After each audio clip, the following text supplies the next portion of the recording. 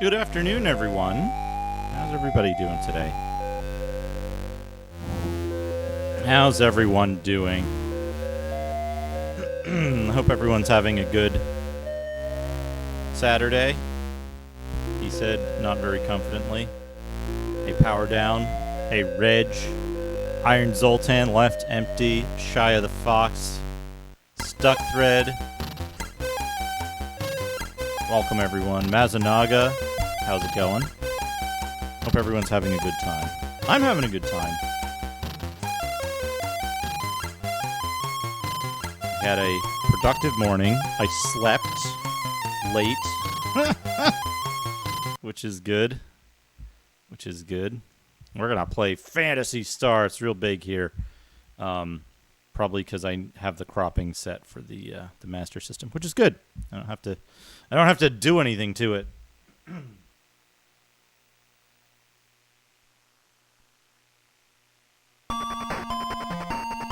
That's a little aggressive. I remember now. I was messing around with this, and then I don't have the SMS settings saved, so we're going to have to fix it.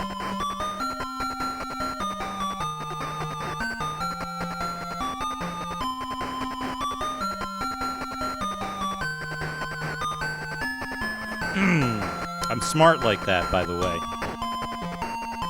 I'm smart like that. I mess around with things and then don't like... Whoops, that's not what I want to do. Back here. Oh no. Shit!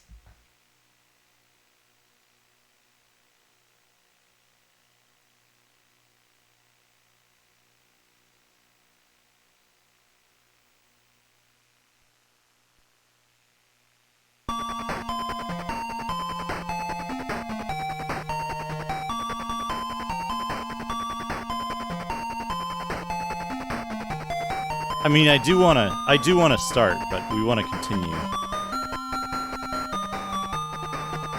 Yeah, the picture of Alice on the title screen is really good. I really like it. Okay, here we are. We want to bring up this menu. This menu is the easiest one to adjust. So first things first, we need to edit the vertical crop because it's too much. I've just been talking about that. Reg, I've literally just been talking about that. For like 5 minutes. Alright, here we go. Where's the top? There's no way of knowing. That seems good. Now we need to edit this. Yeah, this is probably offset for, yeah, this is offset for like NES or something. Where are my numbers? Give me my numbers. One of these days, one day, someday, far in the future, I won't have to do this every time because they'll be stored when I change scenes. It'll actually save it. But fine, we can do this manually, easily enough. Alright, what resolution? That's not right. That's not right at all.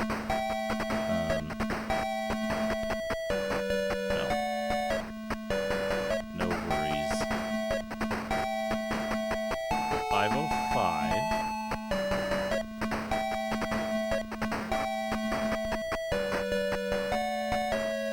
That's wrong. 1920. 505. 20.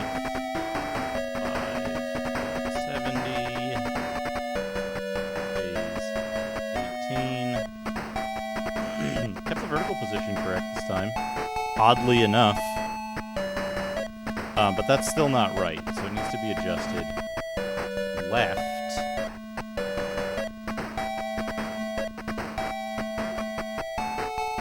That's pixel perfect. No. Where is it?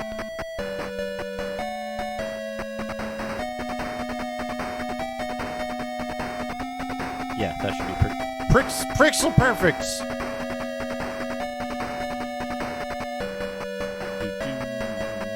Music's so good. Alright, that's done. That's done.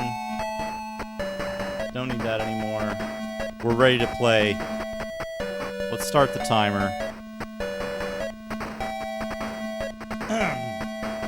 Yes! I did decide on a game to play tomorrow.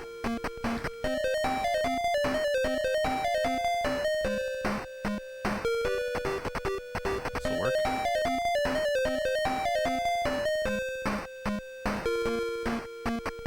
Whoops. Let's see here. You know what? I'm gonna do this right. I'm gonna do this right. I'm gonna use the... Whoops. I'm gonna use the compass first. North. Okay. Perfect. And it goes that way, that way. Alright. I did decide. I'm going to play Eye of the Beholder 2 starting tomorrow.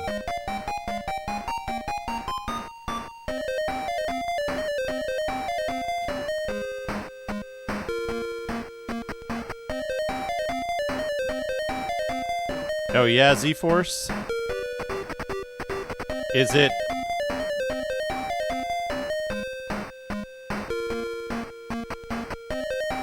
Is it the guy who tells you to go jump in a pit?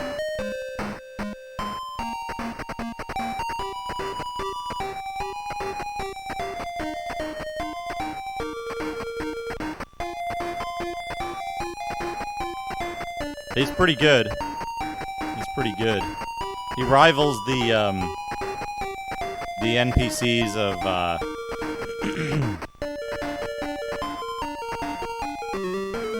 Oh, hey, there's a red dragon. Okay.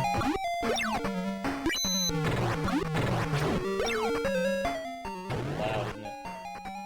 That should be the correct volume. That should be the correct volume. Hey, bio balls.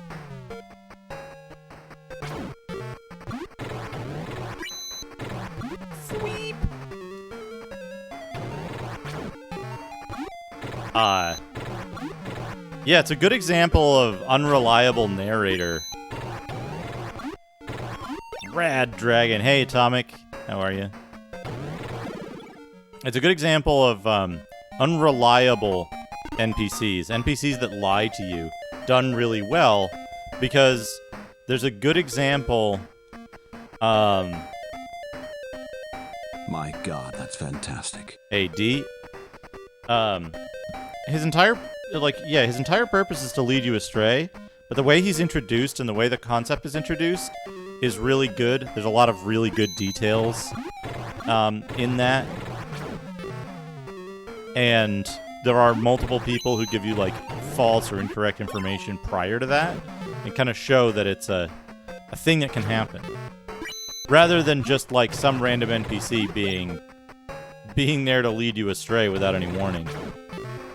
I think that's a really good thing that they did in this. I think that's one of the ways that this game outshines its contemporaries and even a lot of newer games. It's set up in such a way that it leads to that and makes that really clear without making it like without trivializing it, right? Amundsen. Okay, so we run into Amundsen here. That's fine. That's good. Makes sense.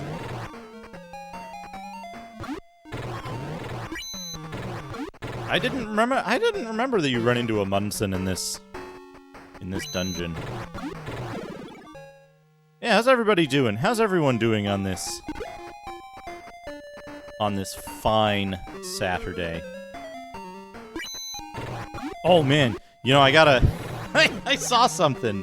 I gotta play the game first, but I think it would make a good emote image. Where did I put it? Where did I put it? Copy image location. Attack. Everyone attack. This. I think that would make a really good emote image. With a little help.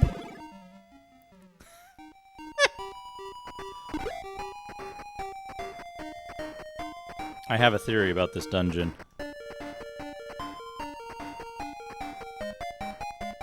Amundsen. Gotcha. Yeah. That's why I think, that's something I like about that enemy name. Teximosis.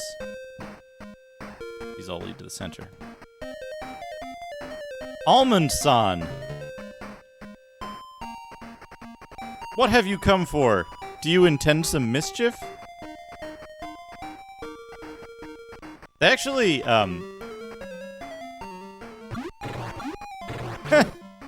well, we're on the ice planet. I think in the Japanese version, this enemy is just named, like, Fireman or something.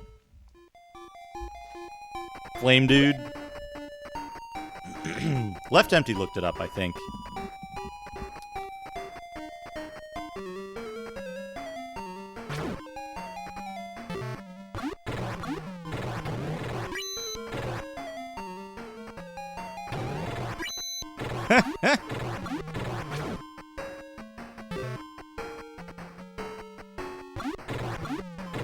Flame Dude.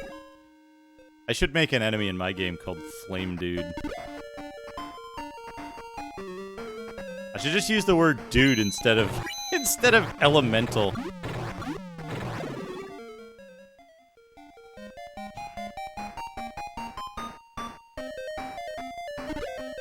Love the music in this game. Very good. Power of dude. Okay, that's up.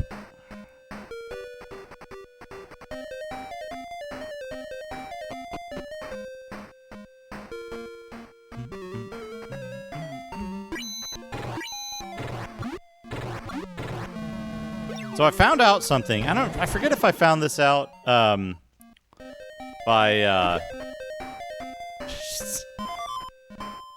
oh man, White Russians.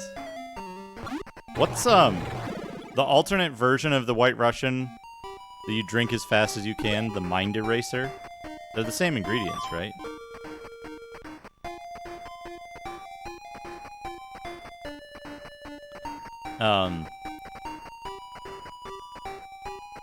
There is a treasure chest.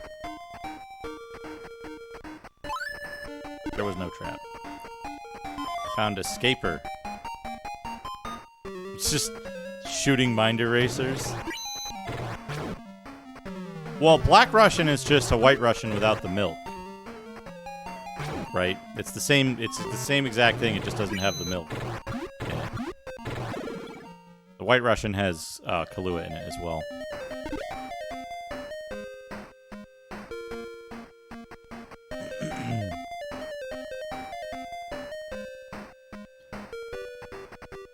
So, I forget if I mentioned this last time. I found out something really, really fucking cool about this game. Last time I played it. Maybe the time before. So, there was some discussion over the technique on how these dungeons are drawn. And how difficult it might have been.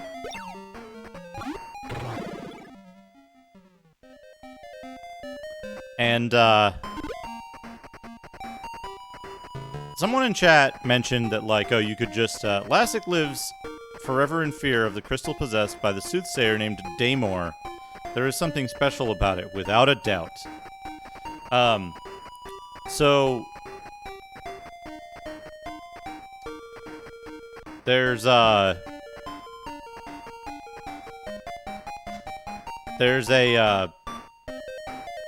what am I trying to say? There was some discussion about the technique used to display the dungeon, the 3D dungeon. And so I researched it and looked for any information from the actual developers on what techniques they used to create the dungeon. And basically, the lighting and coloration... Hey, Ashen Circle. The lighting and coloration is all vertically mirrored. Well, kind of vertically mirrored. The bottom, actually, at the bottom where the light trails off, is actually outside of the mirrored area and just not, it's just flat color. But the area with the light and everything is all background fixes, which are basically tiles. But they're a special kind of tile for the Master System that can be vertically mirrored, right? So they're vertically mirrored. It only takes up space. It only takes up the same amount of memory, the same amount of ROM space for the vertical part of it. And only the color is pre-drawn. The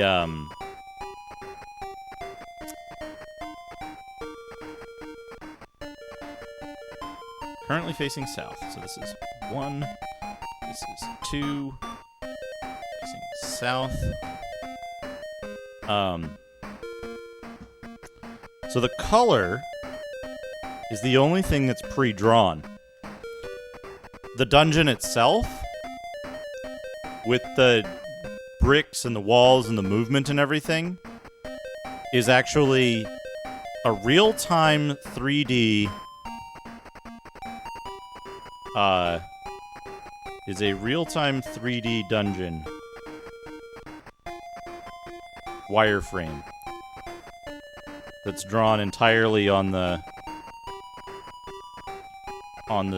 like, it's drawn entirely dynamically.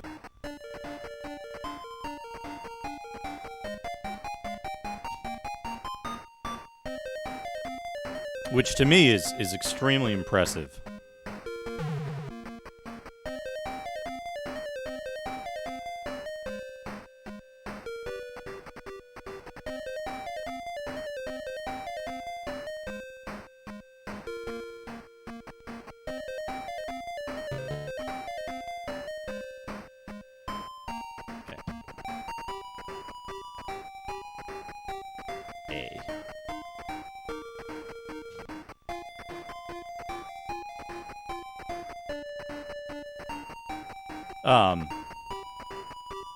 So yeah, all this stuff moving around, that's real-time 3D wireframe.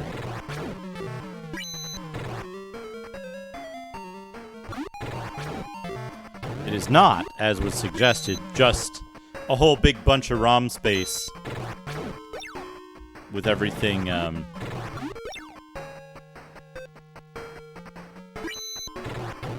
So what they're doing... I actually don't know the exact details of it. I know that the dungeon, the movement of the dungeon walls is real-time wireframe based. The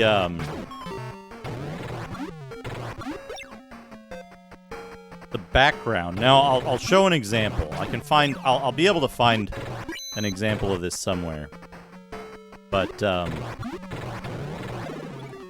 there's an example where only the wireframe changes and the fixes do not. Okay, so here to the next step might be one. If there isn't a passage on the right-hand wall, this will be an example. Yeah, so between these two, only the wireframe changes. The fixes don't change. So the tiles, the background tiles, are the fixes, and they just account for the lighting. The 3D dungeon is drawn on top of that.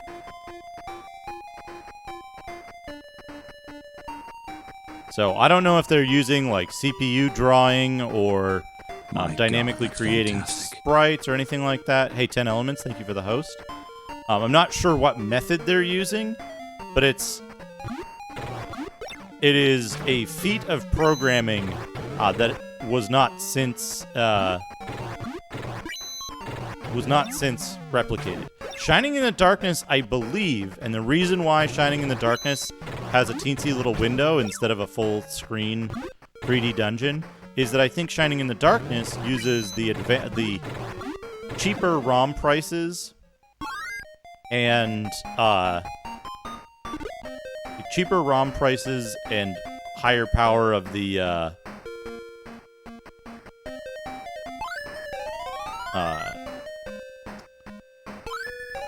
what's it called? The Genesis. Shit. To do the original idea behind this, which was just like every step has several full tiles that you just replace. So instead of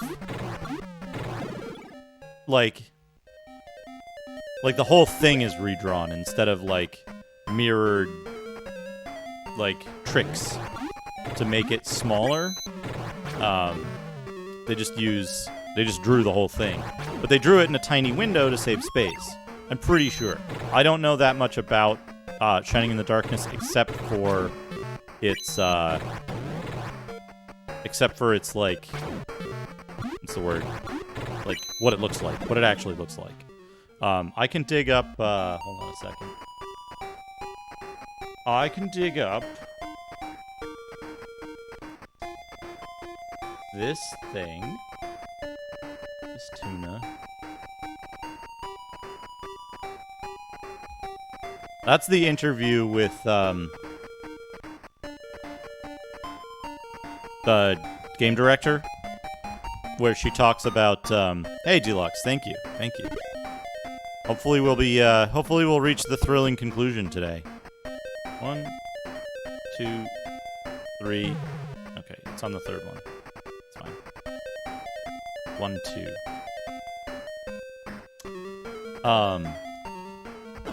It's an interview with the director of the game.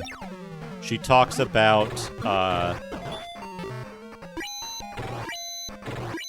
how Yuji Naka created the 3D wireframe thing for them. I think it's about halfway through. Yeah, I love the skeleton in this game. Skeleton in this game is very good.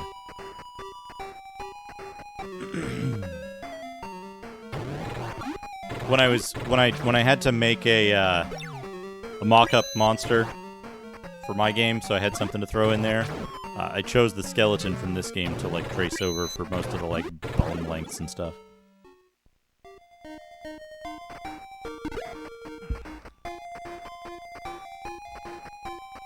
There might be some exciting news on the My Game front soon.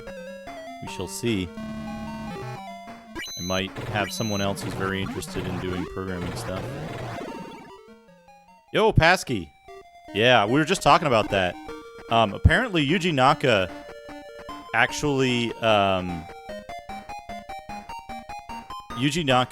created a real-time 3D wireframe dungeon that runs on top of the background fixes that are mirrored. So just the lighting effects and the coloring differences are the only things that are taking up ROM space, and everything else is just programmed in. Yeah, I just if you just arrived, I'll repost it. Posted a link to an interview with the director, the game director, where she talks about how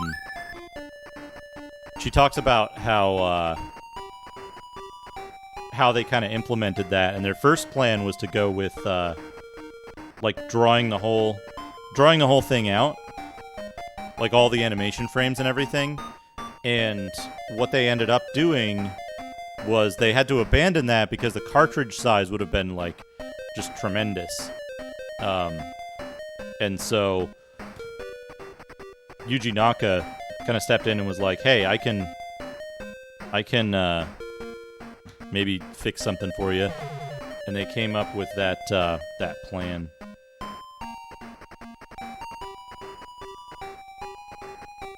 To do it that way, which I think it's really, really fucking cool.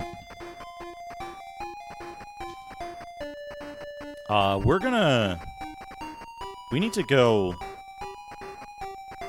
Yeah, I fucked up.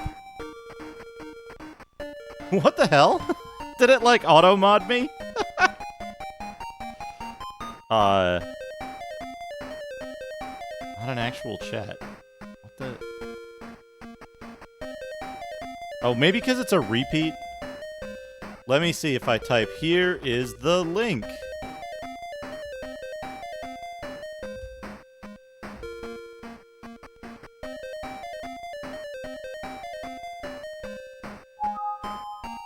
That's super weird. You don't, like, have me muted on Twitch or something, do you? I don't know why that would be, but... Yeah, I don't know then. That's strange. We're gonna have to... I fucked up. I need Meow to have... full magic. I can't use him for curing. It would have... it should have shown me if, it should have shown me if it was auto-modded. Yeah, it's hard to say, but yeah, if you type it out, or I can whisper it to you if that works as well, if it's a pain in the ass.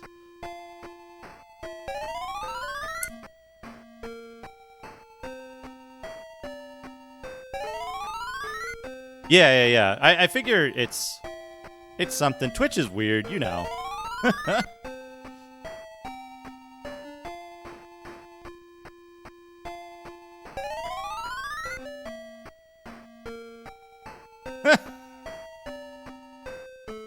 If you start watching somebody, just block their messages so that you you don't imagine them as a viewer as well.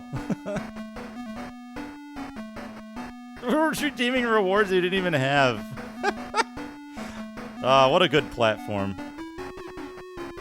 When I started up the stream today, I had to, like, restart a bunch of stuff to get a,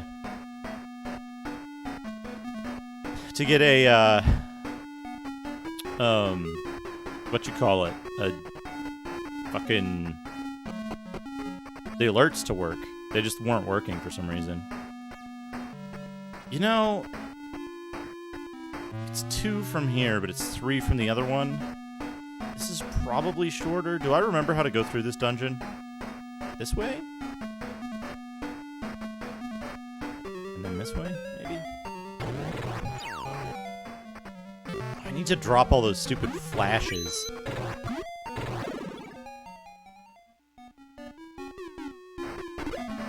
But yeah, it's a fascinating interview. There should be a translated version of it around somewhere. It might be linked from the Phantasy Star wiki page as well.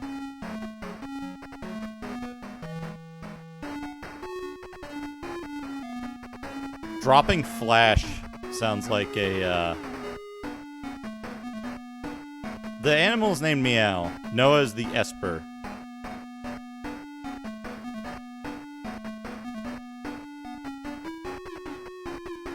This way? Mascot animal. Yeah, what is this? What is this, an Amiga game?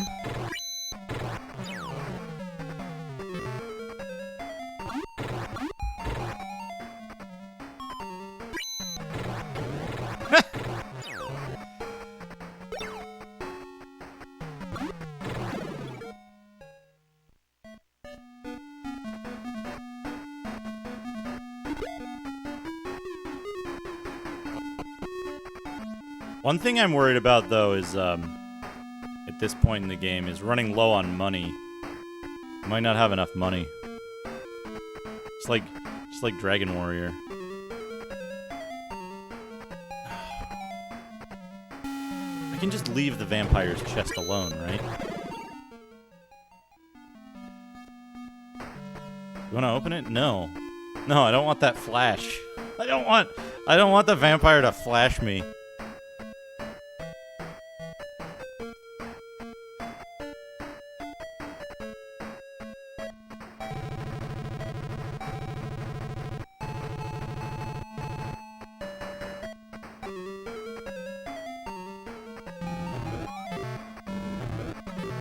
Goes on a journey of revenge, yeah.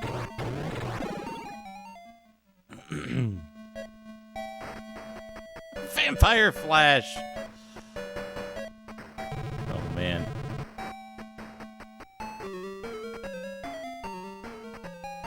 I can just kill them. And then not open their treasure chest.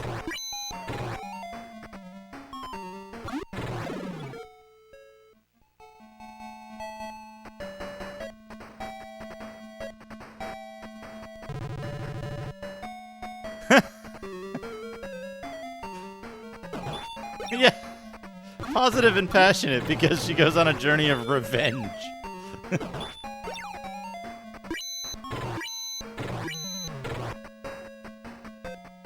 Personality type. Positive, passionate, likes revenge, hates classic.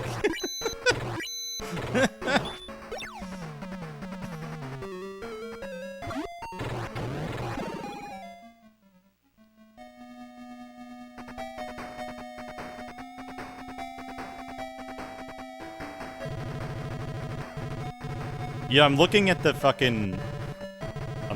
damn grimoire, and I just misread fearsome visage as foursome visage.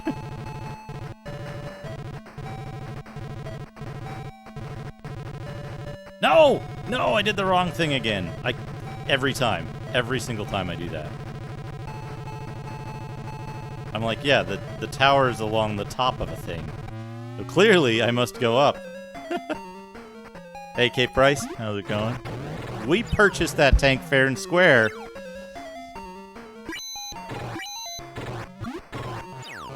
I like the chunky sprite with the giant, like, drills on the front. It looks like it's built powerfully to just plow through ice.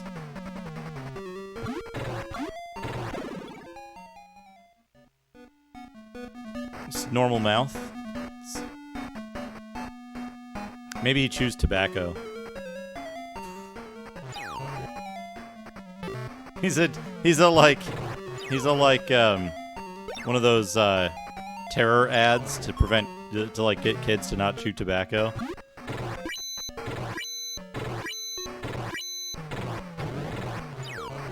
Here's the thing.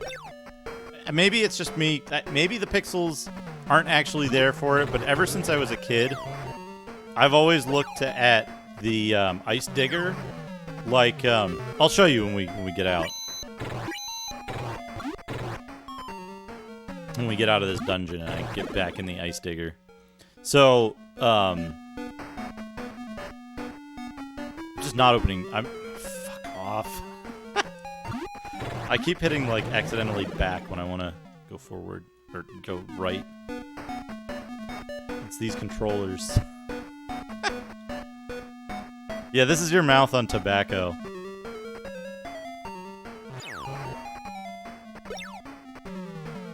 What girl is gonna want to kiss you when your mouth looks like this? And it's just that frame. The final frame of the animation. PSAs, that's what I'm talking about. I like it. I like the Master System controller. It's very small. It's light. It's got nice rounded edges. The buttons are easy to push.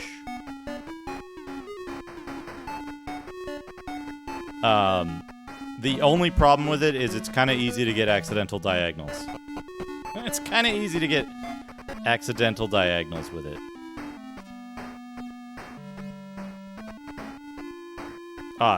So check it out. I haven't played them on stream. It's running on the Genesis.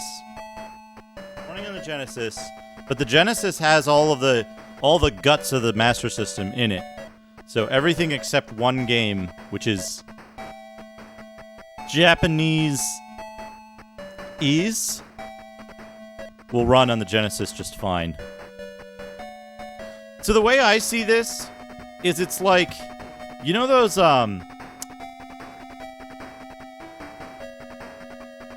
Japanese ease. Japaneseies. So, the way I look at it is, you know those giant, what am I trying to say? The, like,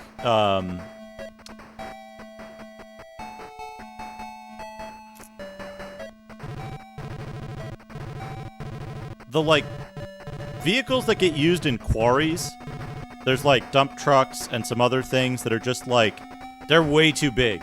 They're, like, I don't know, 20 feet tall or something. They're gigantic. They're bigger than a vehicle ought to be. And,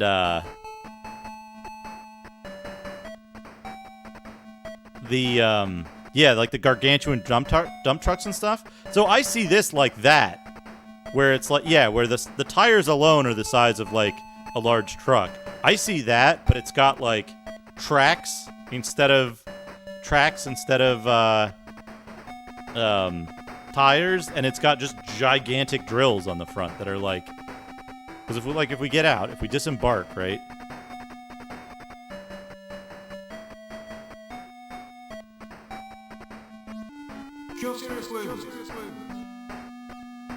Science TTS 4 soft after long troll TTS messages, am so give me earlier. Have they fixed troll TTS? Dos dan beyen at stream la dans game bobineraje. Ace! Thank you for the 100 bits. There is a setting for spam security on Streamlabs that you have to turn off to get it to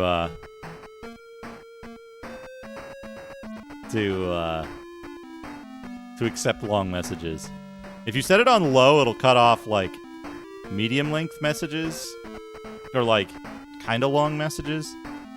Or it depends on, like, the repetition as well. I have it set off, so. Troll all you want. Troll all you want. I find it hilarious. Also, that's a good TTS voice. A TTS voice. Yeah, so the individual drills are like, well, it's a, you know, the scale's a little off. They're either half the size of a tall pine tree or the size of a person's torso. Spam security. Yeah, it's a giant fucking dildo machine, and it's gonna fuck up some ice mountains. It has to be massive and chunky. You wouldn't make it like, you wouldn't put the drill out like on the end of an arm or something. You wouldn't need to make it streamlined, right? You'd want it to be just a giant chunk with the drills coming off of it. Oh, there's art of it. Yeah. Hell yeah. Especially if it's the, like, cool ass like strategy guide or art book art.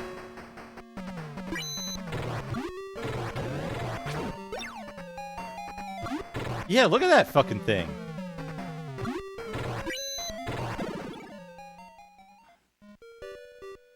See, it's just this big chunky guy. Designed to just drill right through mountains.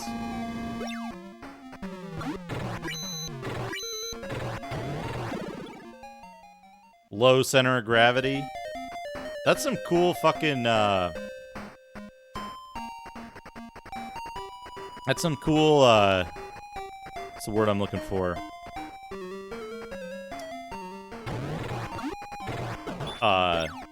Like traveler type art.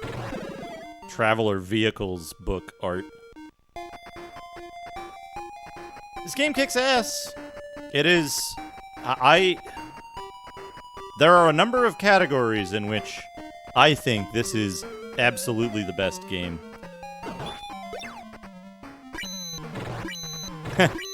Nice.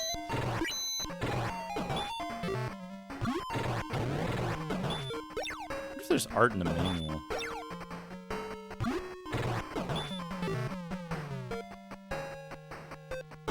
The boots that are just larger creatures' actual feet. So the boots are, that's the gloves for meow.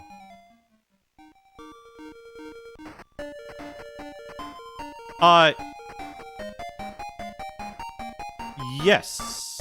I think so, Hayes. To a certain extent. I'm gonna go right.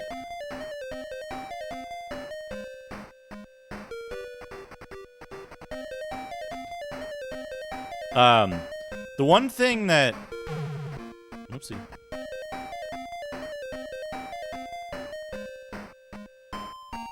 The one thing that I'm still trying to figure out, I think... Okay. Is, Does the Commodore have 2 eras?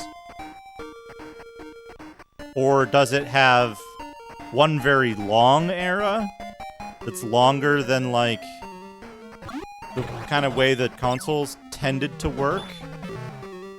Or, like, it's hard to say, right?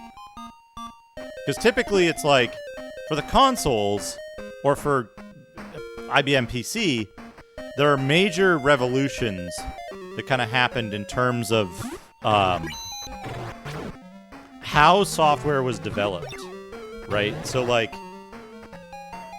on...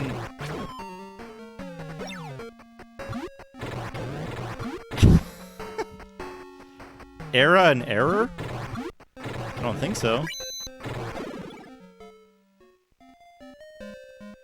I don't even know what my accent is, to be honest.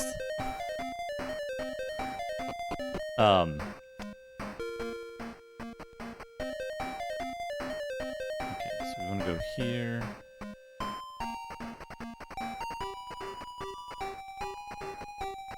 I actually don't have, well, I ought not to have a West Coast accent.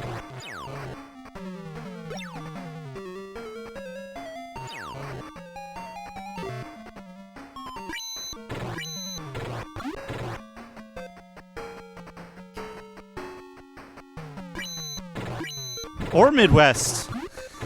I grew up in Massachusetts. And I don't have the accent from where I grew up in Massachusetts or Eastern Massachusetts accent. Okay, what do we have here? Door. Door. Hit.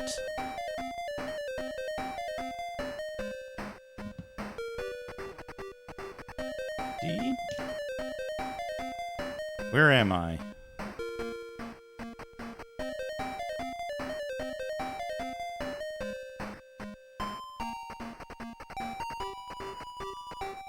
The other thing is, the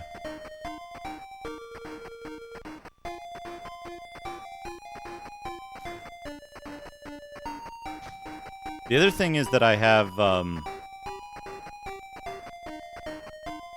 my accent is kind of highly mutable. Yeah, the Dazorians. Dazolians.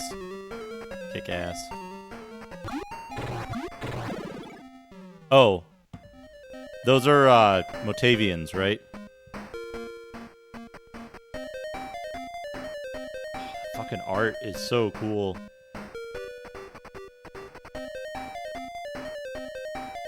Yeah, Motavians kick ass.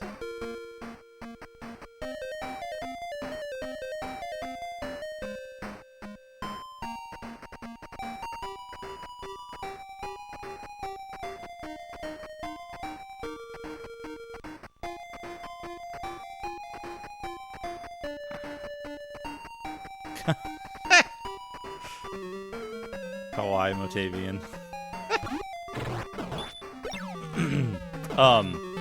What was I starting to say? Shit, I was in the middle of saying something and the accent comment threw me off. And I lost my train of thought entirely. I just left the station.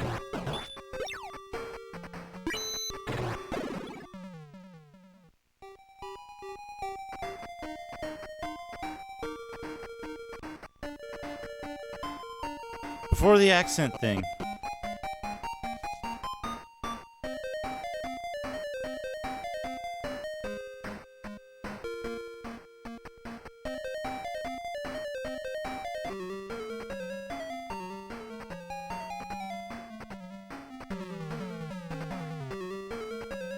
Oh, the game picker thing.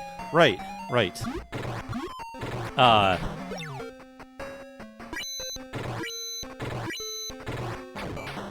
Whether the Commodore, so in most cases, like IBM PC, there were huge shifts in the capabilities of the platform, right? Like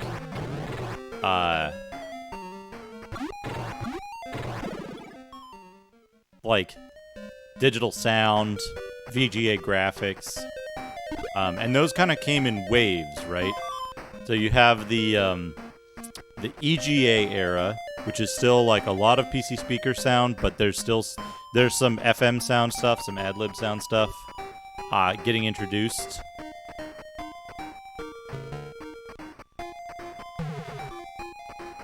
Lovely.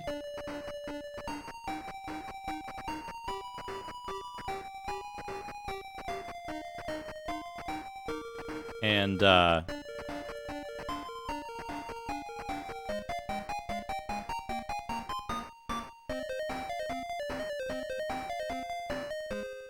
yeah, the Sphinx face animation kicks ass.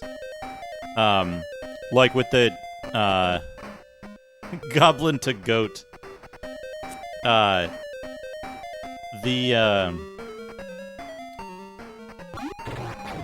The other things, like with consoles, you have the PC Engine CD, right? Very clear difference in type of capabilities and that kind of stuff. Even with the Amiga, fuck, I don't want Flash.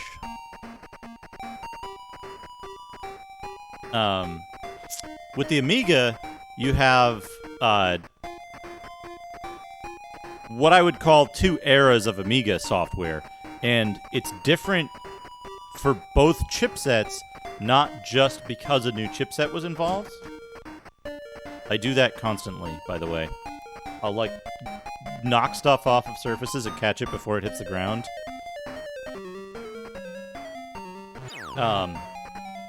So with the Amiga, the type of software that was getting made for the Amiga changed kind of significantly around 1991, 1992. And then from 1992 to 1995, some really impressive stuff, some really good games were made, but they were different. They were a different type of game and a different approach to software creation in general. There's some overlap where you see newer type games show up a little earlier and you see older type games show up a little later, but in general, it kind of had this feel like you can kind of tell a 92, 93 Amiga game from an 89 Amiga game. You know what I mean? Even if the 92 game isn't, even if the 92 game or 93 game isn't on AGA, even the OCS and ECS games, well, OCS games, they're all OCS games, kind of felt a little different. There was, less shovelware, but there was more,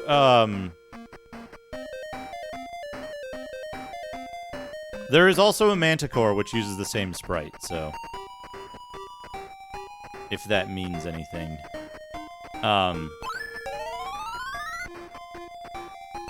But there was less shovelware, but there was more weird, public domain stuff, I think, in the later Amiga era. Large publishers that were doing ports to Amiga kind of stopped doing them in the later era. Like SSI, Lucas, Sierra, all kind of pulled out of the Amiga by 91, I think. Or at least to a large extent they did. But it was. I think there's kind of like, you can kind of separate mostly. If you put a couple of years in between, you'll see primarily only the two different types.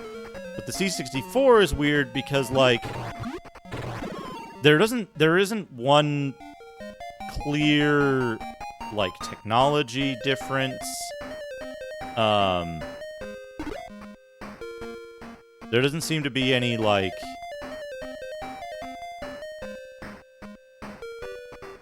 okay. Where was this? Here? No, with shit.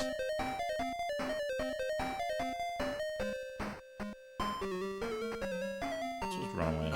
Can we? Yeah, perfect.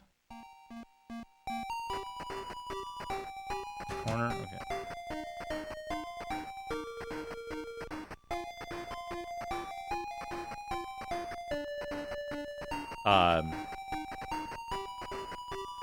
A.L. Icky, welcome.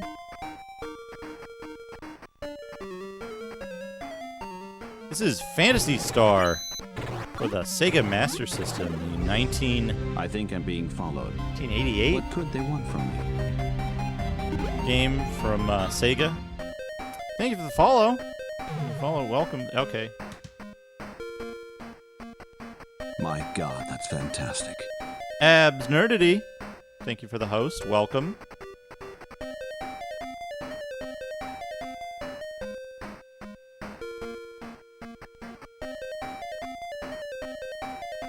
That's gotta be here. This up has gotta be here.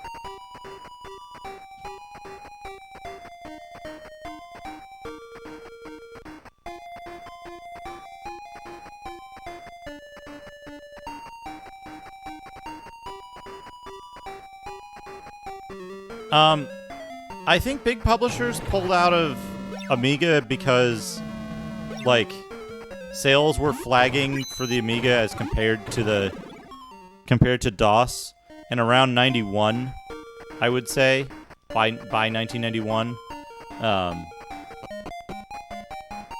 much of the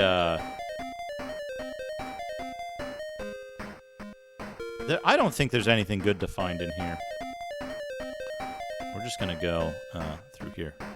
By 1991, the addition of VGA graphics to the to IBM PCs made IBM PC such a powerhouse of a platform for PC games that it was just like the whole market just kind of shifted over. But there were still a lot of places that were what's the word I'm looking for? They were designed, they were tooled up to make Amiga games, and there were a lot of believers in the platform, and so the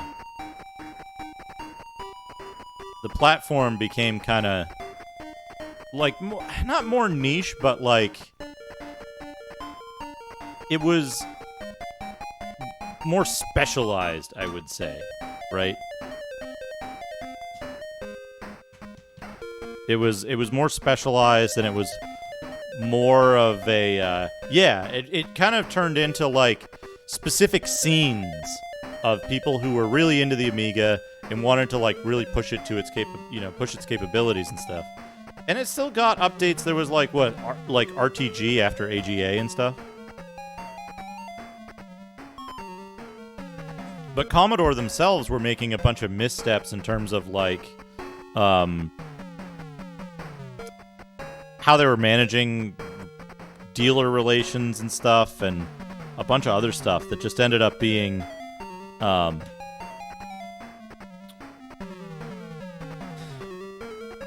it kind of spooked big publishers because they were like, hey, the market share of this system isn't great, so we're not sure we want to get involved in this.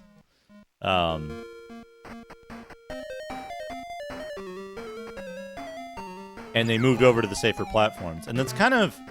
You can kind of see that in any platform. The the risks you might see kind of dictate.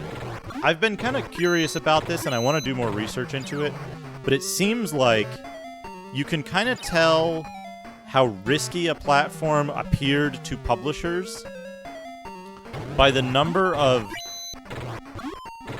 large commercial RPGs that appear on it. Because those are presumably the most expensive games to make. And if they don't sell well, they're the biggest risk to fail. Right? No, I don't want to open it. You don't just leave a treasure chest in the middle of the fucking floor. That is obviously a trap.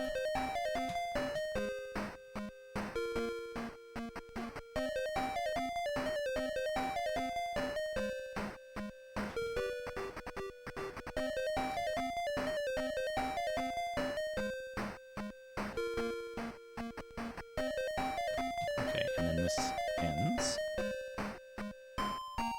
there. Oh, that ends there.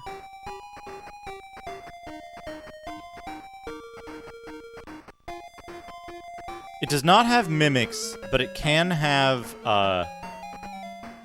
trapped chests.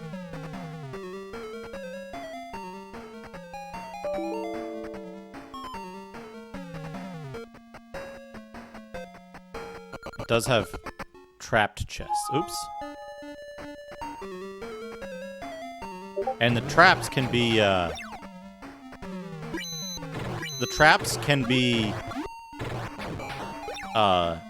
pit traps. So you open a chest and you fall down. There's one dungeon in which if you open a pit trapped chest, you get stuck, and you have to fly or exit. They are indeed more dangerous than most monsters.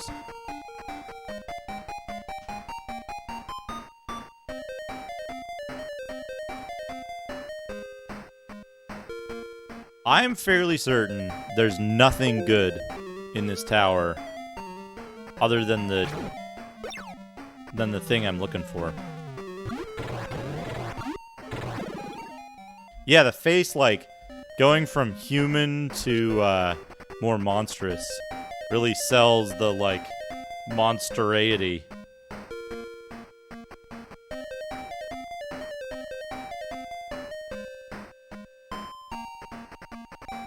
Of it.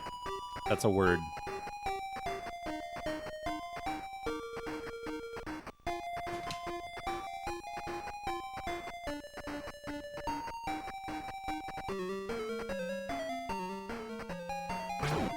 Oh, we got, look at a complete real software. Let's, I'm gonna wait just a minute for that until I think we're close to finding the stairs up from floor 3. So once we do that, we'll move on to a new section of map. And we'll move on to we'll do the complete real software. Gives me time to think about which complete real software. Thank you, Wind Up Crab, for redeeming that. Weep.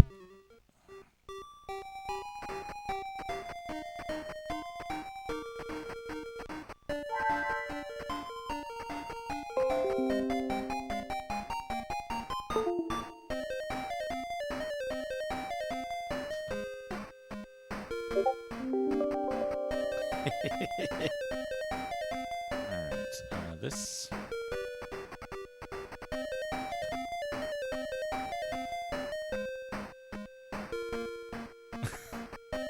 Completely fake software.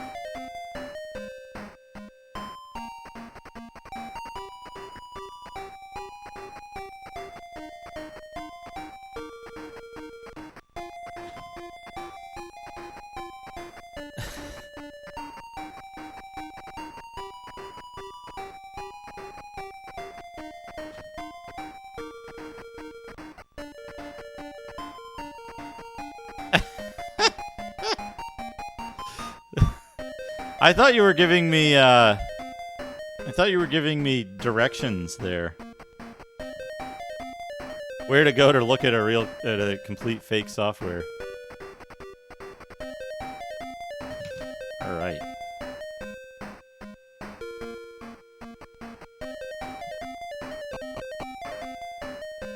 All right. Let's bring this up.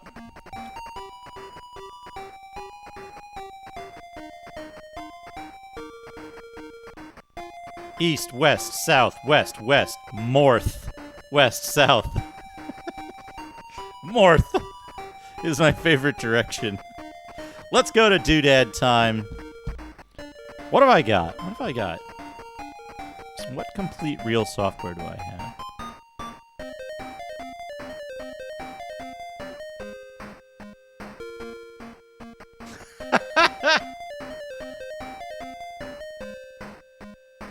Good eye. Good eye, shaman. Good eye. You'll need a good lookup table to make sure, though. All right, what? Let me see. Let me see.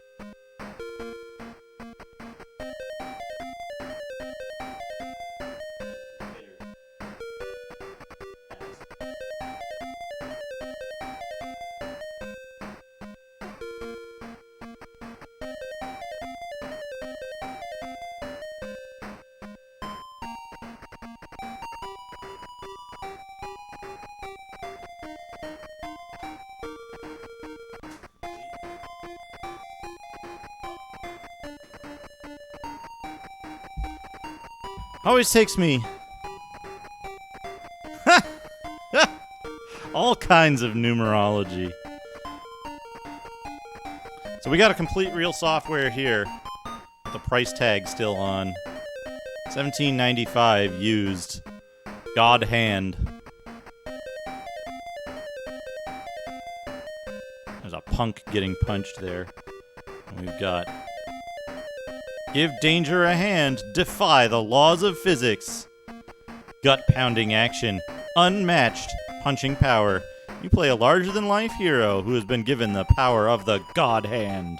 From cool moves to the twisted, painful reactions of enemies, crushing the bad guys has never been more satisfying. It's from Capcom, it's mature. Blood and gore, language, suggestive themes, and violence. And then a bunch of stuff. It's for one player. Analog control, memory card, 150 kilobytes, vibration function. Clover Studio. There might have been blood on it or something. Oh, was it going through the mouth? It might have been. God hand, God brain. Yeah. Got the disc here. Let's see what condition the disc is in. I always like to look. It's not great. Kind of scuffed up. It's got a little film of grime on it. Probably just collecting stuff. In my house over the years.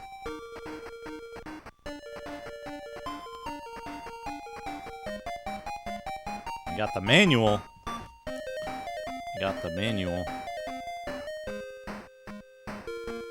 It's just fire on the back.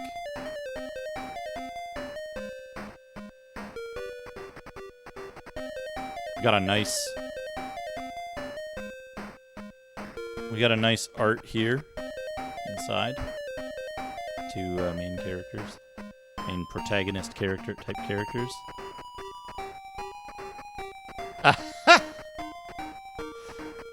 That's good. Yeah, the memory card holder. Memory card holder for when you take your God Hand over to your buddy's house and you're gonna play some God Hand. You want to bring your save with you. Getting started. How to set up your PlayStation. What the controls are. how to connect the controller. And we've got this guy getting his face punched off. And the main guy is pretty pleased about that. God or demon? In the days before time, an angel filled with pride fell from the heavens to a life in exile as the demon king Angra. Filled with spite and hatred, Angra spearheaded an army of demons and specters to overthrow the world of mortal men. However, a man appeared with the power of God sealed in his arms, and used this power to once again send Angra into exile. The people, grateful that Angra's threat had subsided, bestowed upon the man the title of God Hand. Legend states, although the man is long since gone, a single clan continues to this day to defend the God Hands, and the power held within. Those who possess this power are capable of becoming either god or demon.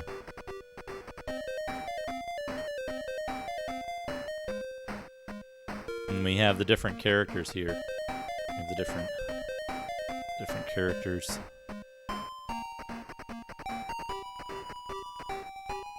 Jean, Sylvia, Little Devil, Bells, Hazel, Elvis, Shannon.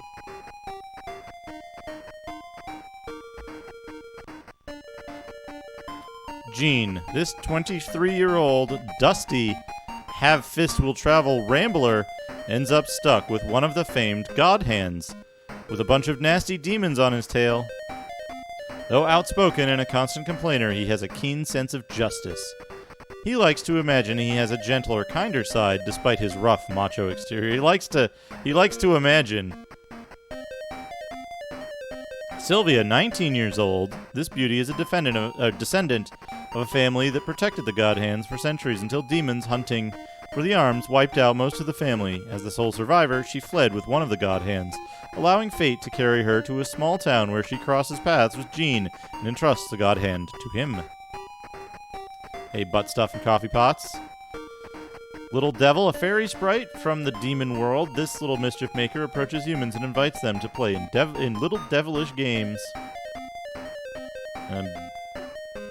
4 divas. Belze, cold as ice, leader of the 4 divas, is deeply loyal to Angra and very proud of his demon heritage. Azel, Devil Hand, is mysterious and supremely confident, and his left arm is one of the fabled God Hands. Though human, he joins the demons in order to further his own ambitions. Elvis, possessing amazing strength and a huge appetite, Elvis likes to chase the ladies when he's not kicking butt. Despite being a demon, he has acquired some nasty human habits. He's brutally honest and, surprise, surprise, something of a potty mouth. Shannon, the life of the party, this ravishing hedonist hides cold, cruel instincts. In the pursuit of satisfying her own hunger for pleasure, no sacrifice is too much. And then controls. The controls don't really matter that much. Because you basically rebind everything all the time. We've got game modes, which is basically new game or load game. The game screen and the different stuff on it.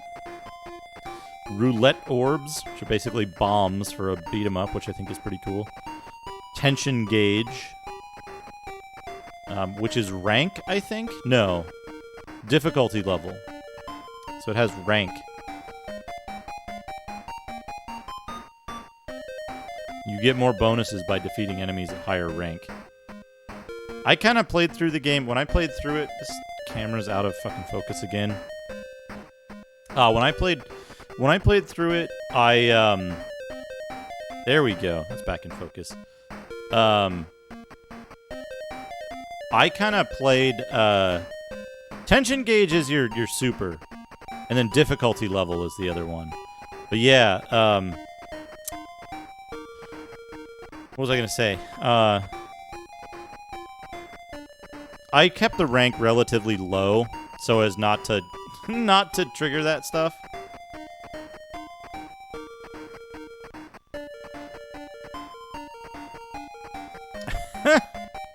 It might change. But it's very good music. Combos, how to do different combos. Combos, shop, casino. Hey, Starman, how are you? The casino is usually where I stop in games like this, but they give you reason to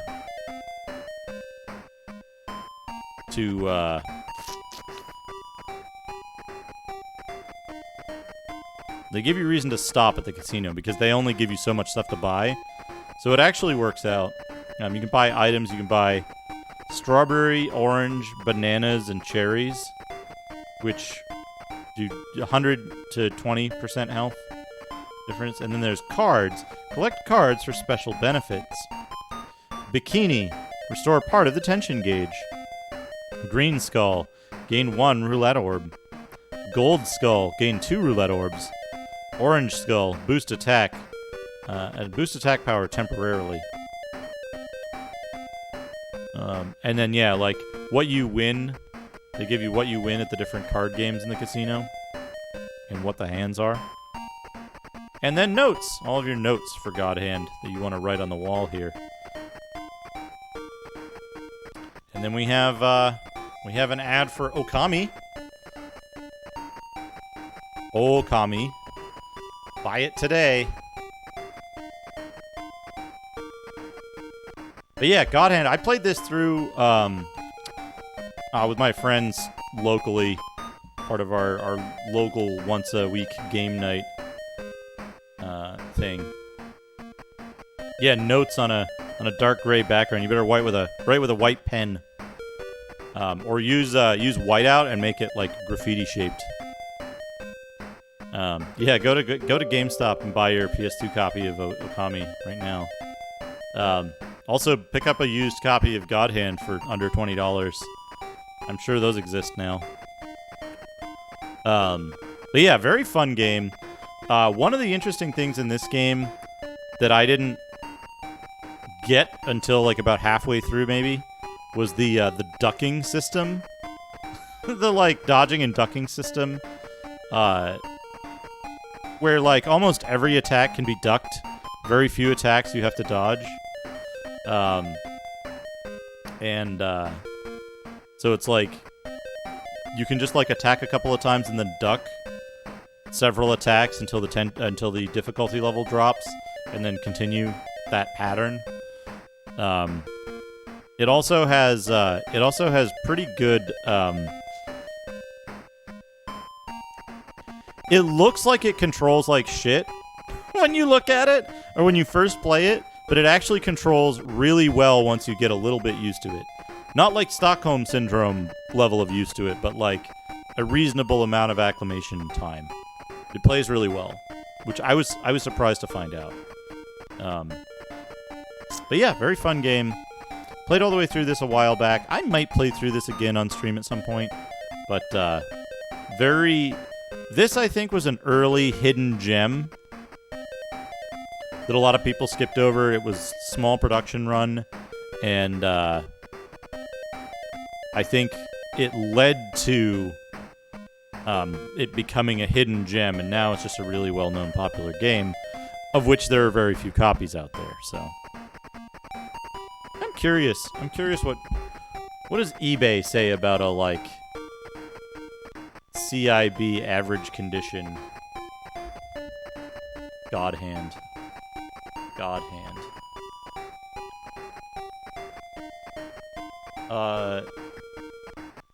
What? God Hand, SPN 120, Ultimate Nipper Side Cutter Hobby Gunpla USA Seller. I see. To pre-owned, $100.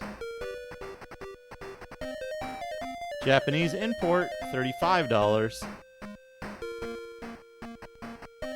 $169. 120. Holy fuck. Yeah, over $100 for every US copy of God Hand is over $100. Fuck's sake, people. Come on.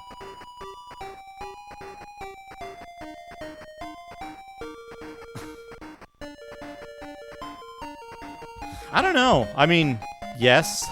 Yes, it is. Somewhere.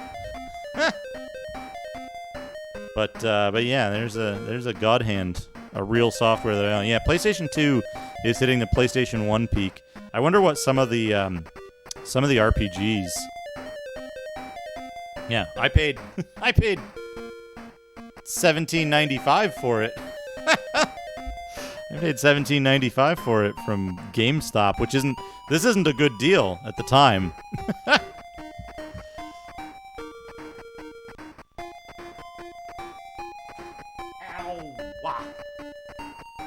But there we go. There's a complete real software.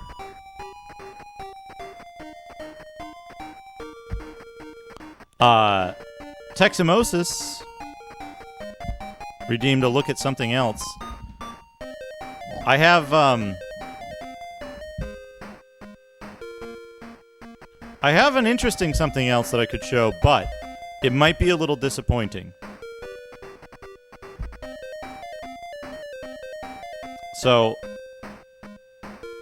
let me ask you, Teximosis, since you redeemed it, I can show you something that's very interesting. Well, I think it's very interesting, but I can't show you too much detail up close because I don't know.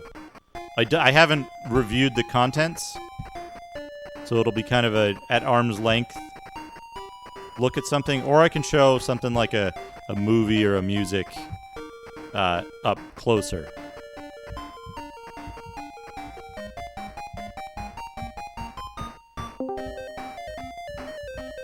Which would you prefer?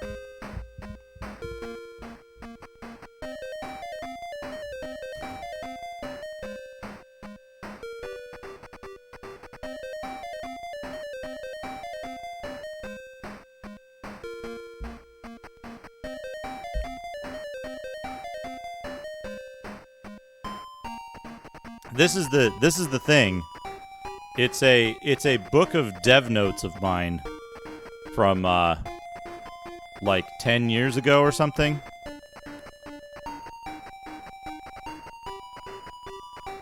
It's about 2/3 full, I think. Maybe about half. It's about half full. But it's like there's a lot of stuff in here that's like perfectly fine to show, like engine hierarchy stuff and descriptions and definitions of different components. And then some stuff that's like game ideas and things. There's where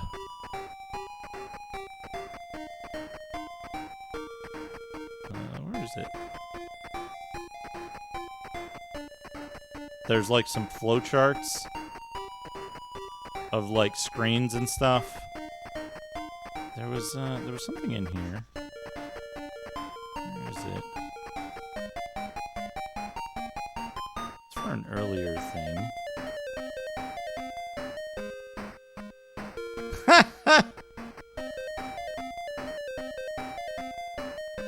There's like drawings of like ships and schematics and stuff. General ideas. This kind of stuff. Hey Glavius, how are you? There's notes to myself. there's a weird spacesuit full of slime alien that one of the people I was working with drew.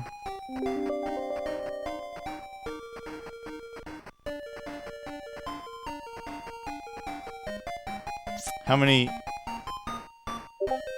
channel points for a drawing? There's like my there's my drawing of how a storyboard of a cutscene concept. It does say corpses. It does say corpses. Scene notes, another like cutscene image concept. some stuff. This is my planning out AI routines. I guess we're looking at this. This is a fine way to do it.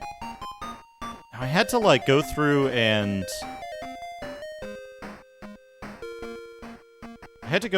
mark some of these pages. Yeah, there's different gun hats for Gun Hat 1999 that never existed.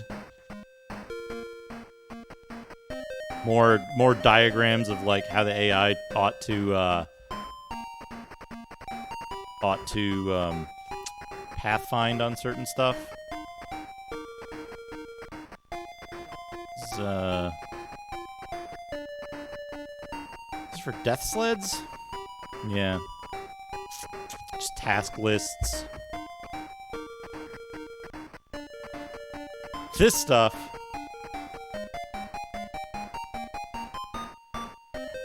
Meeting agendas, but then also on the other page is 3D shadow map generation stuff. Collision optimization routines.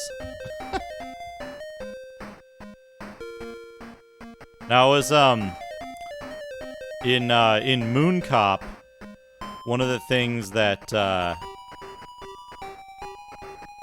smart missile logic. In Moon Cop, one of the ideas was it's basically Serpico, but on the moon and as an action story instead of a like drama. There's this exact number of bytes for vertex buffer memory costs. 432 bytes when rendered as a full effect triangle strip. 912 bytes when rendered as with a per shape, in this case hexagon, triangle strip. 1,824 bytes when rendered as a per triangle list. Assuming vertex position color stores as 8 bytes, scale accordingly for data size. This is for later stuff. Interface stuff. Story ideas for... just general story ideas. This is like the Subversion repository tree. And then many blank pages. Is there anything in the back? Stuff in the back. Some concept art that's not mine. That's some very nice looking concept art. I can immediately tell is not mine. What else in here?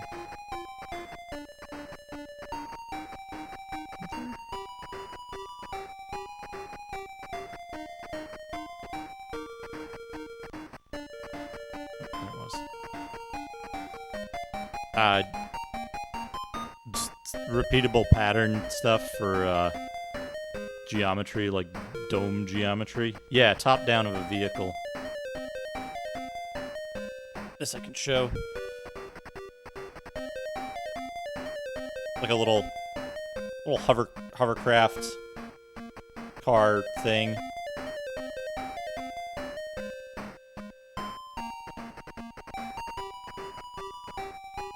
With guns on it. Long-barreled cannons. But yeah, I have a couple more of these somewhere.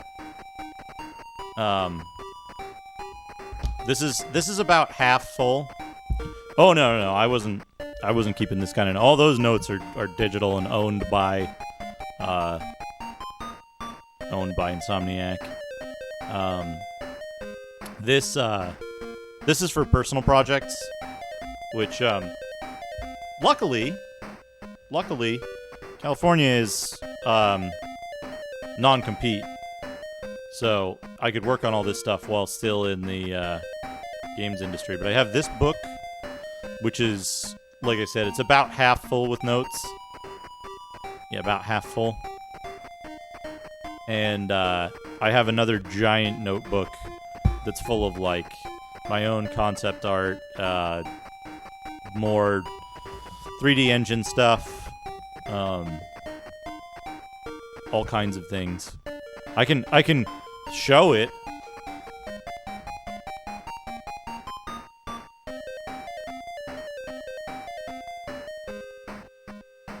This giant notebook that's completely full.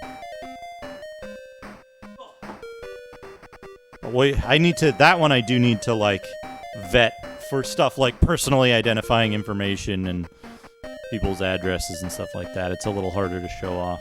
But there you go. There's a something else. There is a something else.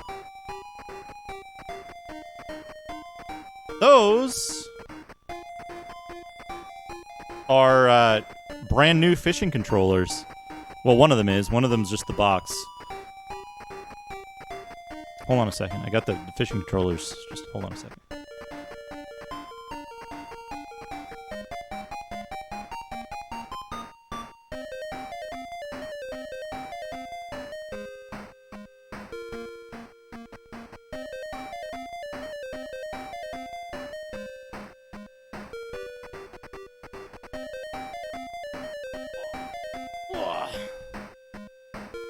The Dreamcast fishing controller. Whee! They're US boxes. I got them for $40, listed as new by a third-party seller on Amazon, of all places. $40 a piece, and I was like, you know what? I think it would be wise to order a second one in case the first one ever stops working. So I did.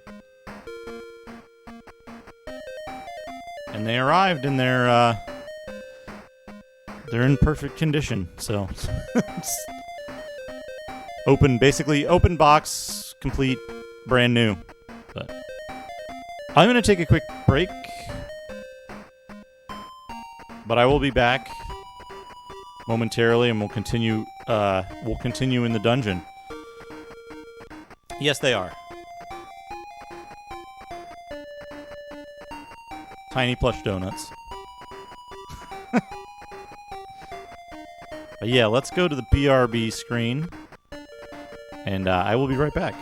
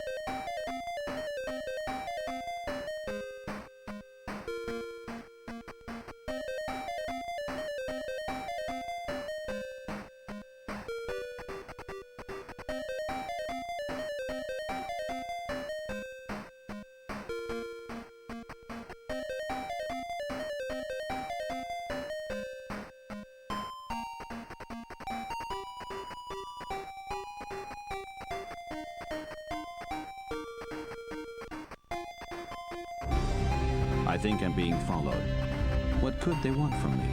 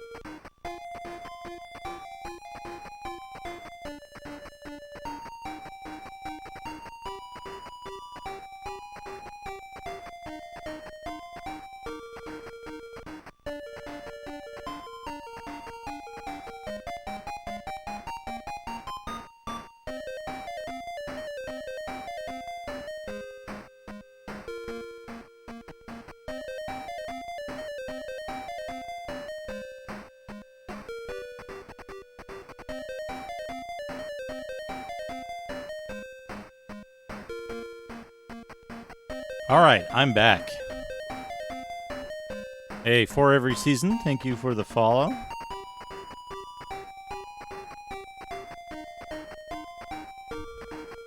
Welcome, everyone. Welcome, everyone. Yeah, I heard Wasteland 3 was pretty good.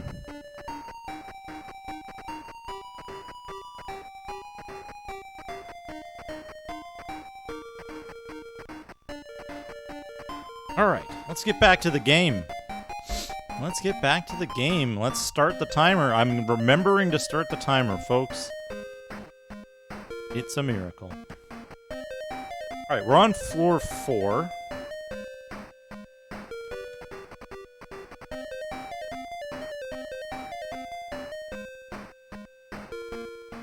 Yeah, it's a beautiful game, this one. No worries, no worries. I think I got you. We're currently facing west because we took floor 3. We took that exit. Facing west. And we got to bend to the north.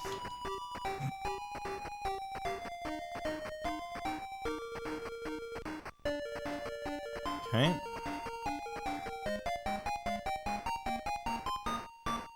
That's for a while. And then kind of loops around on itself. South.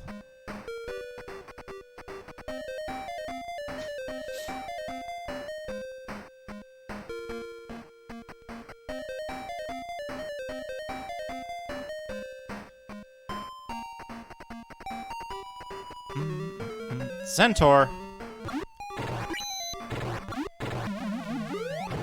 Meow is tied up. Oh no.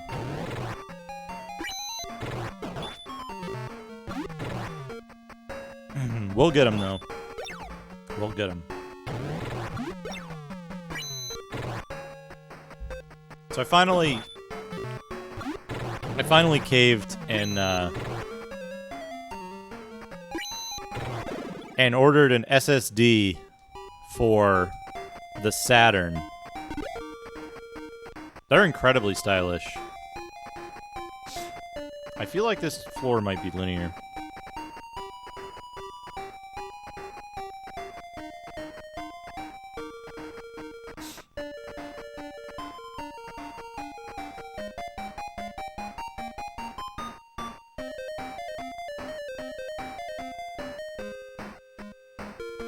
Yep. It certainly does. Because I want to be able to put the US and the majority of the Japanese library on there. I think if I eliminate duplicates, I should be under 1 terabyte. Pretty sure. Because I got the majority of the Japanese library on a 512 USB. And that'll free up a 512 USB for Something else? A regular hard drive might be too power intensive, but you could probably try it.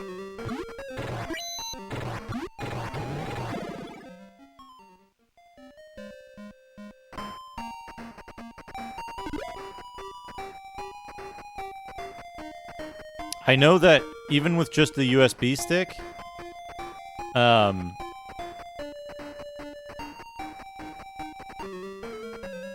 yeah, the like weird, you can't tell if it's like tusks or a rebreather, and the like weird like Tutankhamun beard on the sorcerer. So good. Excellent, excellent sprite.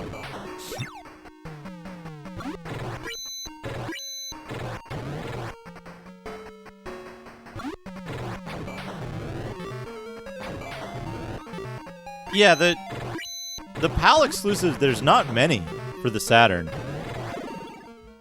So, you know, I should be making notes about that. I should be making notes about the stuff that I just fucking described for my game, because that's such a fucking cool design. The skull mask with maybe it's a rebreather, maybe it's tusks, that kind of stuff. Yeah, it's so informative of that, Atomic. Yeah, PAL is a few... Yeah, I'll put the PAL stuff on there. Hey, Little Clutch, this is Phantasy Star for the Sega Master System. I'll put the PAL stuff on there. I'd rather, like, if I get rid of the duplicates between NTSC and, between US and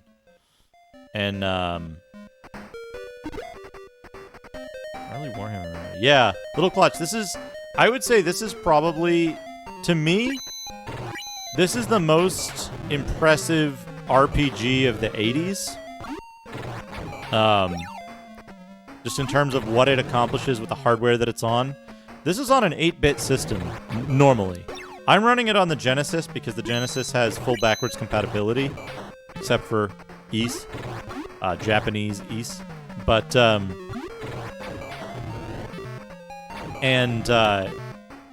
like, this would run nominally on a Sega Master System or a Mark III. And there's a lot of stuff going on. I don't think there's been a game, yeah, exactly. I don't think there's a game that's done as good a job of, like, the smooth walking around in the 3D dungeon. I think that's really unusual, and, like, the way they managed it on an 8-bit system,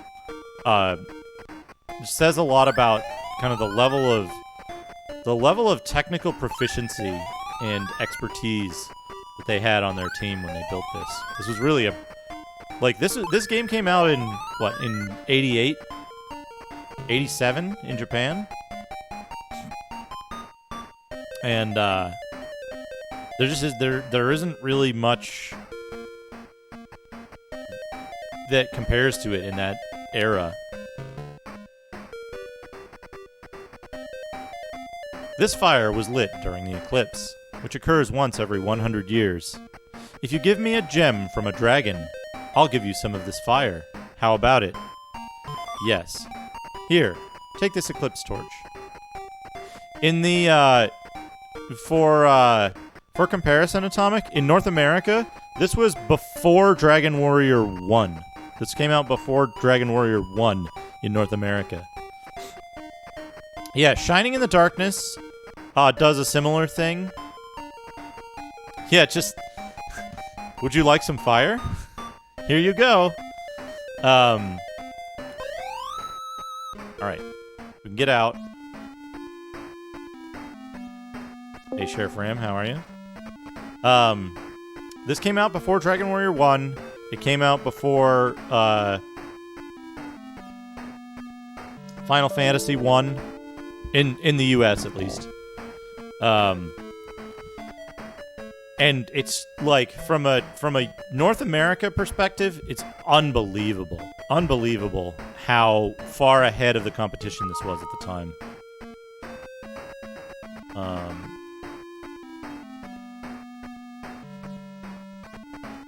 I need to get to the tree. I'm gonna look at the map of the planet because I don't remember where I need to go for this, and there's like a bunch of caves. PS Cave Dosaurus map. I just want to look at this because I looked at this before. Larger version. I get lost very easily here. Okay, so we go through that. My God, go that's back fantastic. to caves. Cinotar, thank you for the raid. Welcome, everyone. How was, you were playing Invisible War today?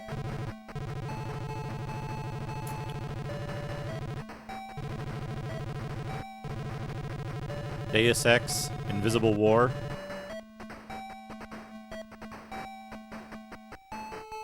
Folks, if you don't know Cinotar already... Oh, nice. Nice. If you don't know Cinotar already, go check him out. Give him a follow. Cinotar plays awesome stuff. Super laid-back streamer. Real fun to watch. I'm always curious to see what you're gonna play next. You're still doing the Request Rampage stuff too, right? Every other day during the Monday through Saturday. Nice, yeah. That's fun. That's fun. You build up some channel points. Suggest a game for Cinotar to play. I gotta figure out some good stuff to have you play next time I'm able to catch a stream. It's just been so busy at work lately. But yeah, go check him out. Give him a follow. These guys suck. They do lightning.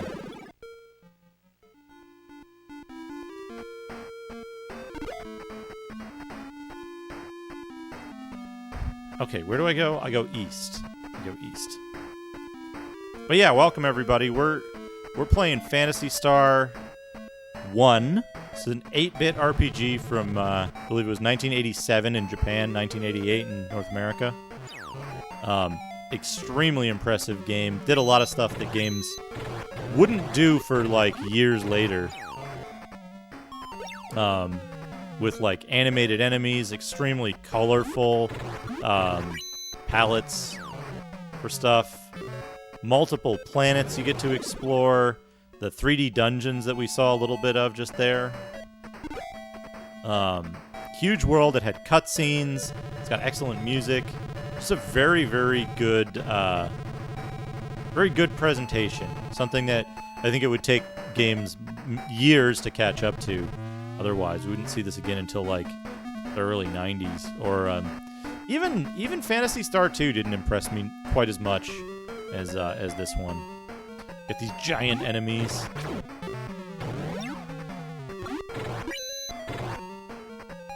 It's a really cool game all around. Oh yeah, Cinotar. I finally settled on doing Eye of the Beholder 2 for the computer RPG Sundays. Eye of the Beholder 2. I think it's going to be fun. It's a safe choice, but I think it's just going to be a lot of fun.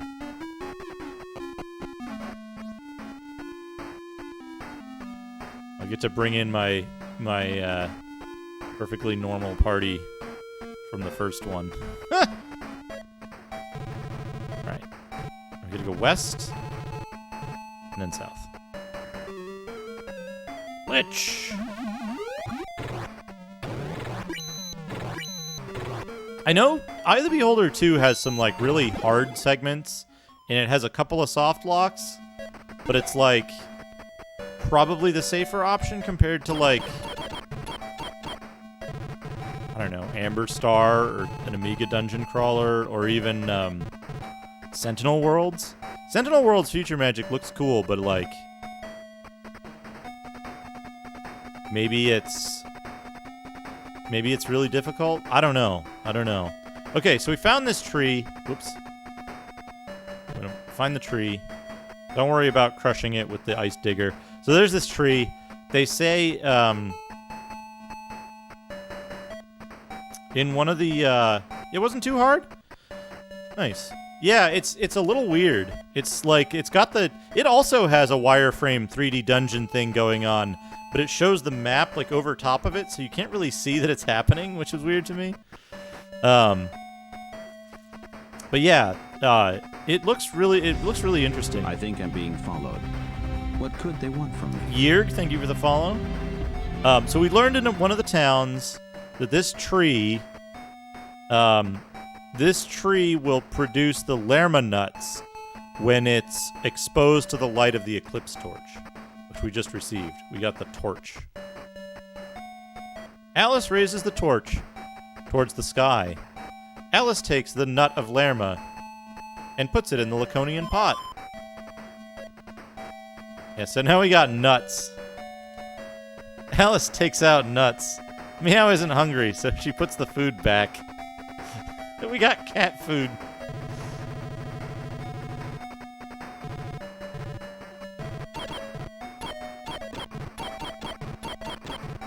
Hey, Amasigo. Yeah, Hard Nova. I always get confused which is the which one is the sequel to Sentinel World. There's Hard Nova. There's another thing. I think I get Hard Nova confused for Space Rogue, which is a totally different game, right? And I also get those two confused. Oh. I also get those two confused with what's that dang game?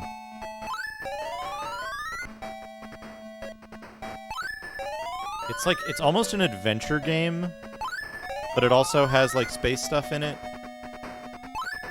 Has like incredible VGA graphics, but they're like clearly scans that weren't fully cleaned up, so they have that weird like kind of dirty shading on them, like a lot of the later VGA games. I'm being followed.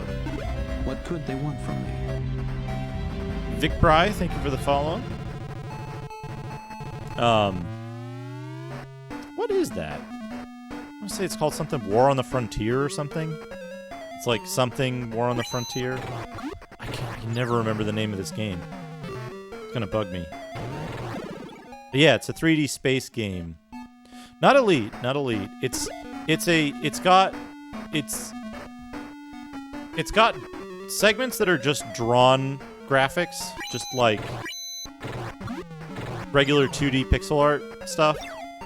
And then it's got segments that I think are 3D, where you do fly around a little bit. But it has this like kind of complicated interface. And you can go to the space bar, and there's like a mariachi band, but they're all like weird. They're basically Fall Guys in the mariachi band.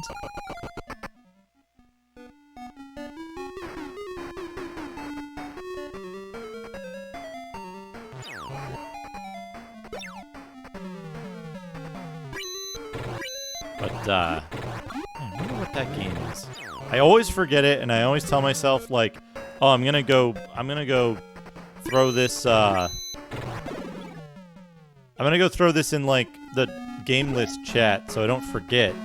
And then I forget to do that, so I forget entirely. That's just how my brain works. Don't forget this. And then I forget to remind myself.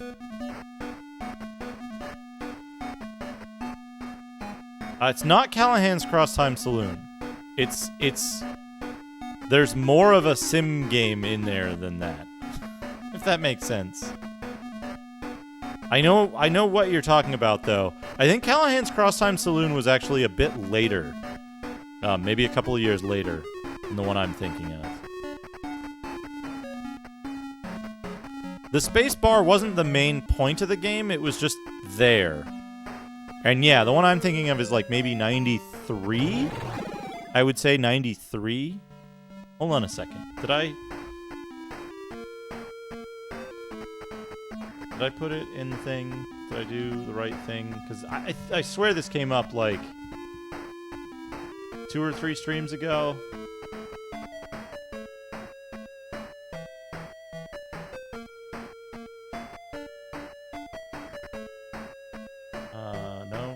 No. That's Kotatsu no Girlfriend. No. It's in here somewhere.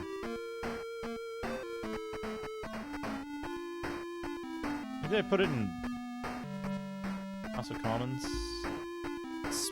Space bar? No. Well, shit, it's impossible to find now. Yeah, the space bar was just an incidental thing that you could do. You were supposed to go there to, like, talk to NPCs. Kotatsu no Girlfriend. It's the, like, Evangelion dating sim or something.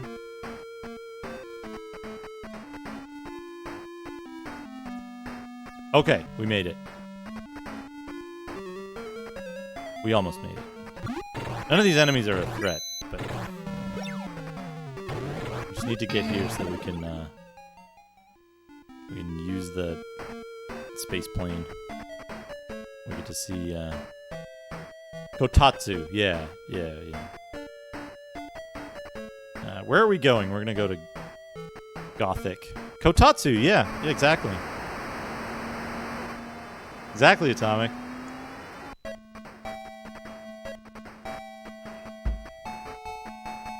Here, let me show you what I'm talking about.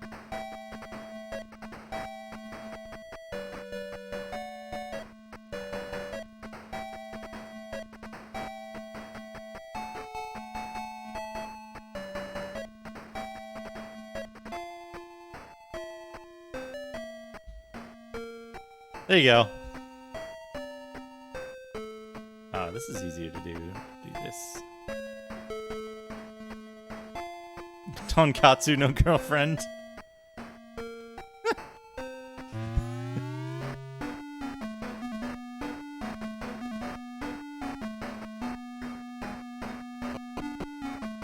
There's a faster way to do that.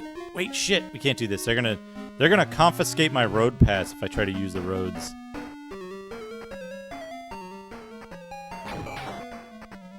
Look at how cool these enemies are. Wobble wobble.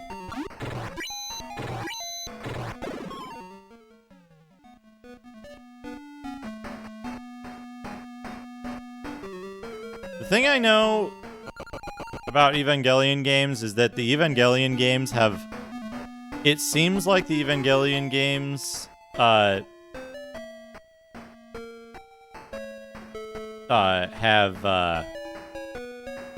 as much giant robot fighting as the show.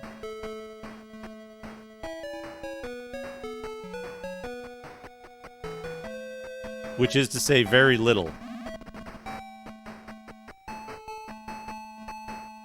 Mercenary. Hold on a second.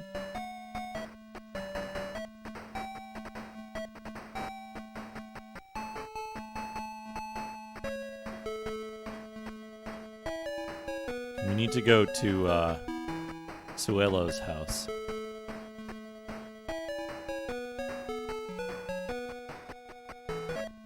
I don't know. They have... Oh no! Can't get around. I can't.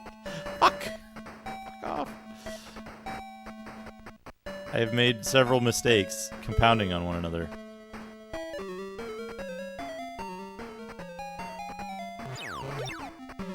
I don't know.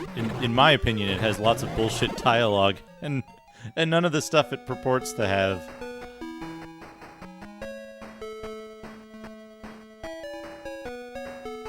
But yeah, mostly VNs. Mostly VNs with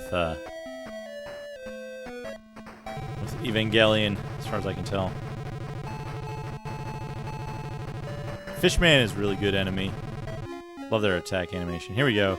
Suelo's house. Suelo's house is good early in the game. Please rest yourself. You are welcome here at any time. And there you go. She heals you for free, up to full.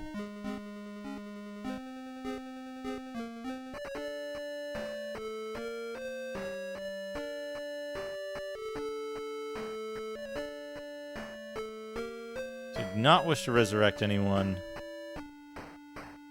53, 258, 5220. Somebody's gonna level up before we're done with Baya Malay.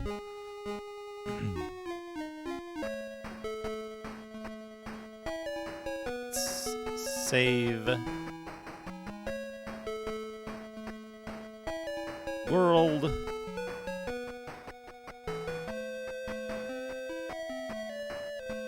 I think both of the tanks are cool. Mercenary. Let me see. Yeah, it's not a series. The game I'm thinking of is not a series. Let me see here. War on the Frontier. Here we go. Yeah, I think I was correct. Protostar War on the Frontier is the game I'm thinking of. I'm pretty sure. Where there's just like, yeah, here we go.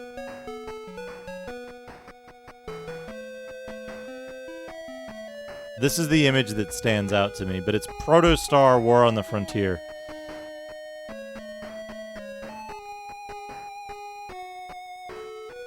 But it has like a 3D thing that you do where you fly around and you shoot at stuff.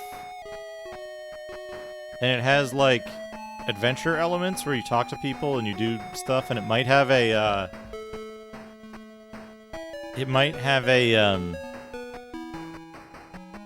like management thing where you have to like trade and do other stuff to like fund your mission even.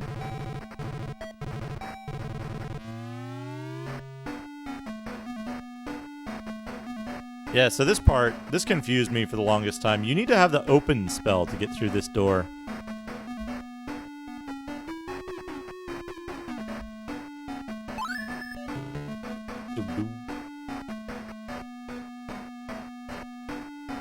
Now, if I remember correctly... Oh, do I need like 1 billion colas for this? All who face Lassic lose their souls to his magic.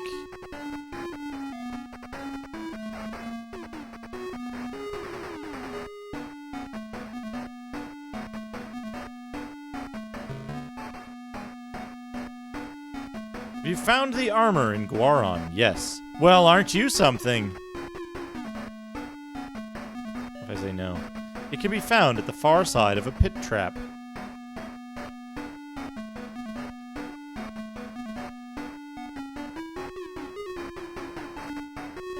Dungeon key.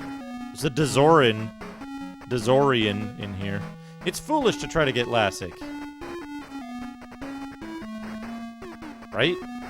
Yeah, somebody who's imprisoned in a dungeon, like, on a different planet. Get me out of here? But it's in vain.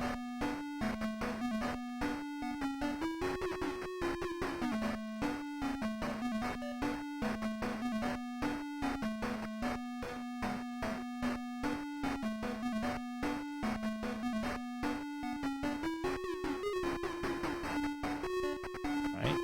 What's this?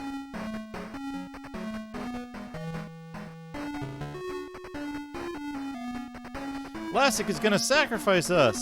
Arg! Maybe she made the Pink Panther scream. Lassic is gonna sacrifice us! Ah!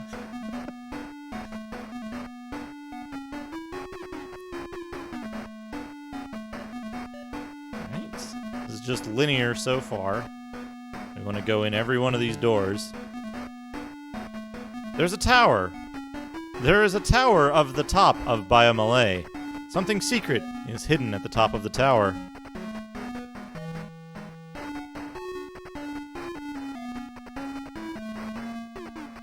Yeah, I think my problem with Evangelion is, like, they made a bunch of really unlikable people, and then made it all about why those people are unlikable. There are guards up ahead. And it was supposed to be super deep, but it was just like teen angst. Do you have your road pass? No. You are a fool. You will die. Robot cop.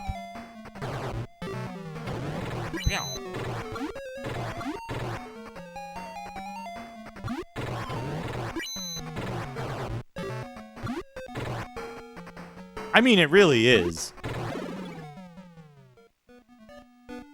Yeah, the robot cop in that is really this is really good. But if you say yes and give him the road pass, he just arrests you and puts you in one of the cells. Wait a second. I forget if that's necessary. We might have to go back and do that again. Hold on. Yes. This is a fake. Do you think you can fool a robot? Off to jail we go. And so it puts you here.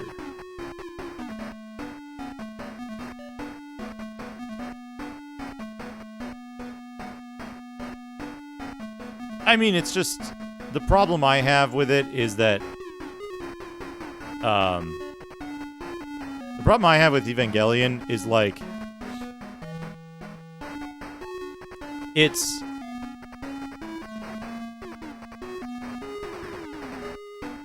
The way it's presented, it makes unlikable characters less likable.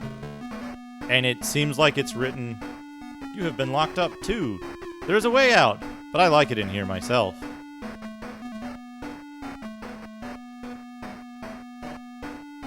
I mean, the way out is to use fly, but I think we need to solve the puzzle of how to get out. The problem I have with it is that it's like, if you put that writing in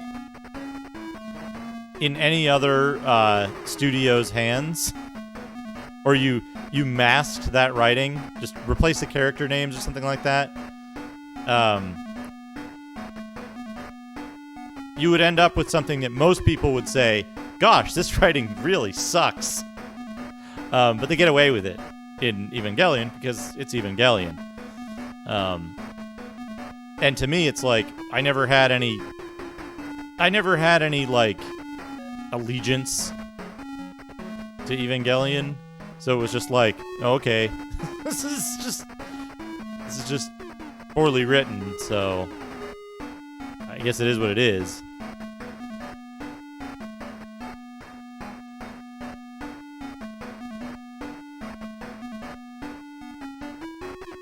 See, that's the problem, is that it's like, it has the same... The main attraction, to me, the main attraction of Evangelion is the thing that it's billed as, right? You're useless, old man. Giant robot fights, right? And I think it's fair to say, if you're gonna pan Michael Bay's Transformers for having about 10 minutes of giant robot fight in a 2-hour movie, or whatever it is, I think you can fairly make the same criticism of Evangelion, right? It's like, yeah, it's 2 hours of poor writing, and it's 2 hours of poor writing and unlikable characters. Well, not 2 hours, but, you know, for any 2-hour segment, and like 5 minutes of giant robot fighting.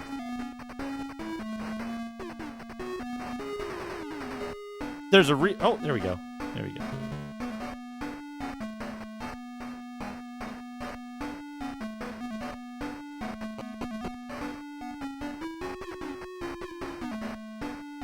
Okay, so this leads underground.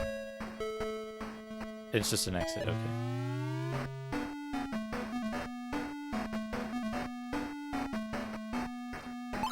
Well, that's the thing, right? Is that it's like people who argue that Metal Gear Solid 2 is the best Metal Gear Solid because it's Kojima playing with the expectations of the audience and making a shitty game on purpose so that people will buy and play and complain about a shitty game. It's like, well, if you did that on purpose and if you did that on purpose and the result was that you made a shitty game, you made a shitty game. It doesn't matter what your intentions were. The game is still shitty.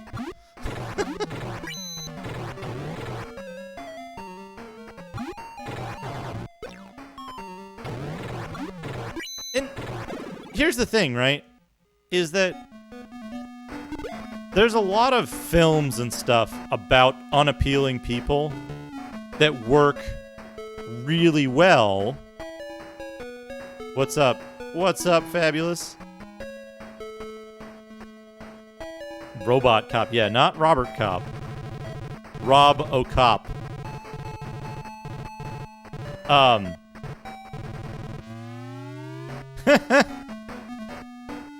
But that's the thing, right? Is that Metal Gear Solid 2 is a shitty game. It's a shitty game. It doesn't matter why.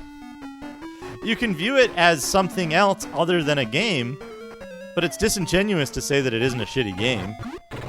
And that's my opinion on Evangelion, is like, sure, you can say it did other stuff, but it did so in a way that made it into a shitty series. Fabulous. I think you were the one who told me of the, like, that alternate viewpoint of, like,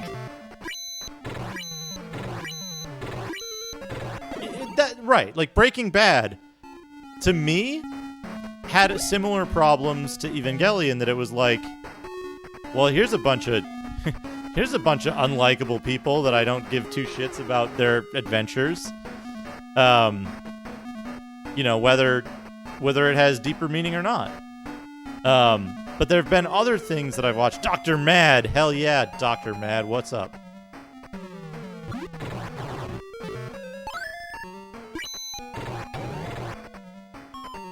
But, I think there's plenty of other series that do that have unlikable characters that I'm like, that I get invested into, and that I'm like, okay, yeah, like, this is presenting his character well. But, 140 Macedas. He doesn't give very good... Dr. Mad doesn't give very good, rewards. The rest of the enemies in here are, like...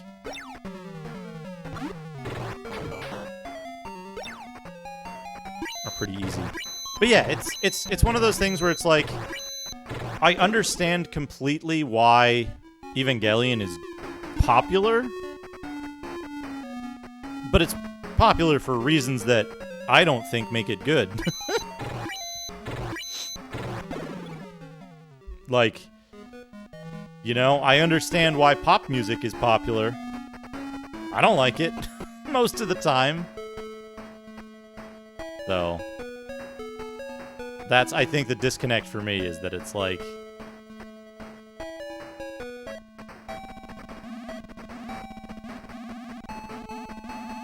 I didn't know you could do this the first time I played this game. I didn't know you could use the hovercraft in the lava.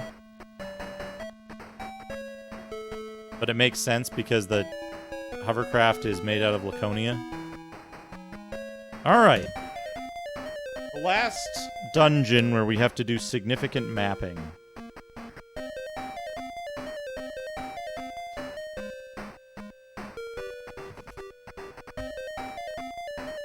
Which is Bayamale.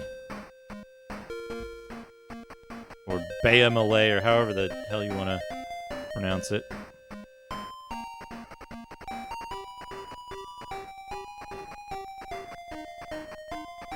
Right. Let's start down here. 1. Oops. Magic. Noah. Open. Item. Compass. Currently facing north. Okay. So, 1.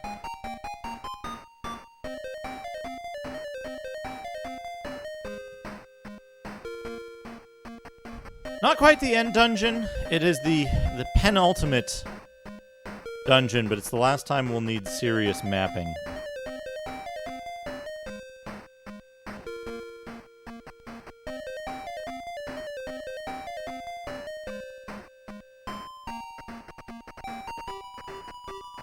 Right.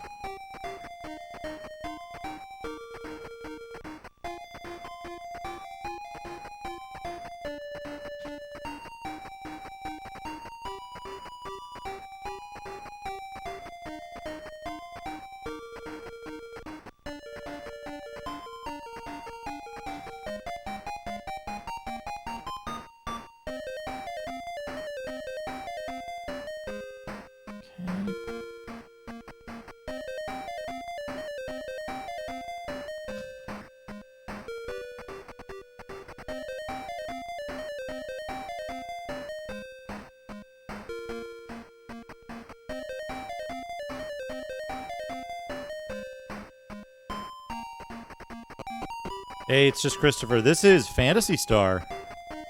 This is Phantasy Star 1 on the Sega Master System. The music is fantastic. I just realized I'm not mapping this.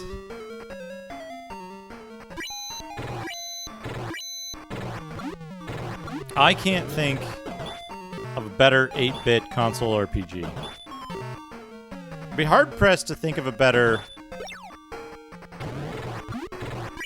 8-bit computer RPG, to be honest. I mean, this is towards the end of the 8-bit era.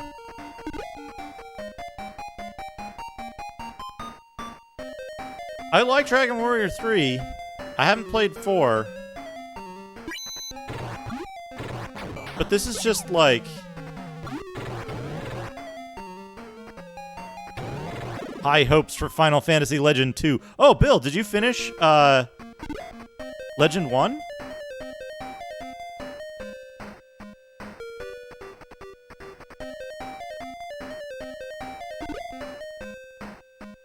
Found a burger.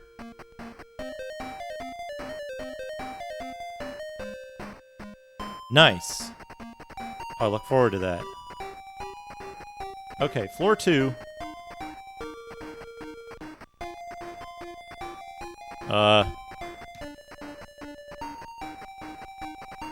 With like a bunch of things.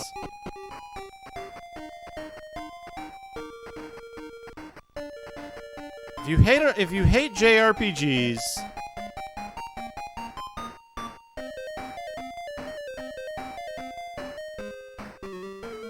then I guess the question is, do you hate this one less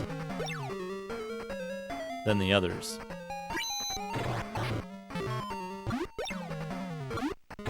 Yeah, you know, now that I'm watching you play it through, I think my opinion for Final Fantasy Legend 1 is probably quite a bit higher now than it was back in the day.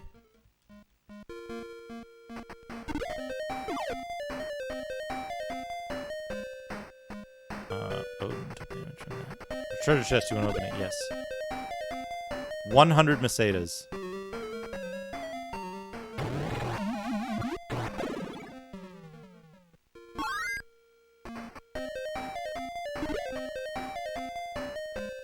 Different inventory items?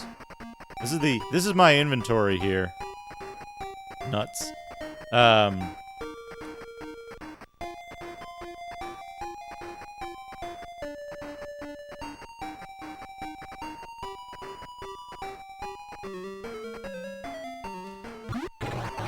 I'm trying to think if there's a better,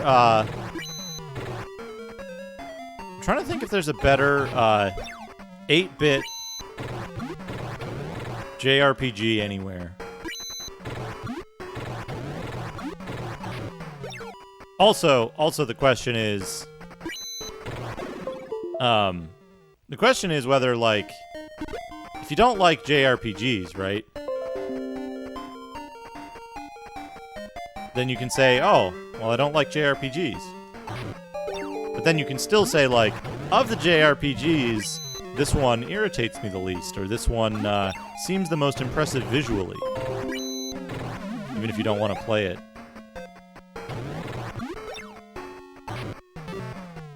£200 of organic fertilizer.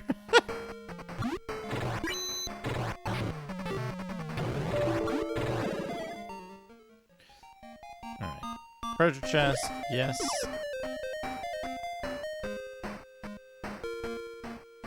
Not yet.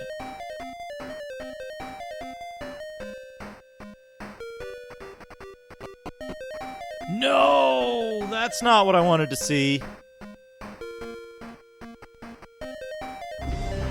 I think I'm being That's followed. not what I wanted to see at What could all. they want from me? His Divine Darkness, thank you for the follow. That's not what I wanted to see at all.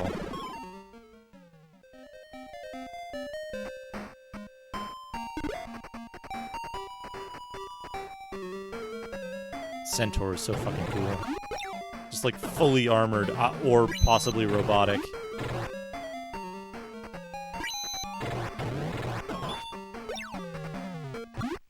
Oh. Down here, the bag of holding. The bag of holding, yeah. That's the bag of holding. It is,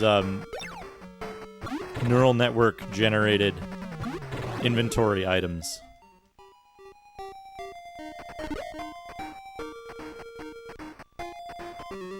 There's also a spell book. The Infinite Grimoire.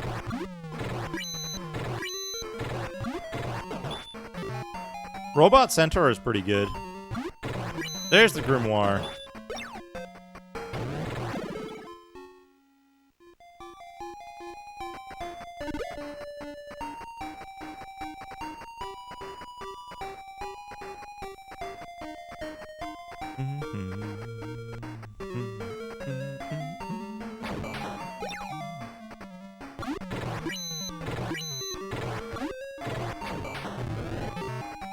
It's all generated from GPT-2 1558M neural network inference. I finally found the correct word for it.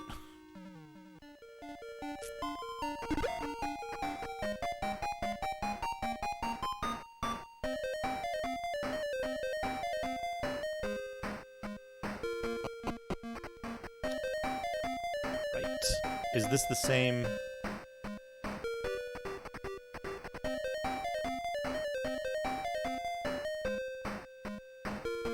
It is not.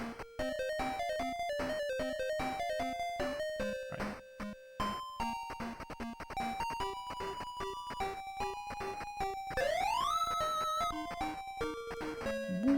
Wait, I keep forgetting I have fucking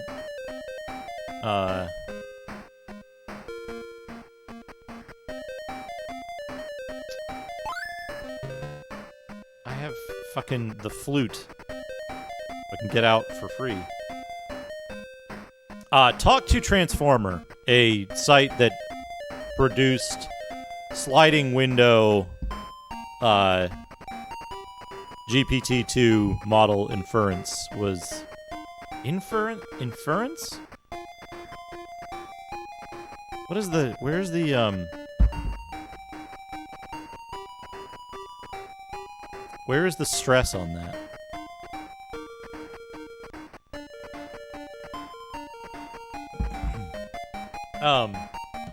It produced that inference.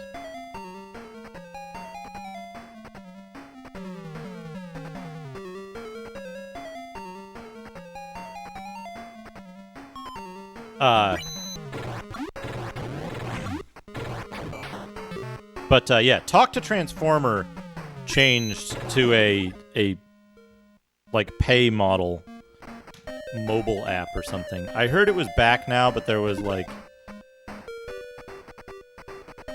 weird limitations.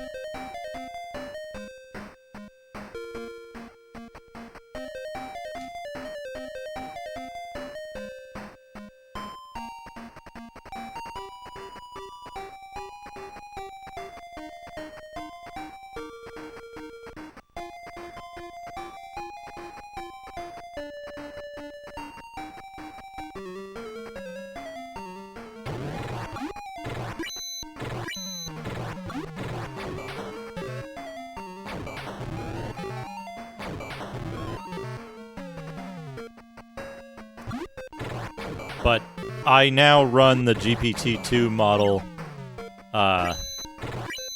locally using TensorFlow GPU. It's not too bad to set up if you have troll items.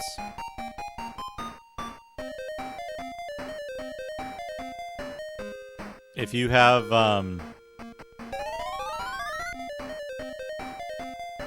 a decently modern computer that's like relatively high spec.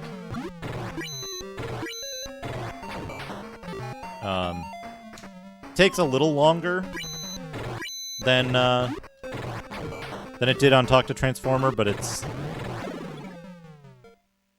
it's consistent. It never just, like, fails to work for some reason. Like, truck to transformer, did.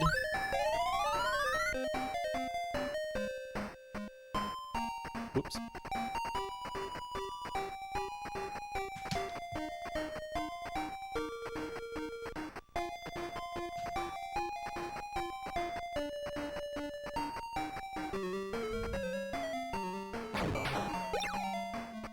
It will also, like, put a ton of load on your CPU and GPU, so I don't know that really, like, reduces the actual lifespan of any of those components, but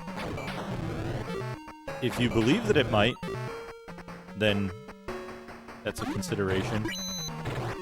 It's the only thing I've ever run that produces the coil whine sound that people sometimes complain about from my video card.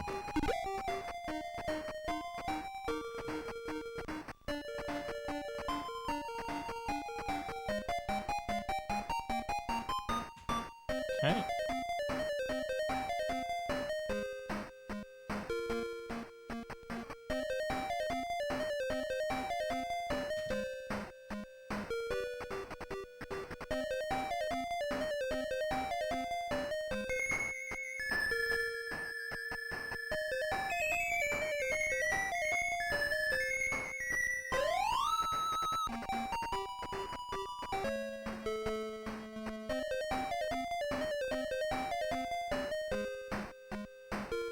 I have to keep using open to get in.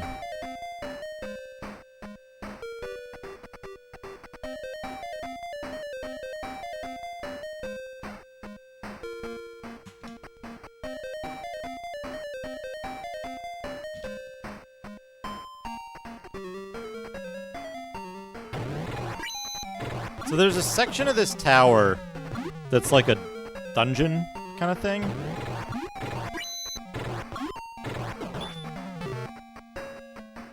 And,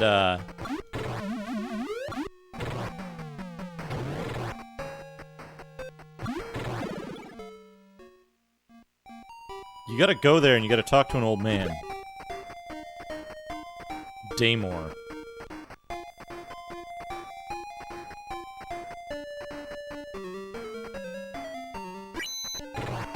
Retro Omega X, how are you?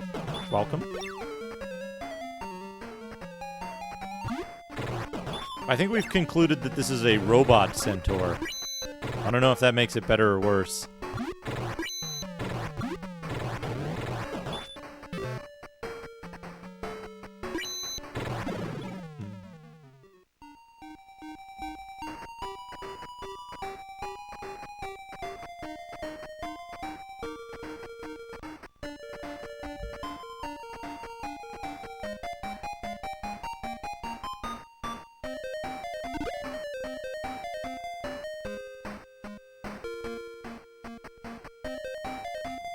Alright, here we go. Robert Horse. Down.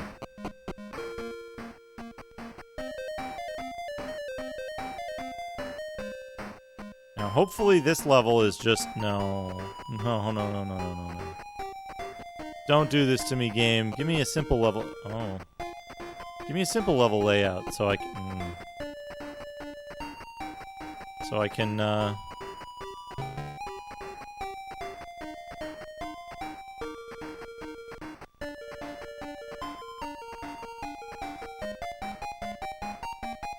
who knows, really, Atomic?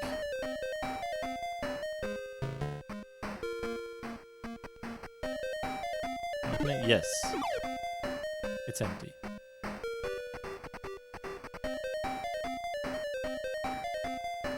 Should be fine. I don't think any enemy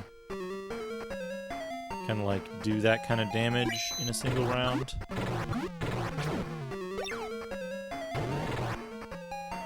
Especially if Noah dodges.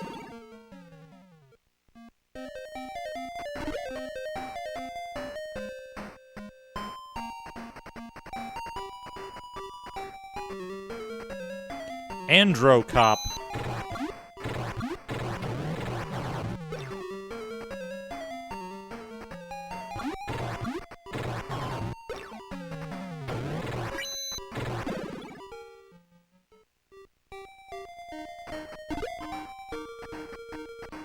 Andrew Kopp and Robert Kopp. Duggan Key. Do you come in full knowledge of the Tower of Biomalay? No. Go back before it is too late. Yes. You will surely incur the wrath of the heavens, he says. Damn it.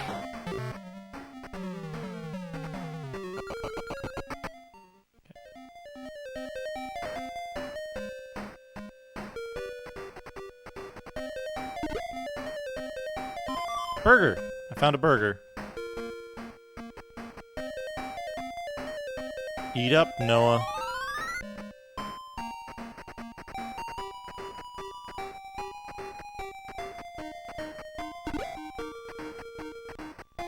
$50 Mercedes.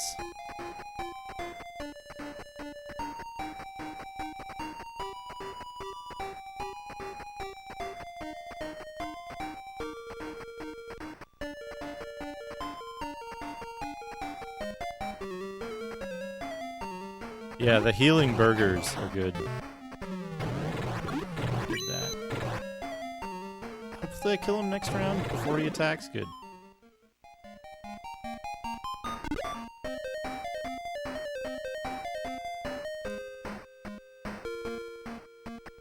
Did that.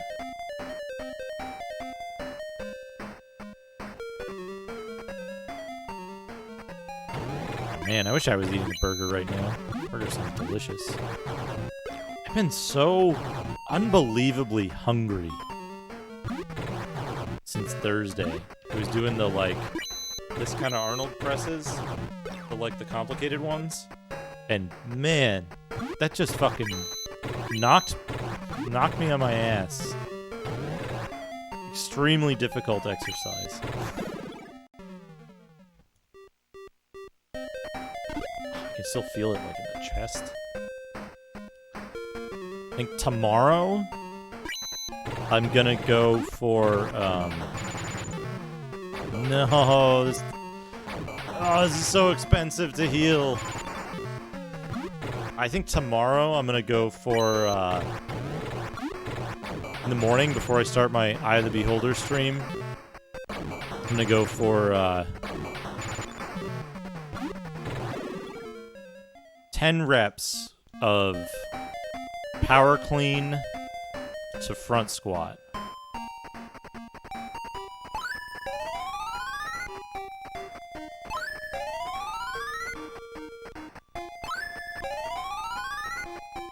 In the morning before I start the stream. And then I'm gonna eat a giant breakfast.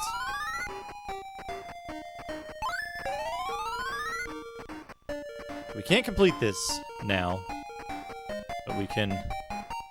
No! No! What the fuck? Are these just... Do these just cross over? I do Tuesday, Thursday, and then I'm trying to do Saturday and Sunday, but it's ending up being like one of those is a rest day. I want to work in smaller muscle stuff on the other weekdays, but like balance it out so that I'm not like blowing myself up. Nice. I hope they set the gym up in an intelligent fashion to make it like safe.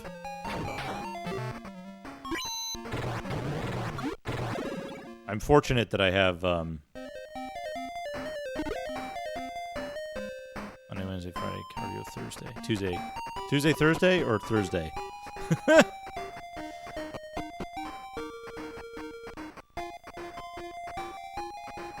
Tuesday, Thursday. Yeah.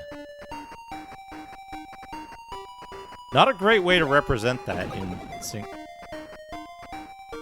in single letter format.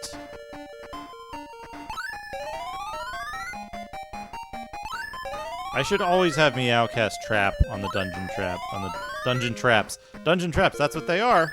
They're just traps.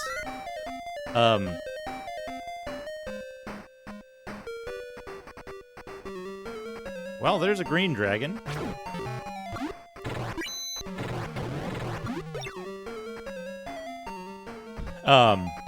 Yeah, I need to do cardio, and I need to do steady state cardio with like a lot of volume. Like just go for a walk for like an hour or an hour and a half. But like I haven't found the time to fit that into my schedule. So my goal is like, okay, I'm going to just try to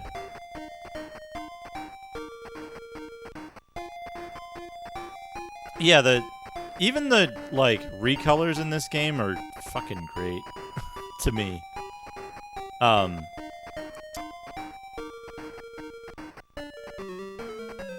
Horseman. Yeah, I know. But what I'm trying to do in the interim is just like I want to figure out what is the like densest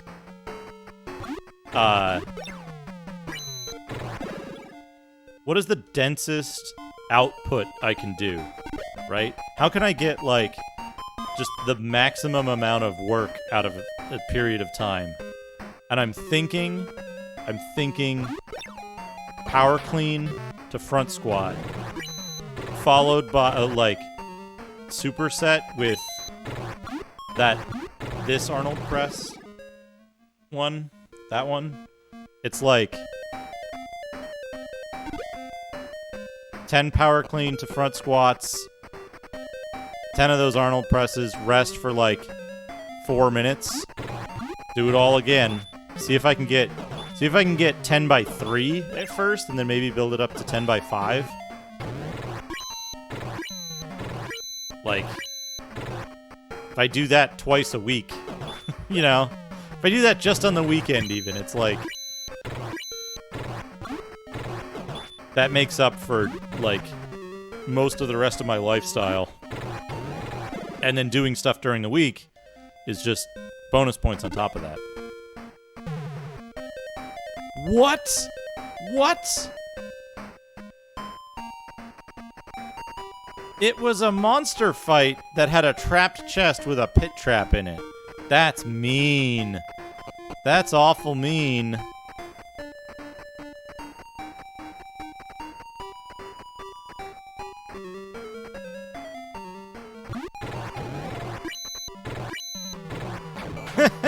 Yeah, the pit trap sound is really good.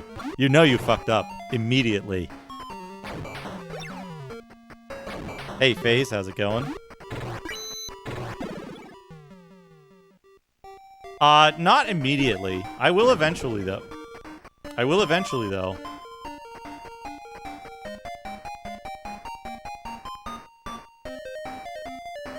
the fuck am I? Yeah, the yellow and red horns on the green dragon are really good. I like how they did the eyes as a single color. It gives it that kind of like much more monstrous quality. Less of a like spark of intelligence. I love the dragons in this game. I think they're really, really cool. Love the musculature.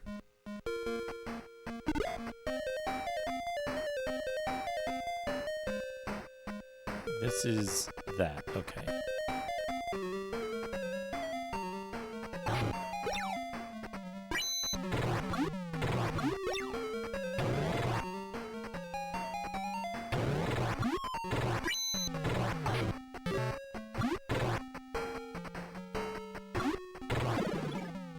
I think I need to go get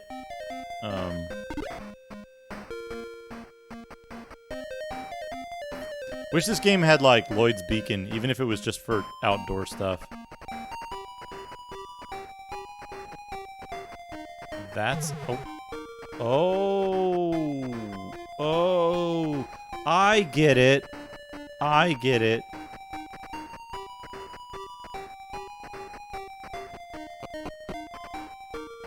Yeah, there's so much detail. There's so much incredible detail in this. Just run. there. That's there, so we need to go this way. I took the wrong turn.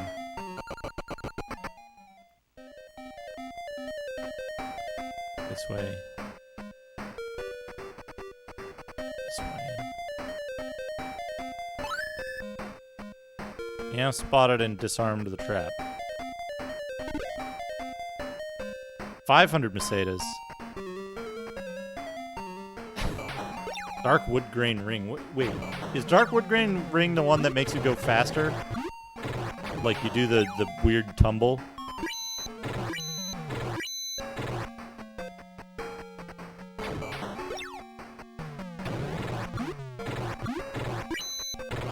No, 1 hit point. Fweep. We got an extra fweep out of it though, so it's good.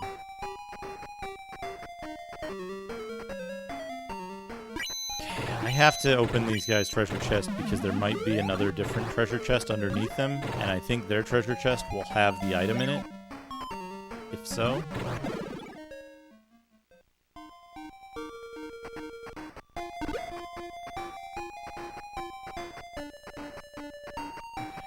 I guess not.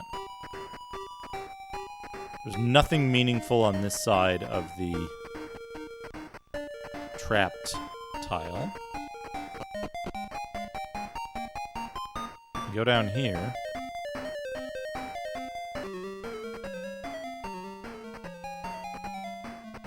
What if we run? What if we run instead? No, don't do that! I thought you could only physically attack if I try to run. Well, now we've got to try to run. No! Okay, that's fine. Okay.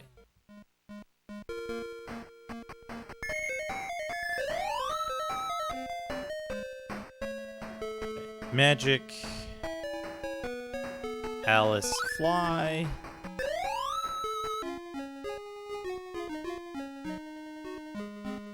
Then we go here.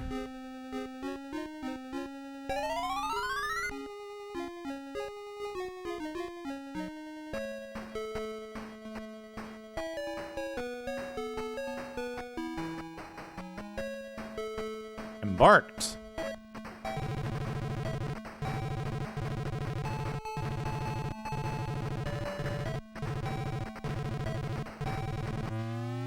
Yeah.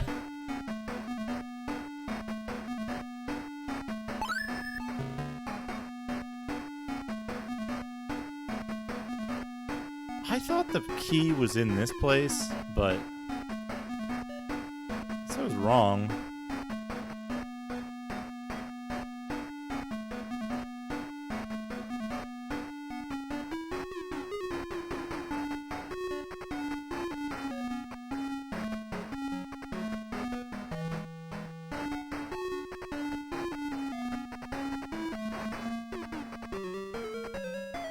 I should double check that though. If I'm missing this, I'm gonna be real mad. I think I went in everywhere in here.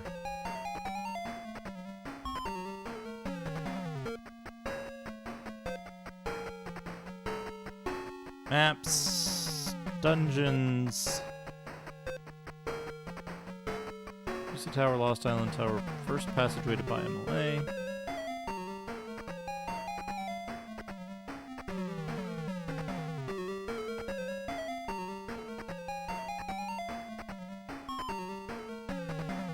Second passage to Biomlay.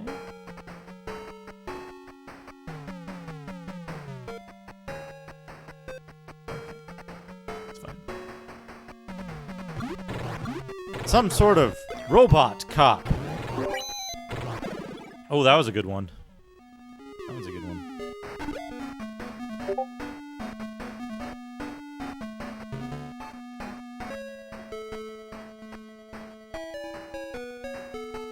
I was watching Chinese Hulk earlier, I think. He kept getting messages on Discord.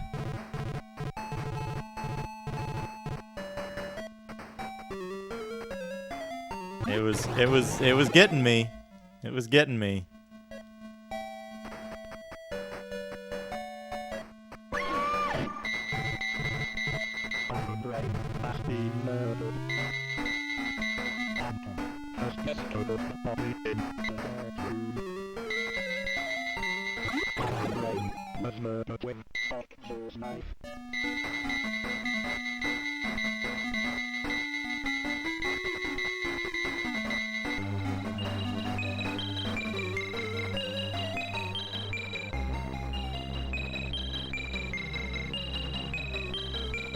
Tsuke long time no see.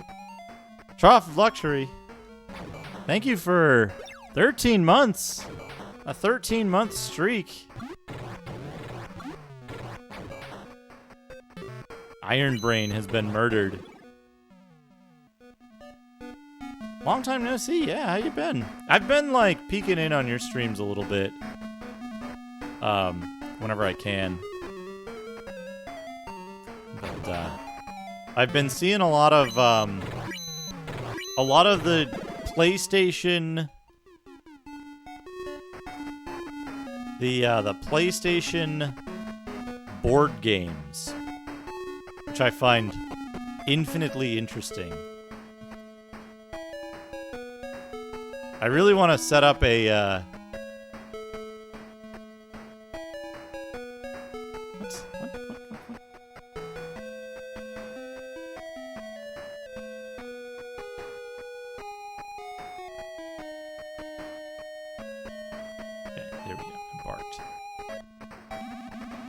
Yeah, Grimblood Alert is really good. I'm very happy about that one.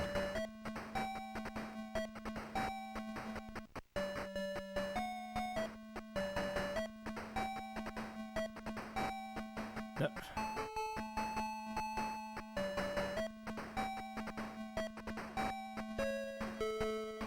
Sugoroku. Is that the name for, like, those, like, dice, like, board games?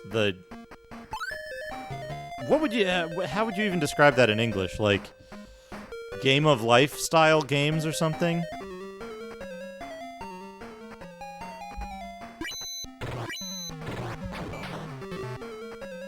I want to make a list of games that can be played CPU versus CPU of that style.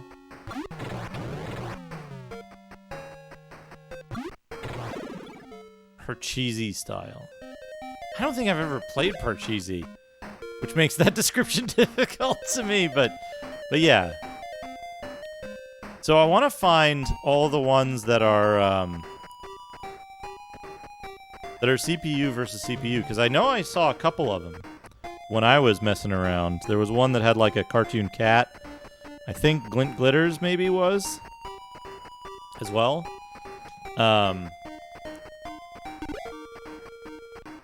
Burger.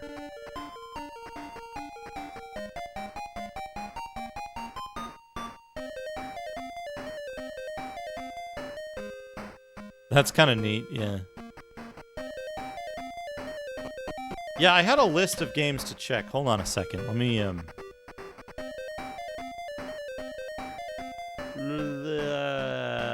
not this notebook. This notebook. Streaming.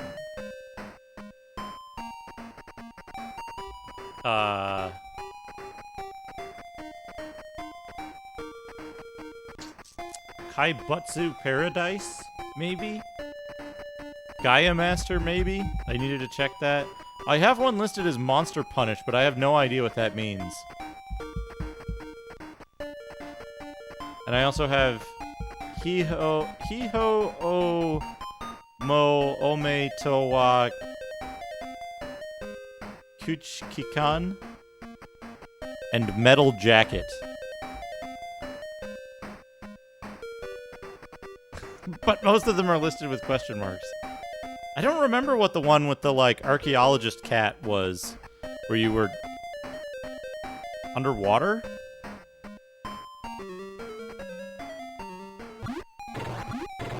Gaia Master's very, very beautiful game. What studio was it that worked on that? And, like, they went on to do, like, some really incredible stuff? Or they had previously done some really incredible stuff?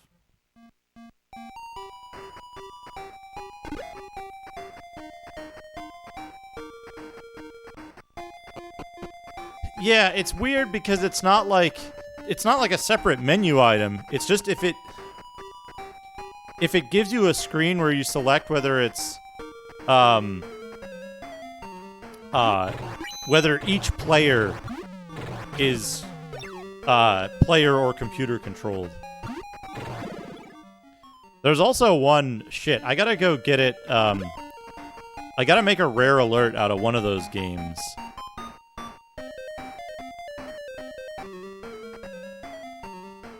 Hey, Retro Gaming Denmark. Retro Gaming Denmark. I'm adding a lot of R's to all my words lately.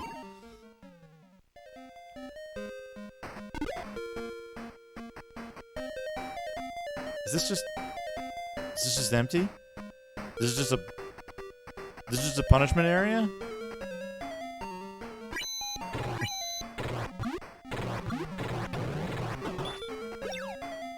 Yeah, Phantasy Star 1 is fantastic. There's one, forget the name of it, but it's you play as a businessman or something, and you play as a businessman, and it has a like anime opening.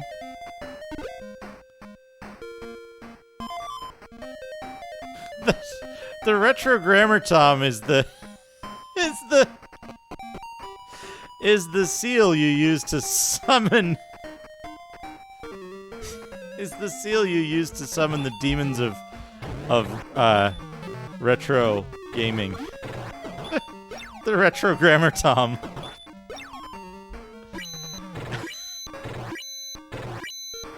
The lesser seal of Solomon's Key.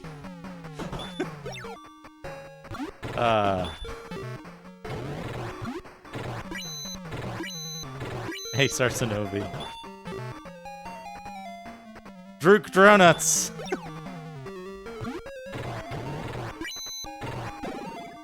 Oh man, that's... Right? That actually reminds me of, an extremely stupid joke.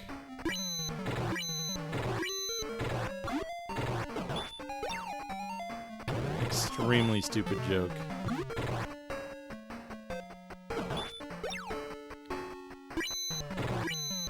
I forget the exact construction of it, but it's something along the lines of,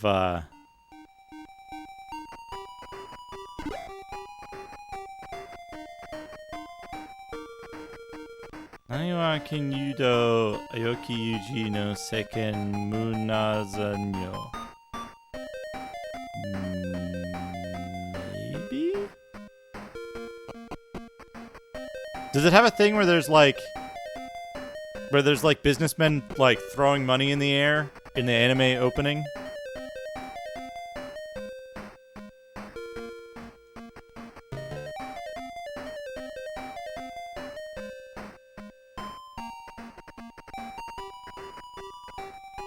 Is this just... Have I exhausted the lower levels, is the question.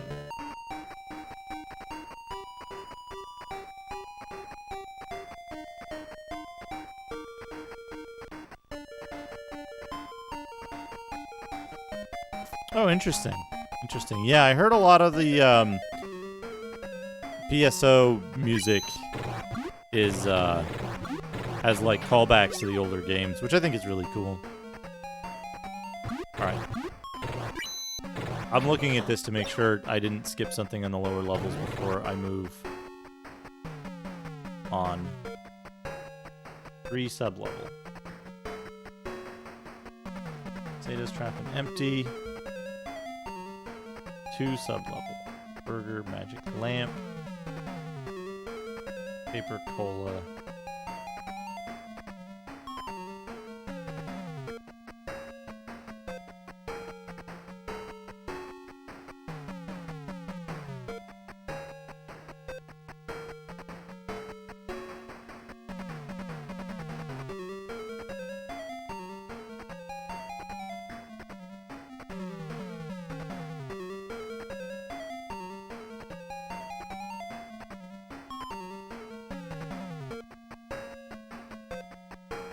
Oh no.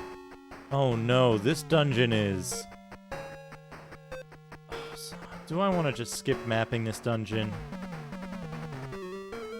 I remember this dungeon now.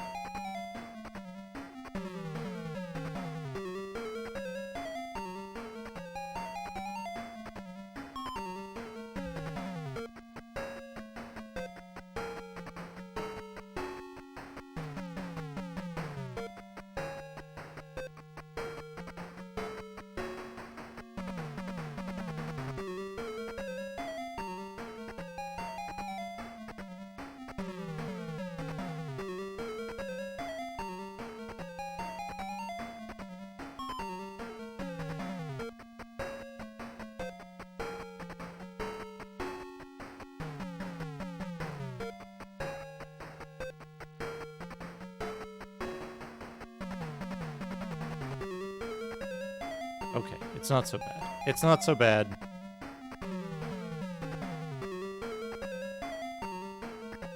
It's not so bad as I thought.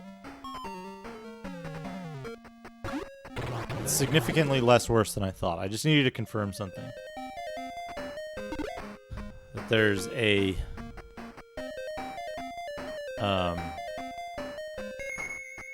There's two completely separate paths through the dungeon that go, like, up and down 5 floors or something. Or 3 floors. No. Magic. Open.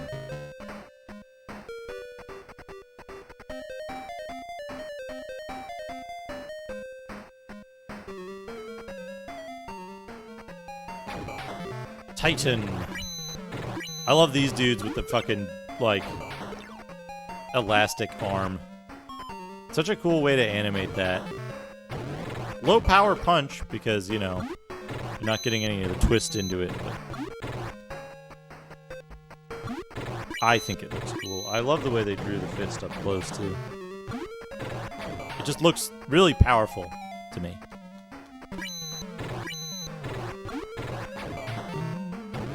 I should be able to finish this, right? Yeah, I should be able to finish this. Shouldn't be a problem.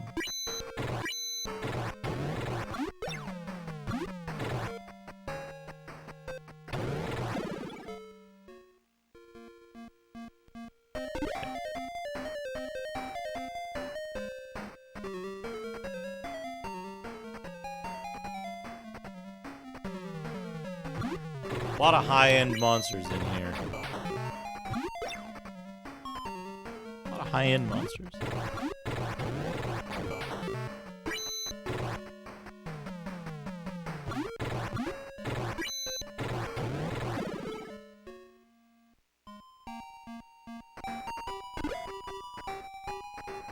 Yeah, he's just, you know, he's just doing a fist bump.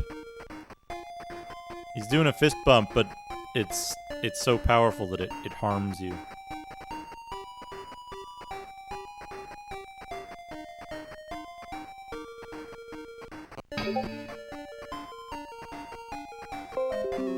Donk. What was that?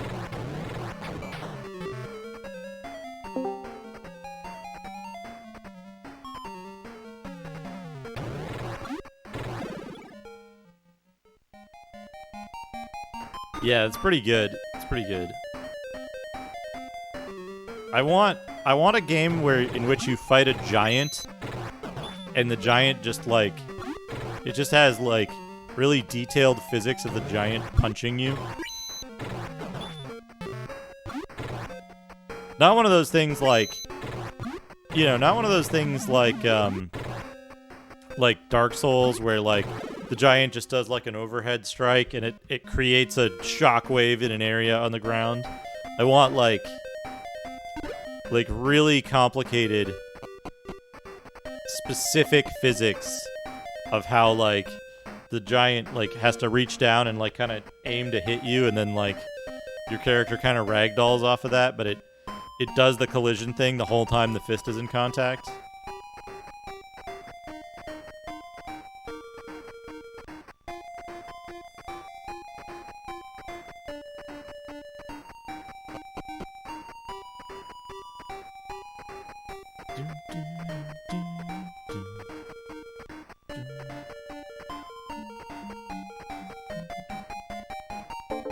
Hey, Paul, how are you? What? What did I do by accident? Did I just make Alice eat a burger by accident? I'm the great Daymore, soothsayer. Do you believe in my prophecies? Yes. Good. You're searching for something? Yes. Good. Searching for Alex O'Sale? No. Leave my sight, unbeliever.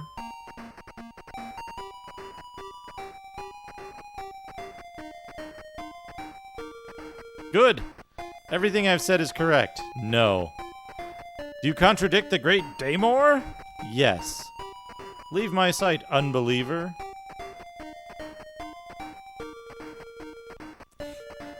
Good dialogue here.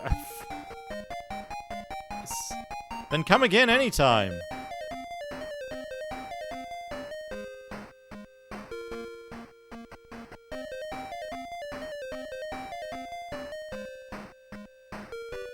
Of course not. You are a promising young lass. I will give you a magic crystal for a reward. Yeah, Skyrim giant physics are satisfying. There's still that, like, that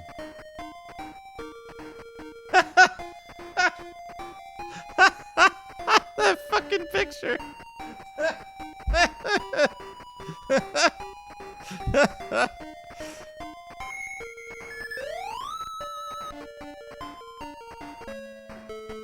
That's very good.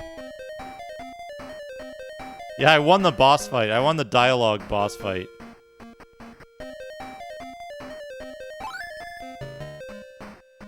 Doo-doo. So here's what I was worried about and wanted to check before I go, like, diving into the dungeon. Is, I'll show you what I'm talking about in just a second here. There are 2 up staircases and a down staircase off of the,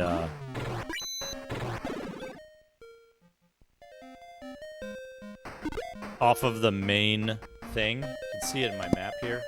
It's my map of the first level. There's 2 up staircases and 1 down staircase. And, the problem is, I thought I had gone up 1 up staircase and come down the other one. And that makes mapping the dungeon incredibly difficult. So, if they have multiple connections between the same levels, but it's really just a linear dungeon with two different terminating paths, which is good. I think that's a better design than making it multi-up, multi-down for something like this.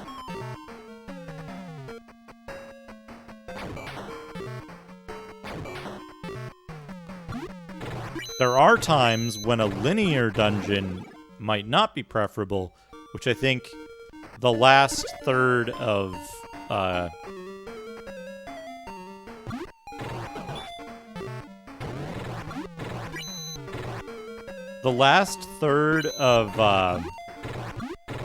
Ultima Underworld, I think, did a really poor job of using a multi-level linear path.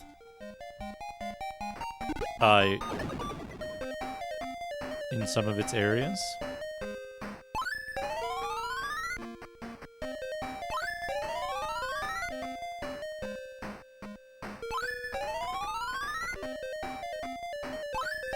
But mostly that was because, like, there wasn't a clear...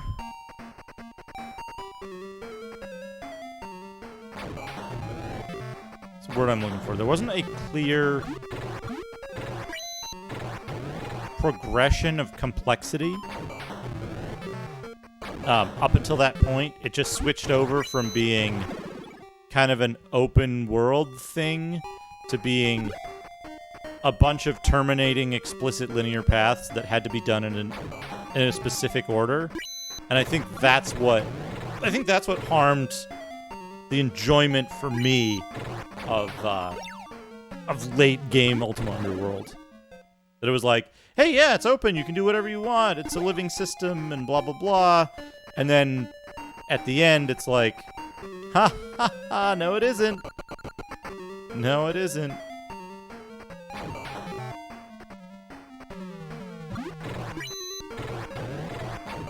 Yeah, System Shock 2 is interesting to me.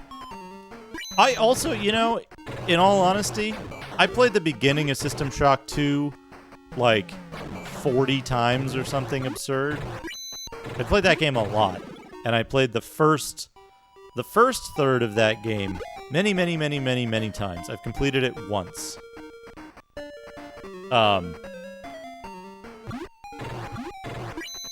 I still think it's a very good game, but I think it really suffers in the last third. As many games do. I don't think it suffers as badly as, like, Dead Space does. But it does suffer, and part of the reason why it suffers is that it's like,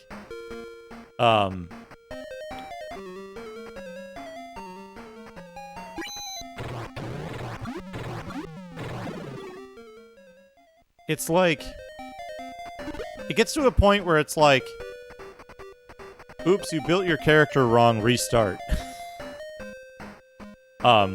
Is one of the problems.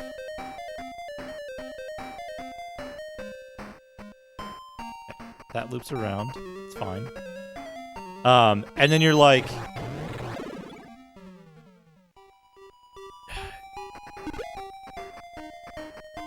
you're like, oh, you built your character wrong.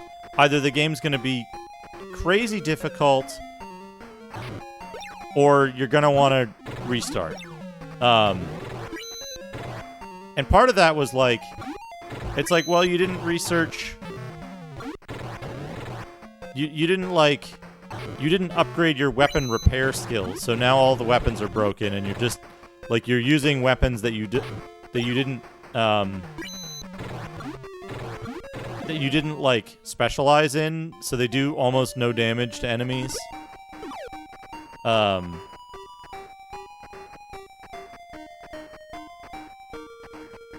There's I'm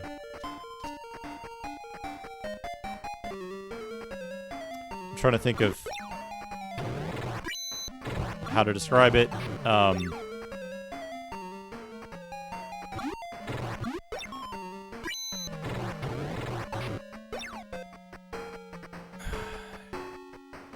You can simply pick the wrong specialization. Like, if you're like, oh, yeah, energy weapon sounds cool, and you just, like, don't build right for energy weapons, you end up, like, kind of screwed. There's a lot you can do if you're just, like, a computer hacker and don't have any combat skills, but also you can be incredibly screwed. Okay.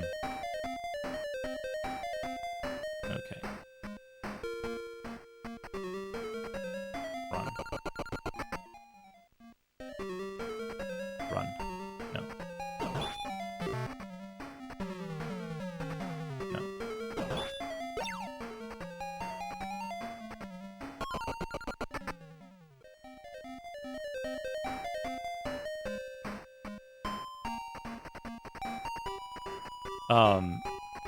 I did end up finishing it in co-op, of all things.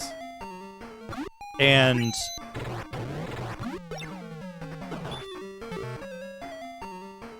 1 point unarmed combat, 99 points breathing underwater.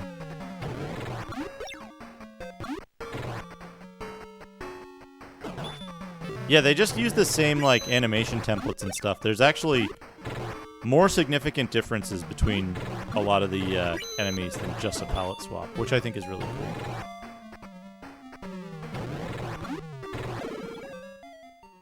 And again, this game is extraordinarily high budget. It's a high budget game. It's incredibly well made. The story, I think, in this game it's just the right amount of story.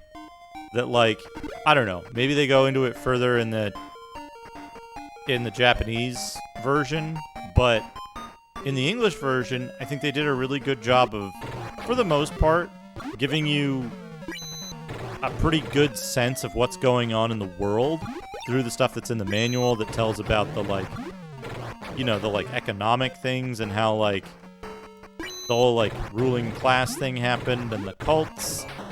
And then,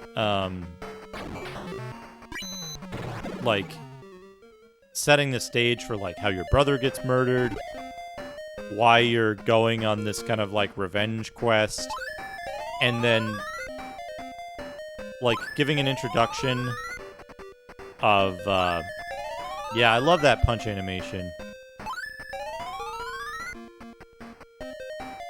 Giving an introduction of each of the characters and kind of what they're like. Iron Sword, good. Iron Sword is Wizards and Warriors too.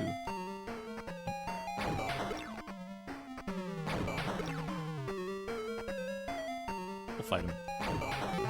Just want to keep gaining levels, I think, as much as possible.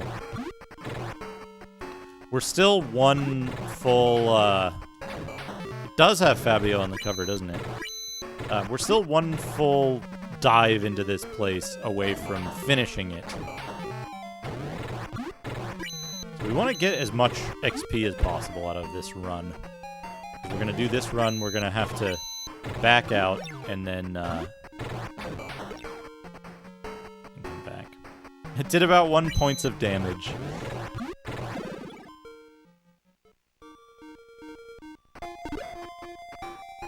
I think the most dangerous enemies in this dungeon are, most dangerous enemies in this dungeon are magicians and reapers. Doraemon RPG on Famicom, yeah. The ones that use lightning on you. Fire isn't too bad. Yeah, Doraemon, the Hello Kitty of Japan.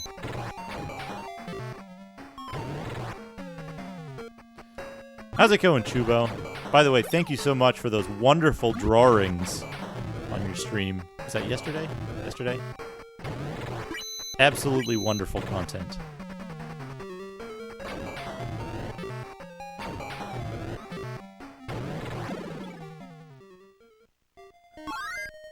I'm a big fan of the of your interpretation of the Kako hooves.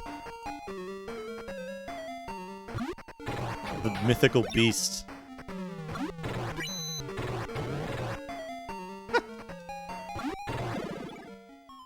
It's a one human foot. Gotta pass. Okay, go ahead. Pints and Amiga. Thank you for the raid. Rare raid alert. Welcome, everybody. How's it going? Hey, Amiga Live. Hey, Muso John.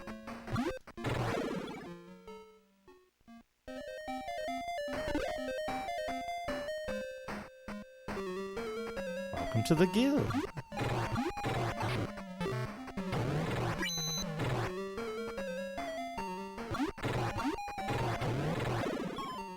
Yeah, that would be cool. That would be cool. Yeah, welcome everyone from Pints and Amiga channel.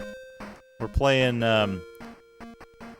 what I think is probably the best 8-bit JRPG. I can't think of one better. Phantasy Star 1 for the Sega Master System. We're playing it on the Genesis, Sega Genesis, because the Genesis has all the hardware for the Sega Master System built in, and almost complete backwards compatibility. Yeah, this is on the Sega Master System, also known as the Mark III in Japan. I don't know if the Genesis Mini... Well, I don't know how the Genesis Mini handles Master System cartridges. Or Master System ROMs. Oh no, this is a Flash guy. Shit. But the hardware in there should surely be able to handle it. But, it's a very, very good game. Extremely impressive for its time. This was out in, what, 1987 in Japan?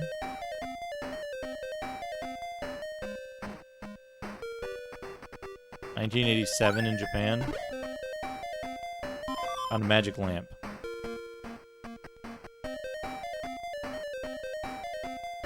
That's right. I do own an Amiga.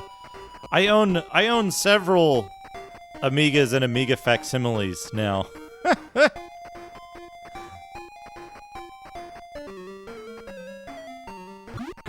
I've got the Mister, which I use primarily now.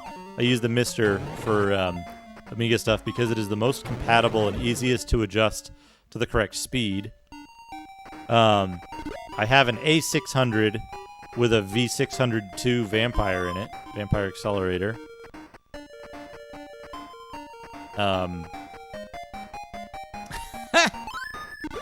And I have a, where do I have it?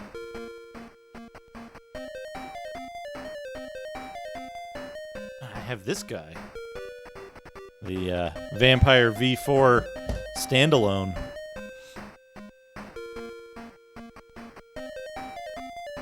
Yeah, the Mister doesn't spontaneously, like, self-destruct.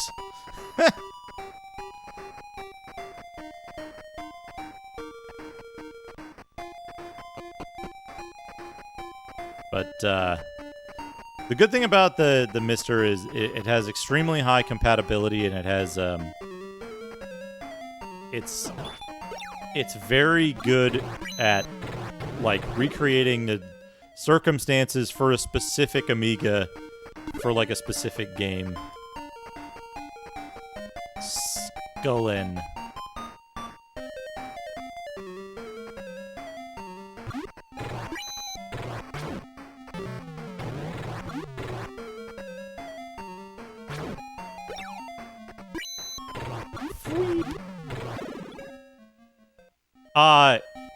Freeze-dried Glaceon. Yes, there is. It's Amazon. Basically. Depending on what you want to get out of the Mister, I recommend starting out with the DE10 Nano kit. And... wait a second. Why does this go back up? I don't think I want to go back up yet. Start out with a DE10 Nano kit and a powered USB OTG hub. And that's pretty much all you need. If you want to later do stuff like analog output, like video output, analog video output, and stuff like that. I believe OTG is on the go, which is extremely stupid to me. But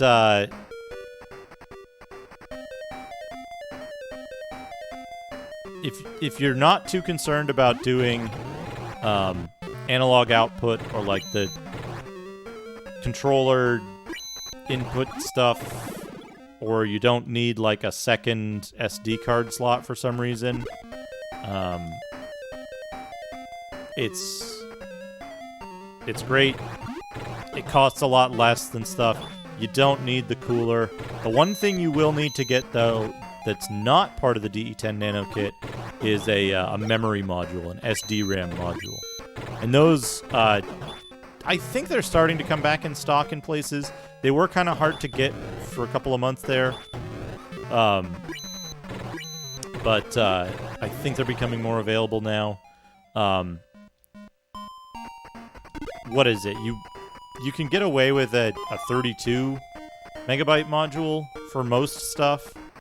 The only thing is like some Neo Geo games you won't be able to run. I forget what the what the case is for the computer cores, but I think they're fine with just the 32. They might not even be able to use it. Yeah, the 128 for future-proofing is good. I think I have a 64 or something. Somebody was saying, I think it was Aquas was saying that the 64s are, like, not great compatibility-wise, but mine works just fine. Granted, I haven't done a lot of the heavy-duty Neo Geo stuff, but...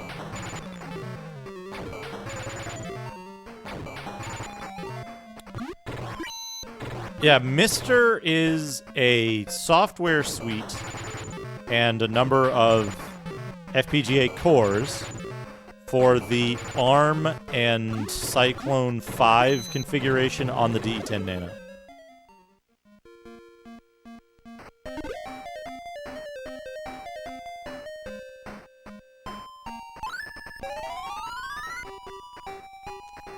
It is an extension of Mini MIG and ST, I think is what it was originally. Mist. Have I gone the wrong way?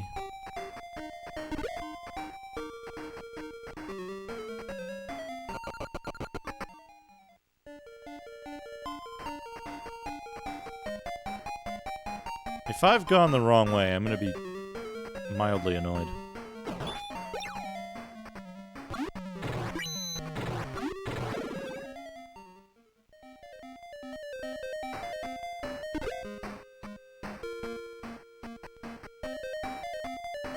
And now Mr. Has a number of cola. Oh yeah, cola. Drink that cola.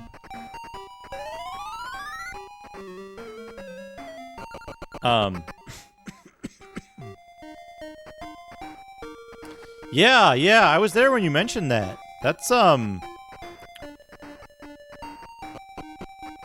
unfortunate.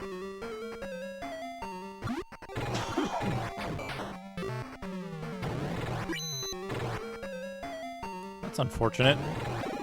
Does not support writing to disk. Well, hopefully someone's able to take that up. Oh, we got an LGT Saber.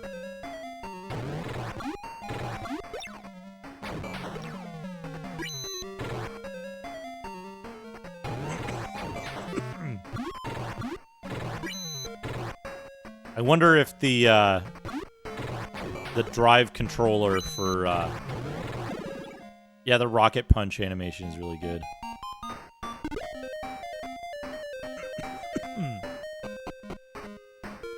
I'm pretty sure I've taken the wrong path.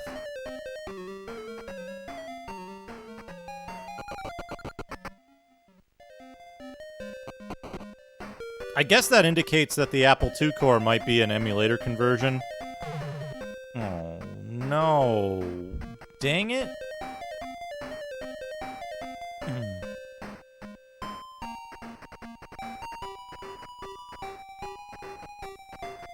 Right, if there's no, if they don't have disk drive writing,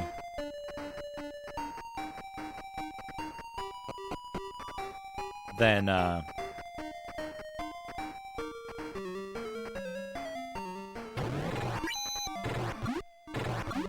it might be a,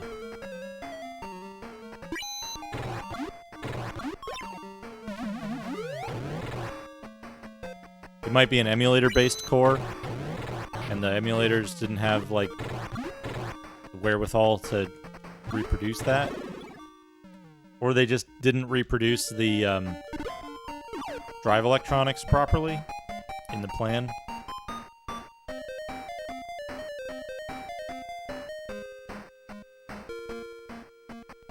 Well, yeah, I mean...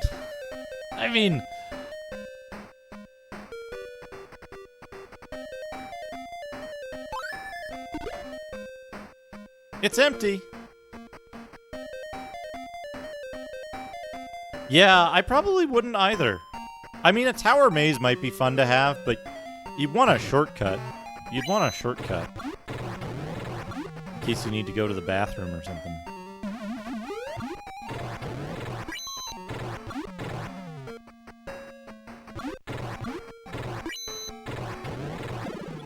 But who knows? Maybe becoming evil in your quest for...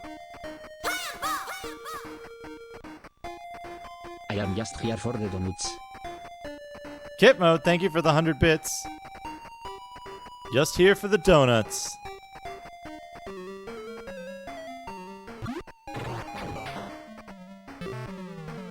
Yeah, you gotta go through...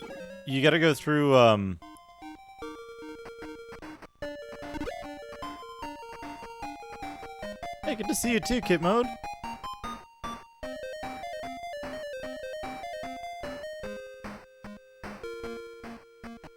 Yeah, no, like, mansion with weird crests.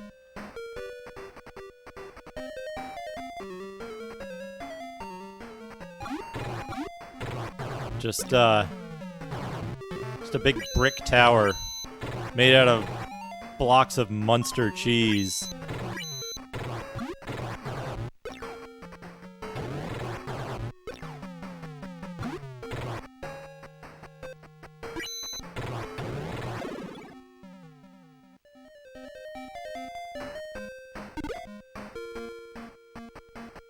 I think I'm taking all this money that I totally need. Oh, I missed the fucking side thing. It's too late.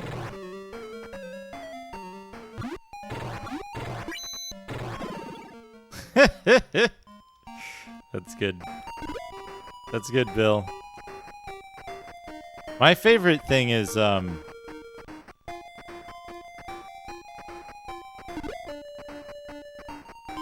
the burger. My favorite thing is, when someone's playing, like, a Castlevania-type game, I'll be like, yeah, you know, Bloodborne was heavily influenced by this, with the concept of trick weapons. Except in this game, trick weapons are when you hit a candle and it gives you a weapon you don't want because you had holy water.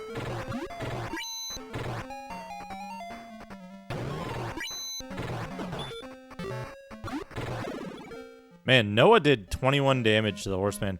Horseman is a flash monster. We're not going to open his chest.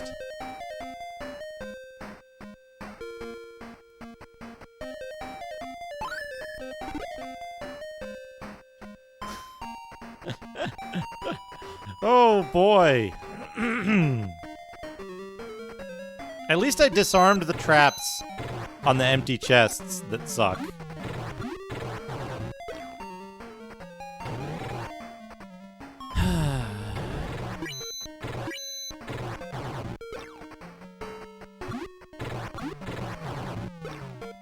$30 to $50 feral hogs. Jeez.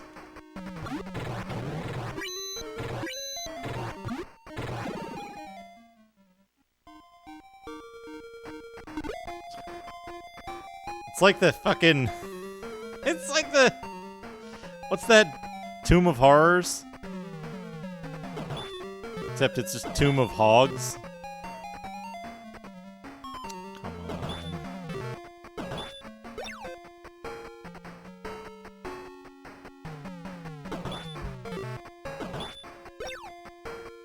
Let's just fight him.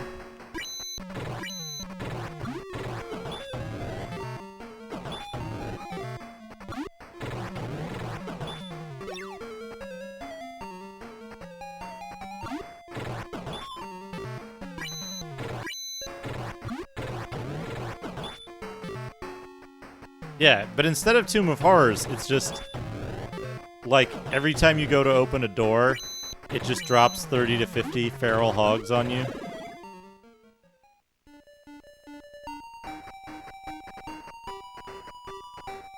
Like, every time. It's always the same encounter. Every room has them, but they're in, like...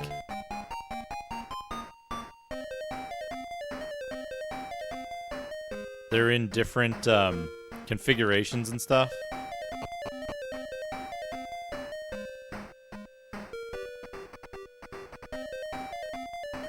Well, like every trap is equally imaginative. It's just the result of like, oh no.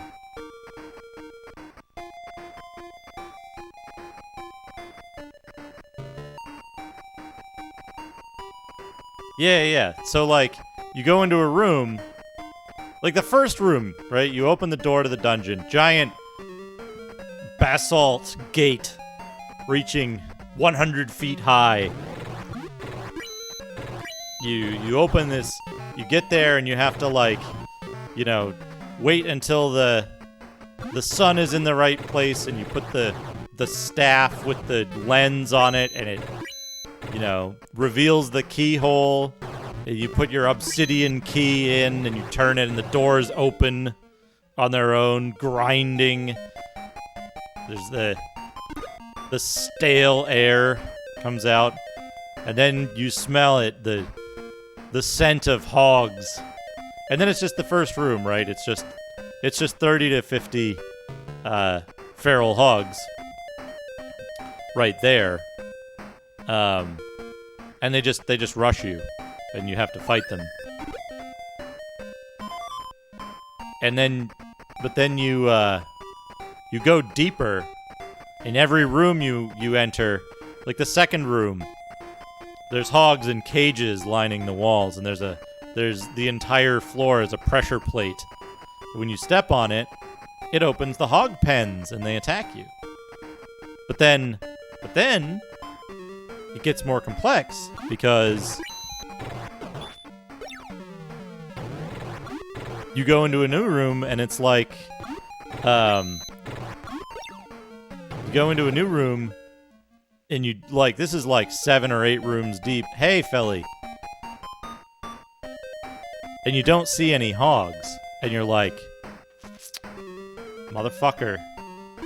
There are going to be hogs in this room.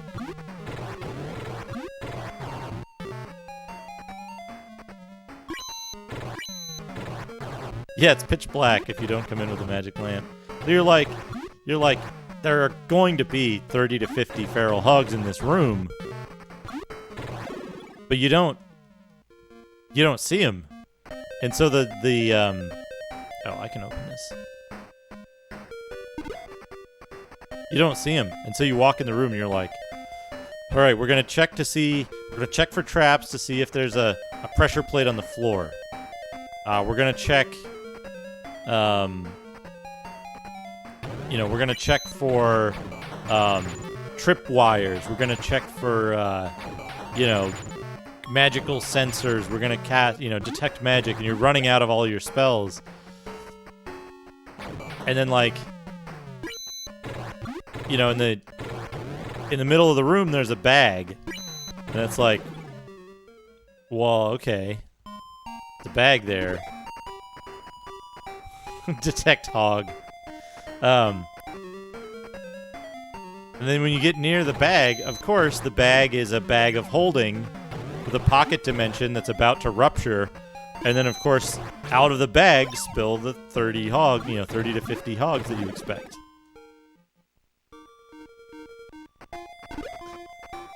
And then the DM's like, gotcha! Gotcha!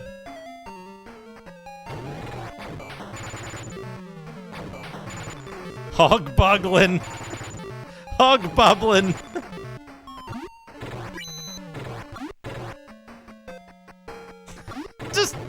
just an explosion of dead hogs. Speaking of dead,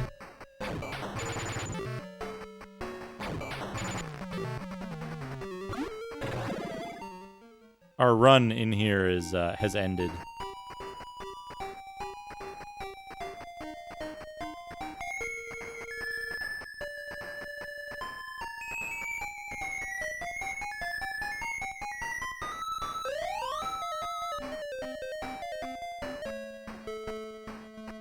So, And so that's the best part, right? Is you get to the bottom, the end, you get to the final part of the, oh no, I don't know if we'll have enough money. You get to the final part, you get your treasure, right? And of course, the treasure is like, you know, it's, Tomb of Augurs. The treasure, of course, is like, you know, as soon as you take any piece of, treasure, right? As soon as you do anything that's not, you know, as soon as you get any gain out of it, right? It releases a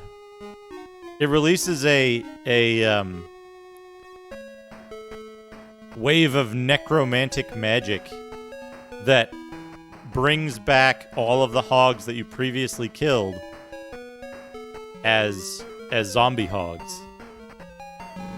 Or worse, right? Undead hogs. They could be ghoul hogs, they could be white hogs, they could be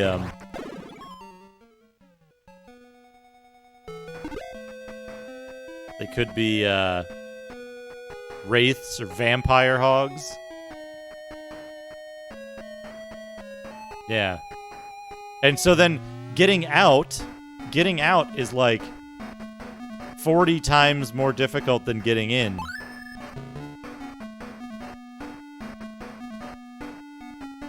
Because you have to, all those hogs that you killed, well now it's like, you know, if there's 30 to 50 rooms in the Temple of Hoggers, and each room has 30 to 50 hogs,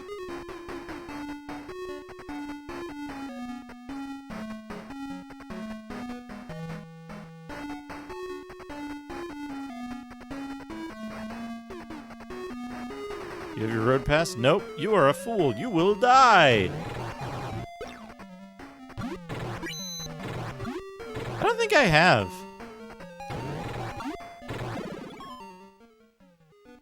That's, maximum possibility is, maximum possible number of rooms in the Temple of Hoggars is what, 2,500 rooms? Right? Oh, nice. Nice.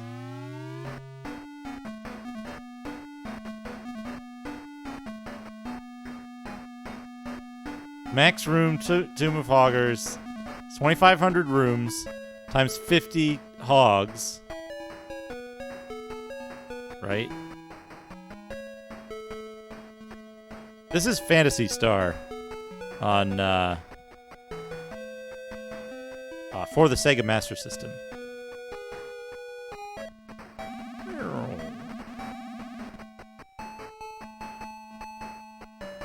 Absolutely incredible game. For heroes level 30 to 50, yeah. You have to be, so what's 2,500? It's 10,000, 12,500 hogs maximum.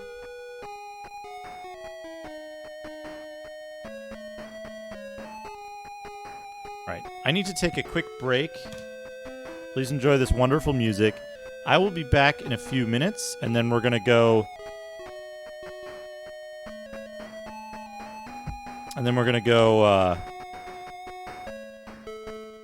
dive into this tower again.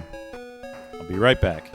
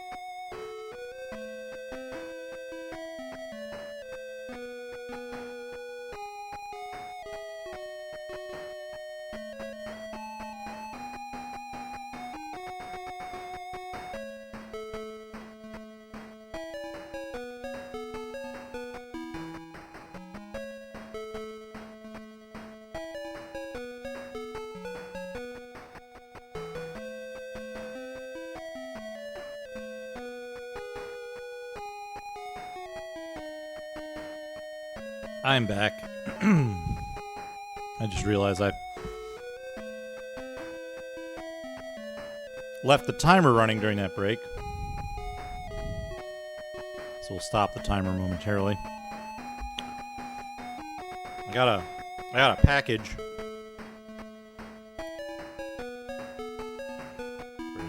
Where is it?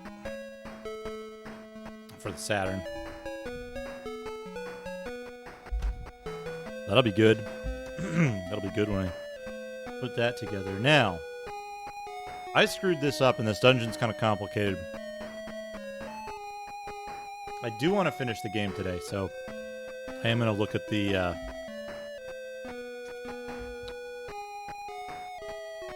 thing here. 5, 6, 6, 7.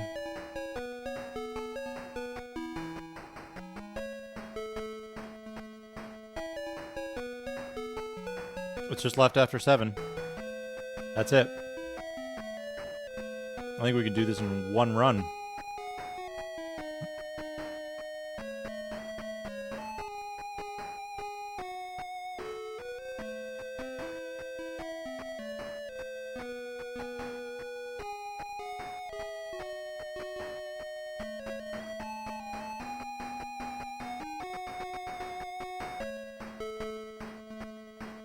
Oh, I'm sorry to hear that, Philly. Hope you feel better soon.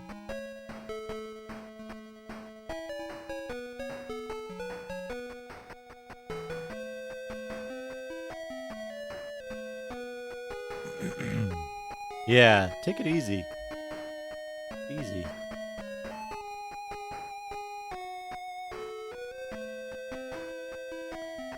Alright, 17, 16, 15, 14, 15, 13,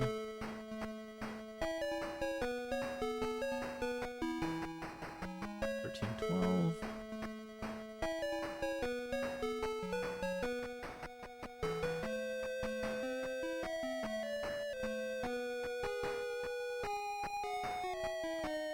12, 11, 11, 10, 10, 9,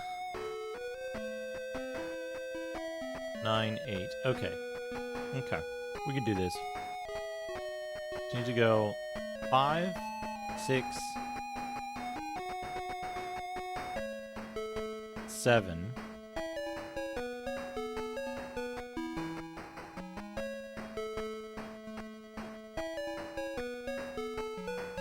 And then 7 as that. Okay. Okay. Do this. Magic. Open. So we're going to go to 5.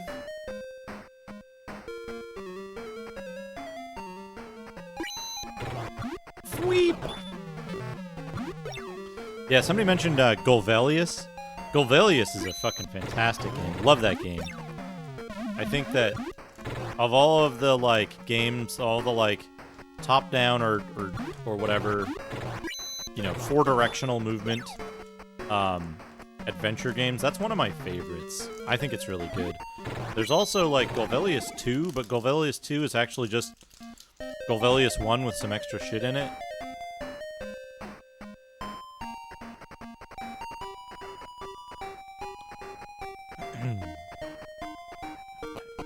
Up.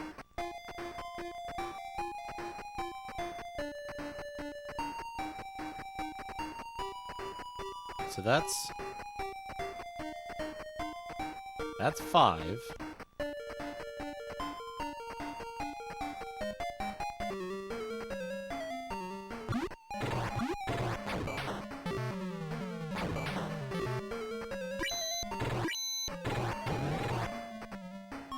I gotta get one chip MSX running on the Mister. My disk image isn't set up properly.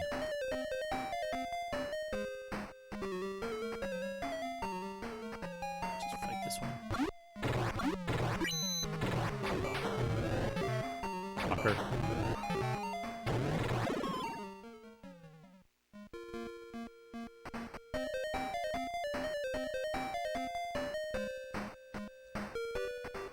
Okay, 6.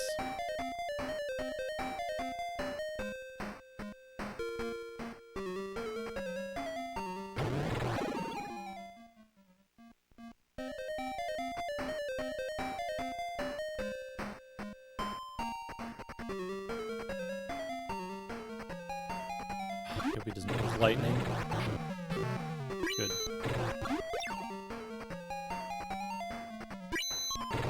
They apparently have a really low chance to use lightning. And they, like, wore all that chance out early on. I didn't... There's the GBA version of this game, I think... I kind of forget there's, like...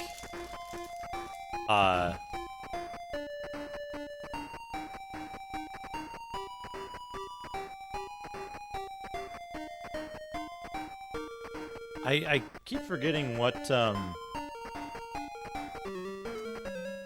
details there was about the GBA versions of the Phantasy Star games. Was it like a collection?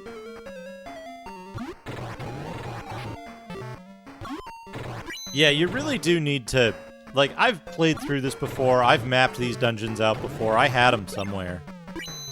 The, like, multi-level maps. And then I played through the game again, and I didn't map the dungeons, and, like... Because it was, like, on long car rides, so it was, like... I don't have a way to write down stuff that's really feasible. I don't have a way to,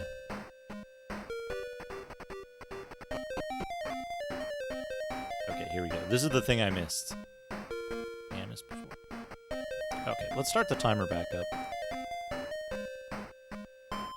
Start up.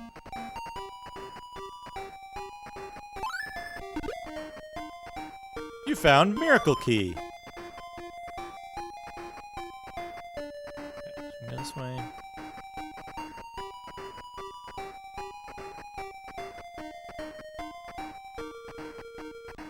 Yeah, the Miracle Key. Which just casts the open spell.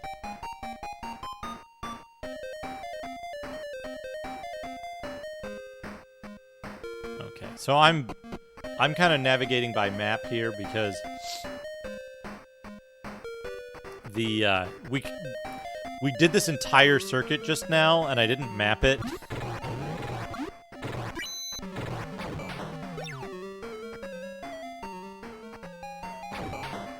I should have mapped it, but I'm lazy.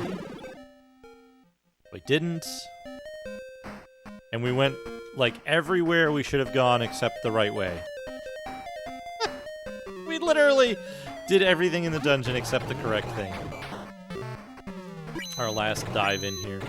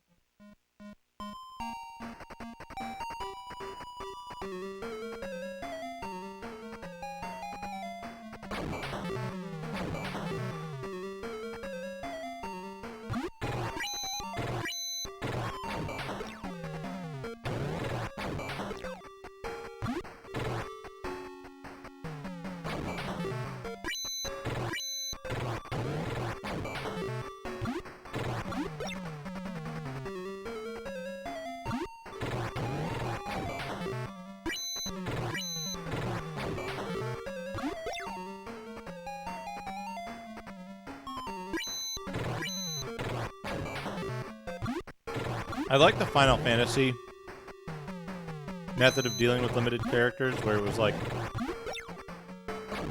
okay.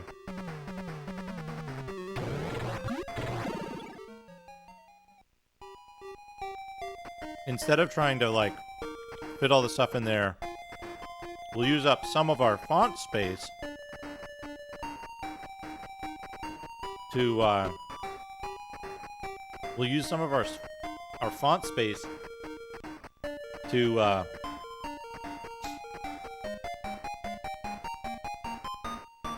to fit icons in.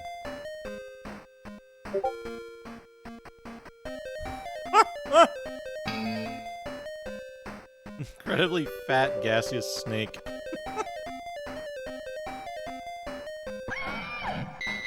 Sharpie?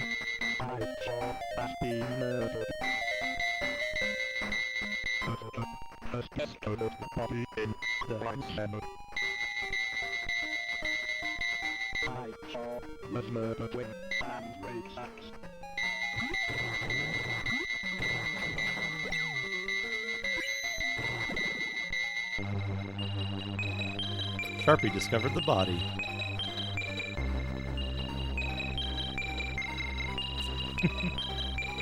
I would sell you my map, but I didn't make one. Duke the chip. Sharpie, thank you for 4 months. 4 months. Yeah. You don't make maps for anything, right? Except, Slam City, maybe?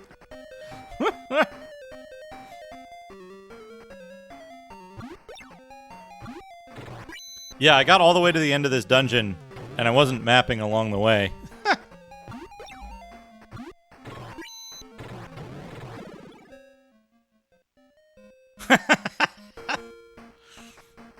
The most complicated maze game. The most complicated maze game.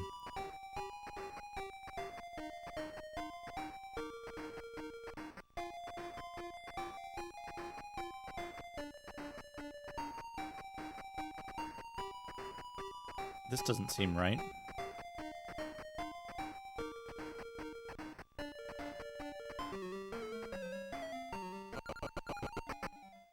Get me out of there. No, don't go forward.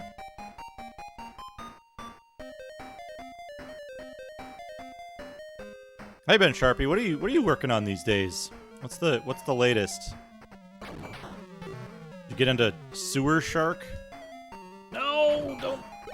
Oh boy, I should have killed him. Good, good. I saw a Sewer Shark leading in the polls.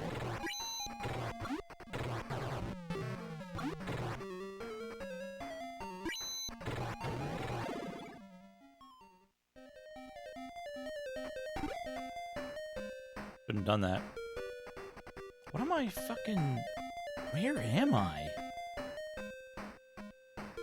8, 9, 9, 10... 11...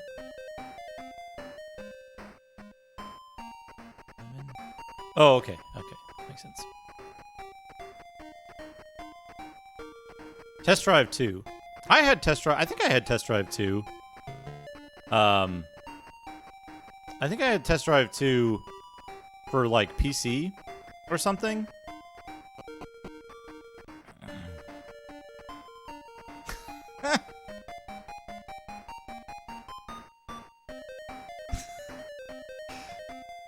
That's good.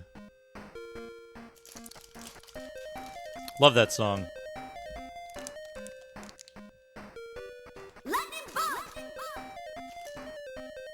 What TTS language do you have today?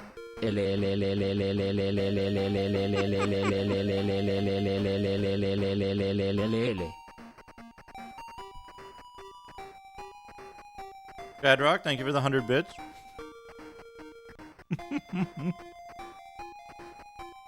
It's that one.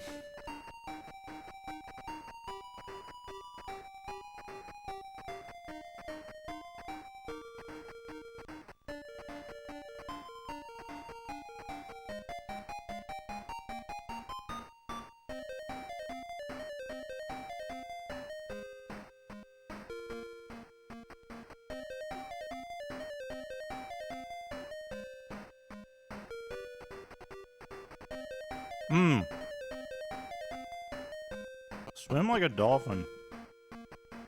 I am not a very good swimmer. I'm not a very good swimmer. I tried to learn like the dolphin kick technique once. I couldn't do it. I couldn't figure it out.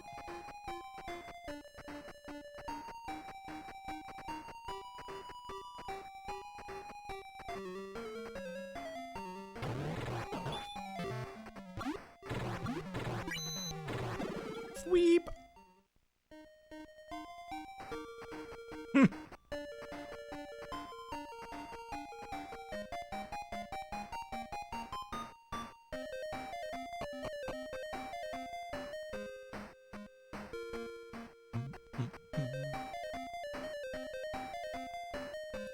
Yeah, this is where I went before.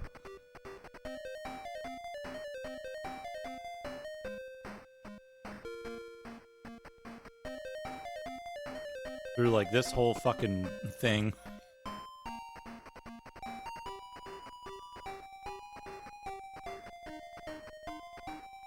It's funny because if you mostly follow the right-hand wall in this dungeon, you just get to the end. Eventually, but you miss the item that you need. You miss the item that you need to be useful at the end. You know, I should think about what console game to play after this. Next Saturday.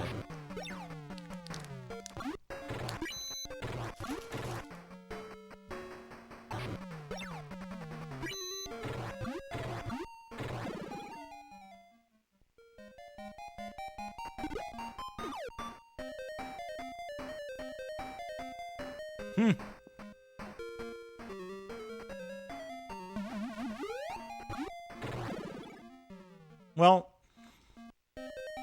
it's pretty wide open.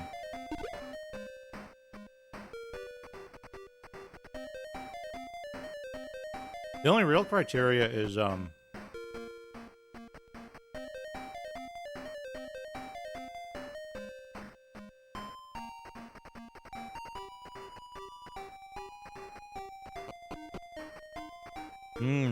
Gold Valor should be good.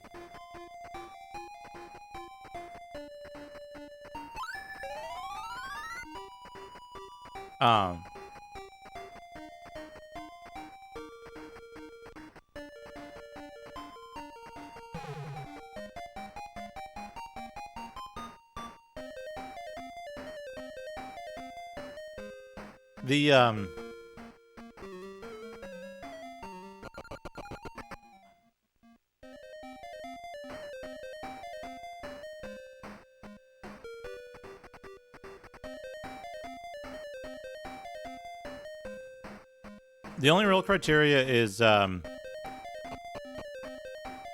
console game and like relatively long, multiple sessions.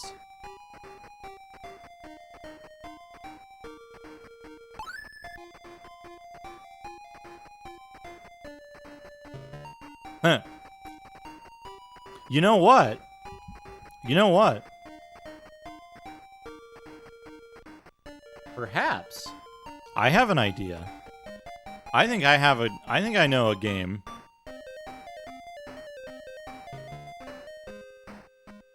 I think I know a game.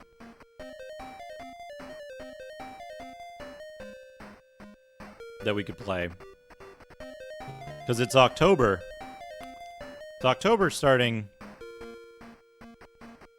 next weekend. It'll be October 3rd. So we can start playing spooky games.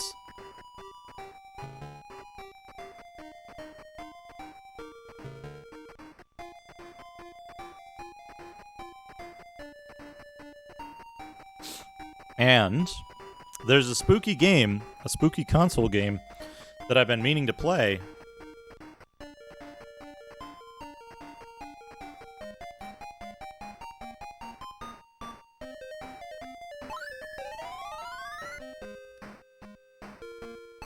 With an excellent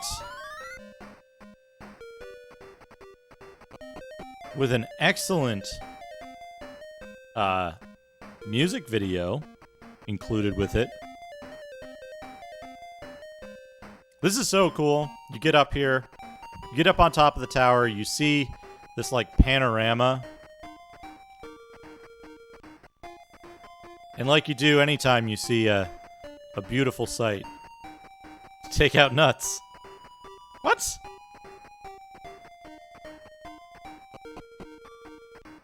Oh, you gotta use, that's right. You use the prism.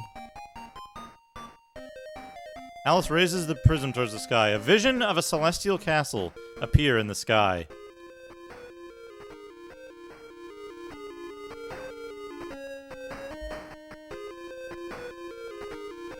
Look at that. The fucking castle in the sky.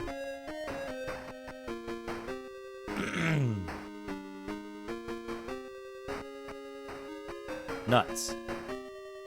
Meow ate the nut of Lerma. Cutscene. When Meow eats the nuts of Lerma, he becomes clothed in flame and emits a... Hold on.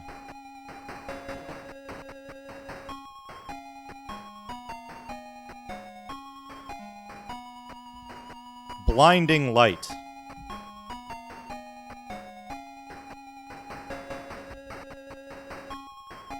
When he is visible again, he's been transformed into a beautiful winged beast. Meow flaps his wings proudly.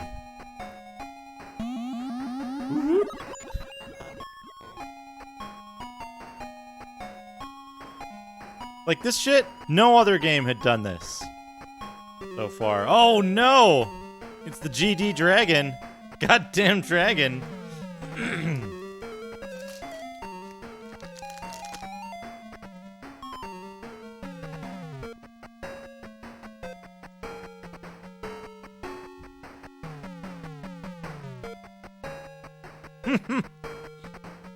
Big long torso and teensy legs.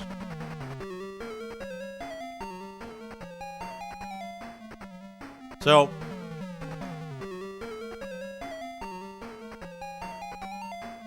I think it would have been cool if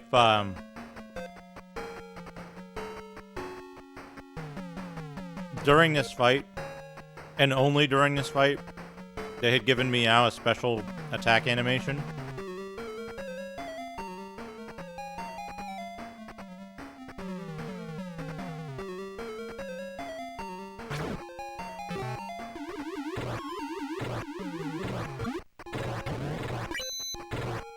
Oh, this guy's a chump.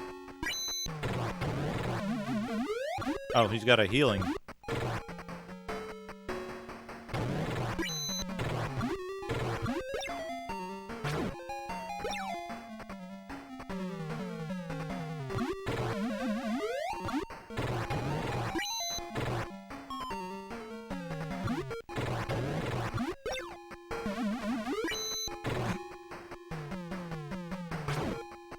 I don't know. I don't know if you all die.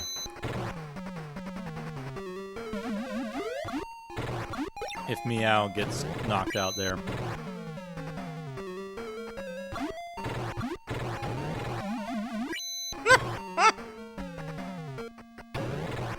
He attacked Alice once.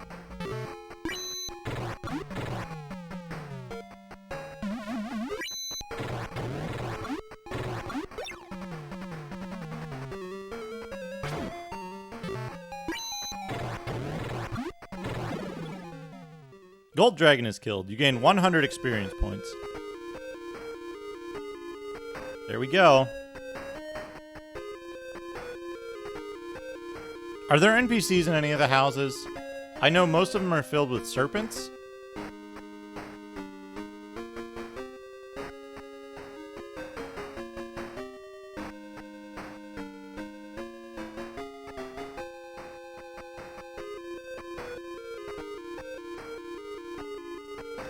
What the hell is it?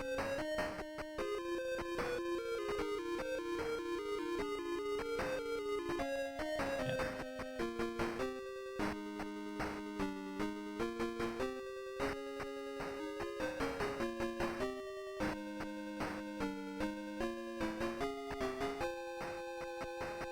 Fuck, serpents are just, they're easy. That guy has nothing to say. Don't believe your own eyes in the depth of the dungeon.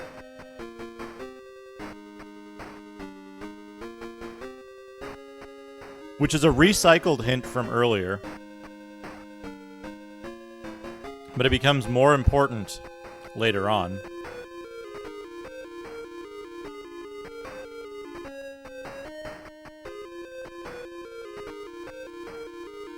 Don't go against Lassic! And yeah, okay, there's just one serpent. I always thought this was funny, that you get to do a battle inside a house. They just kind of stuffed that in there. And they don't show the chest afterwards either. Because, for whatever reason.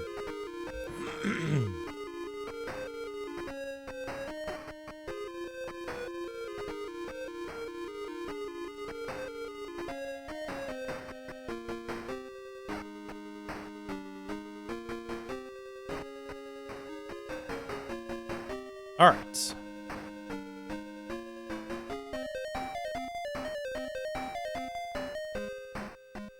When you get in gold, I think this is... Is there one other place in the game that uses the gold, yellow layout?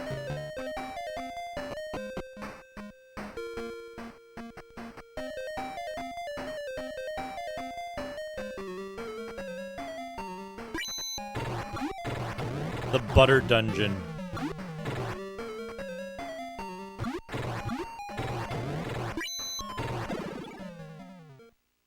This is one of the few places in the game that you can become soft locked. They're pretty rare, but you can screw yourself over in this one.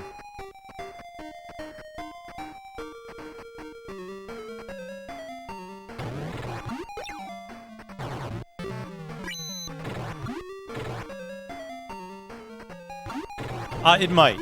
It might.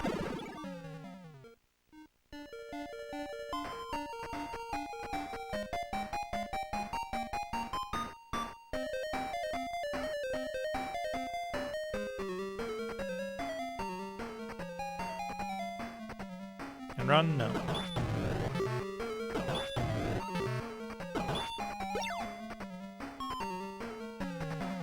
Just fight them.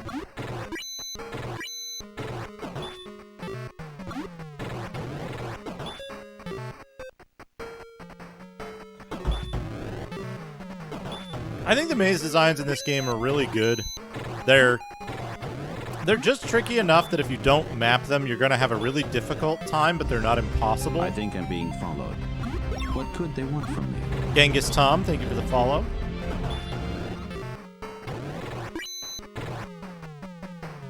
But if you do map them, then they're pretty bearable, but mapping takes extra time. Well, so I played Phantasy Star 2 with the manual. Hey, Mark Anthony 98. I played Phantasy Star 2 with the manual.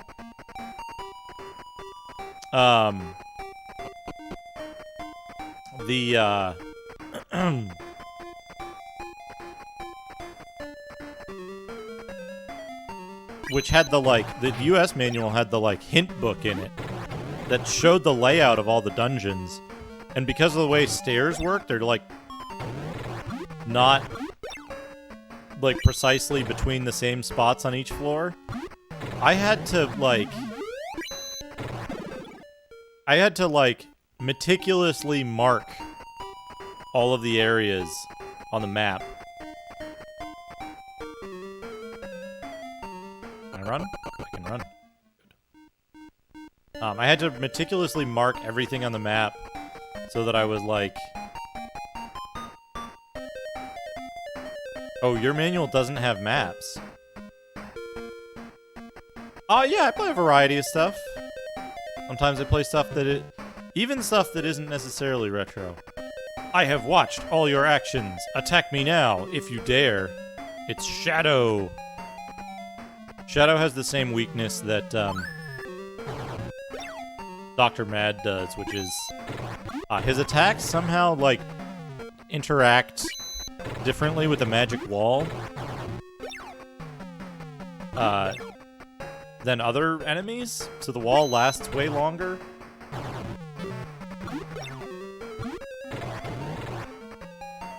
Should be able to get him this time. time. I do not, Mark Anthony. I'll take suggestions if people have only Lassic's Shadow. Even if you defeat me, you've gained nothing at all. I don't typically do game requests. I'll take suggestions if people have like particular games to suggest.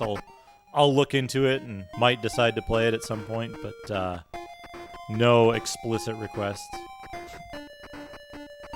Always interested to find out about new games, though, so it's always fun for me.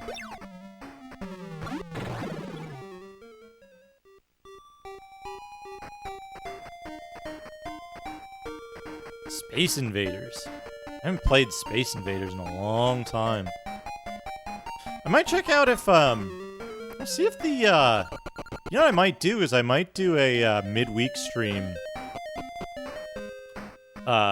for... I might do a midweek stream for,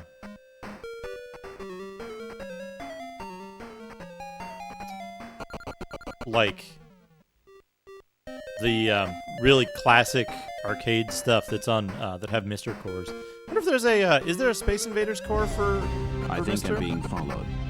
What could they want from me? Oh, Mark Anthony, thank you for the follow.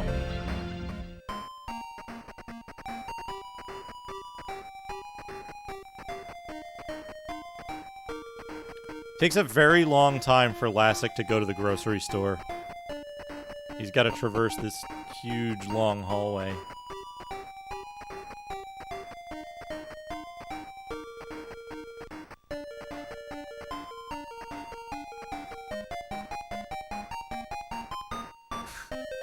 He sends his shadow to do it, yeah. You've only defeated my shadow. This will only minorly inconvenience me in getting my Chinese food.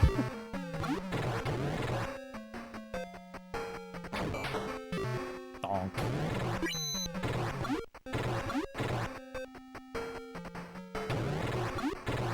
Good. Got him before he... Little hands. Midnight Stranger. Midnight Stranger is interesting to me.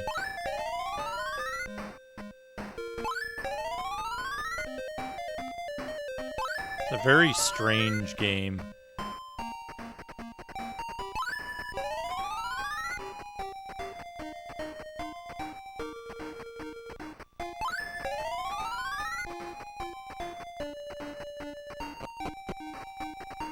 I did not, yeah. I would love to see that. What?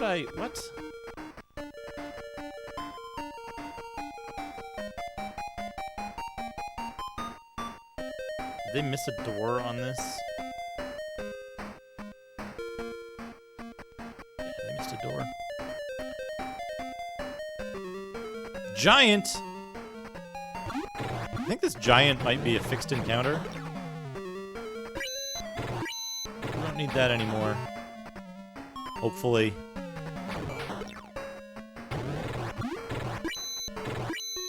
Fweep! Fweep!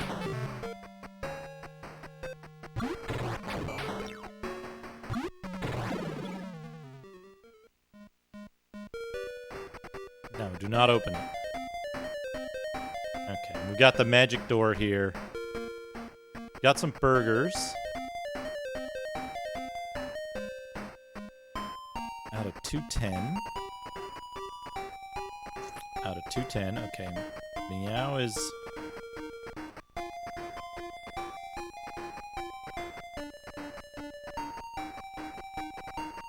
What he wanted to include was not approved. Oh, man. 192. So let's give Alice a burger.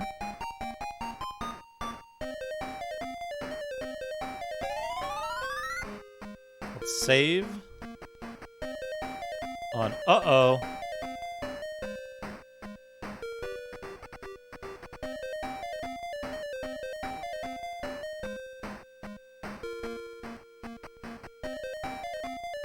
Equip Odin with the Laconian Axe. Use the Miracle Key. Ah, my children, you have done very well to come this far. You're very lucky indeed. Do you really wish to kill an old man? Yeah? All right. And we will forget this is an unfortunate mistake. Fucking music. Fucking music.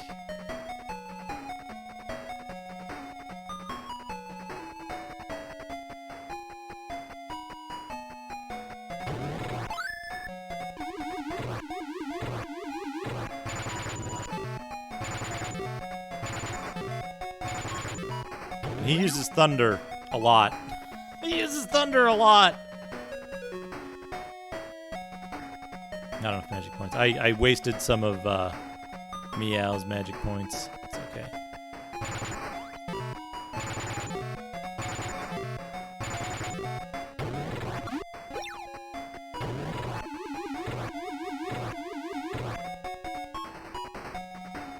Attack. Attack, attack. Oh, fuck, I forgot. Noah can't use Cure in combat.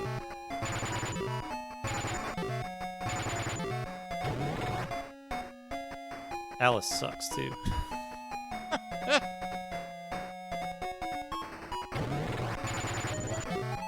$40 damage from Noah, or from Odin. Everybody else missing. Everybody else misses. He's gonna kill off Odin. No, he didn't kill off Odin.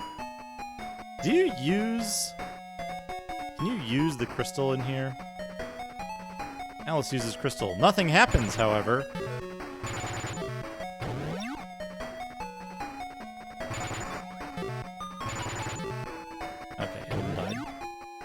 That's why I saved it before this. This fight is a little bit RNG because of the mischance.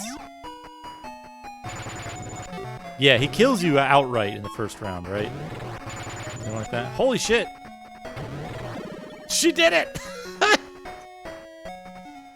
Lassic is killed. Lassic has died. Alice accomplished her wish. Nero is satisfied now in heaven. Hurry to the governor! Now,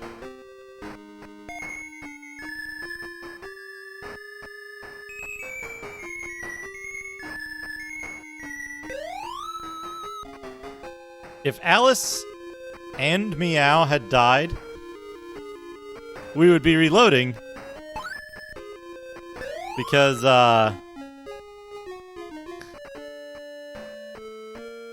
church, do you wish to resurrect someone? Yes, everyone. Please. Sabris, Cabris, Sebris, Bass. I am now cast a spell.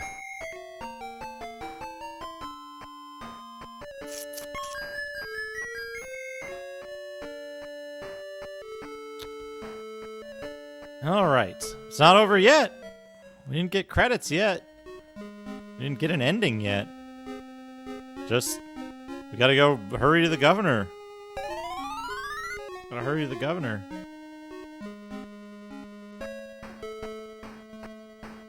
Now, here's where it can get complicated. Yeah, you can walk around and brag about killing Lassic.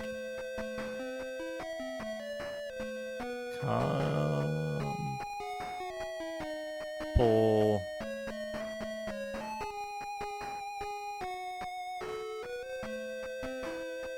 Yep, it's over. All done. Well, here's the problem, you see. If you stayed up late at night as a kid, maybe on a Sunday night, to fight Lassic and kill him, because you got there and you're like, holy shit, I beat Lassic. And you're like, oh no, it's a weeknight now. Shit. And you're like, shit, I gotta get some sleep. And so you save the game. And then the next day you're like extra tired. So you don't get to play the game again because you go to bed early. And then, like, a couple of days pass. And then you load your save game and you're like, alright, last thing I did was beat Lassic. Now what? And you kind of forget that that message. That message that it said, quick, go see the governor. And so you load up your game and you're like, what do I do now? What do I do now? And you forget that you need to go see the governor for like a week.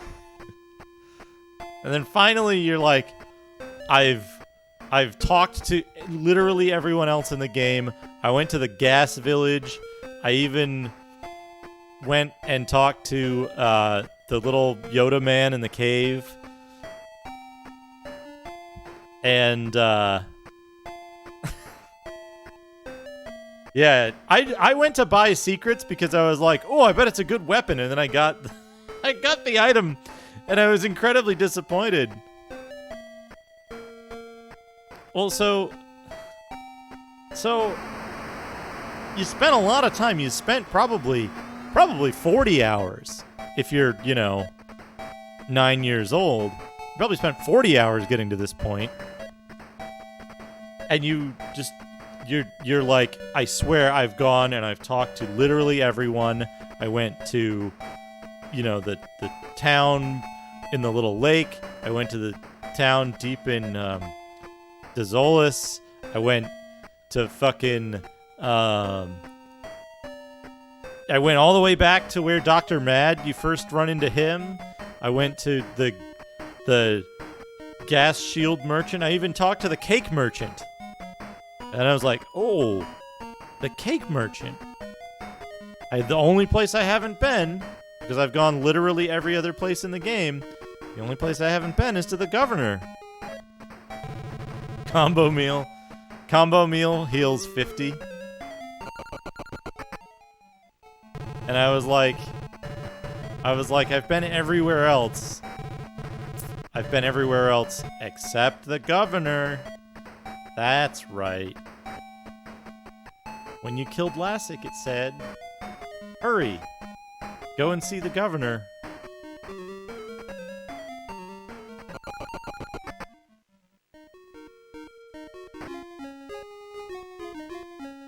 Yeah, oh, can we talk to this guy?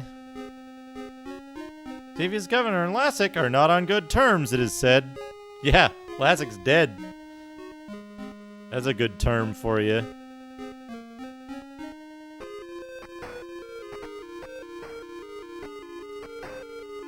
Duggan key. And then you remember, oh yeah! I had to get the Duggan key. I had to get the cake to get here. Same yellow. Please rest your weary bones. I am praying for your safety. And so... Save. This one, yes. So you go back and you see the governor. It has something strange. Where's the governor, I wonder? Boom. You get dumped out here.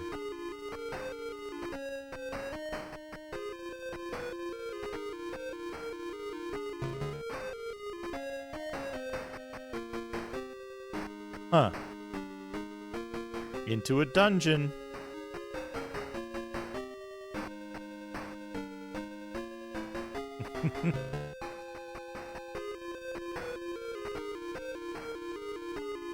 You'll notice we fell into the dungeon. So if we hadn't found the flute, which is entirely optional, we'd be stuck down here without another way to get out.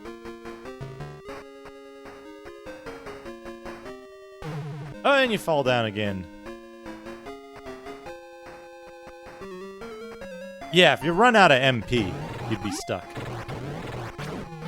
But yeah, you can cast exit.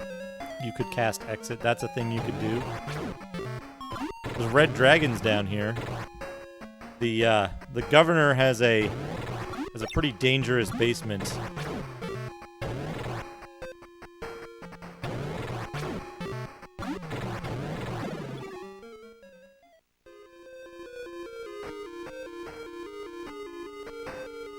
We don't need money for nothing.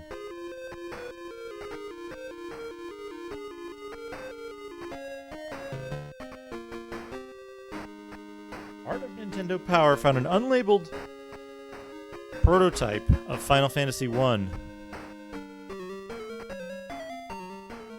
Can I run? I can.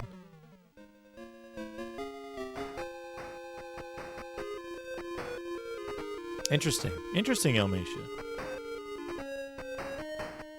Imps are goblins still. Interesting.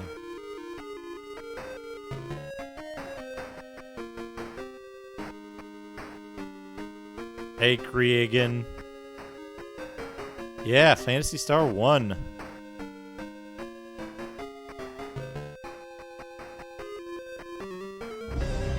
I think I'm being followed. What could they want from me? Thank you for the follow, Cregan.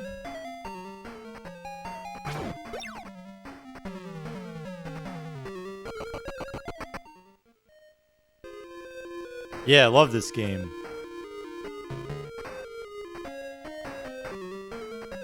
Giant.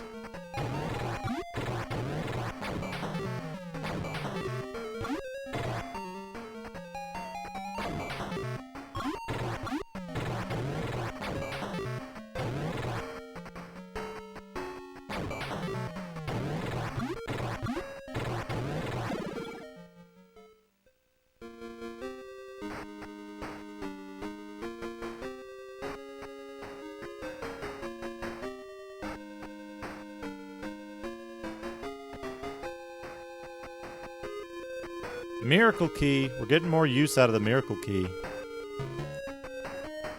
than the, like, 2 uses. We're in this giant spiral as well.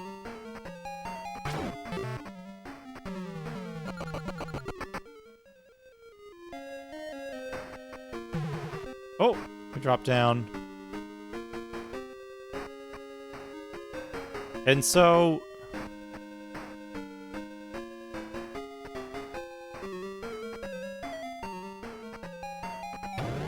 Not the horns or the eyes. Interesting.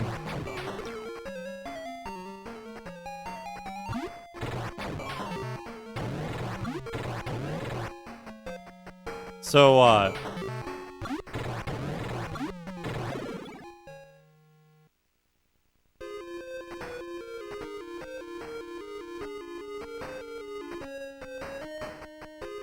this fucking...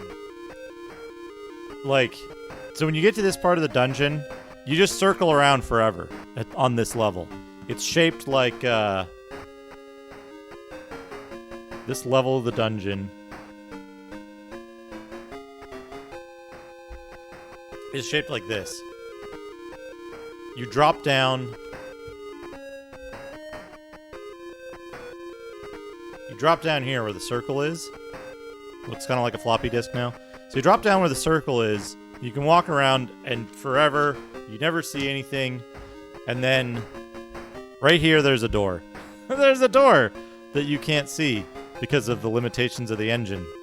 It's a secret door, basically. Alice 210.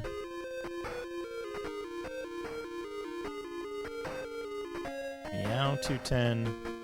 Odin 188. Noah 192.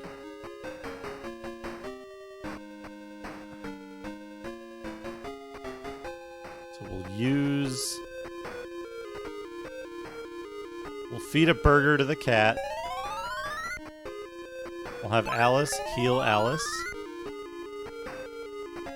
And Odin.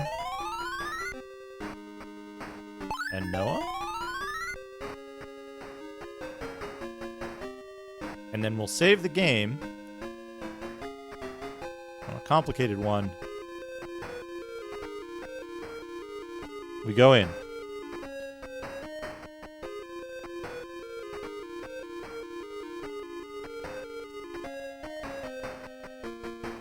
And then there's another door. I forgot there was like that extra bit of passageway there.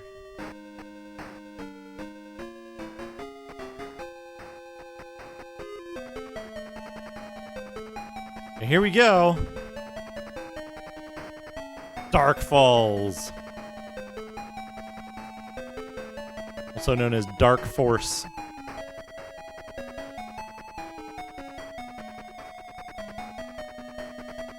We're gonna help Odin. We're gonna have Noah cast Wind. Yeah, the only enemy whose HP doesn't show. And he does a lot of damage.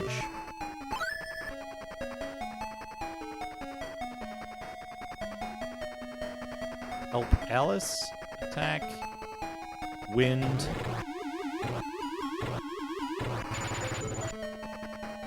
He might kill Noah. Yeah, he kills Noah in 2 shots.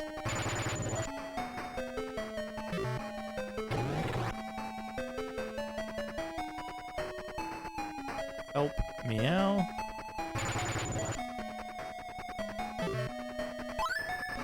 Meow is bursting with strength.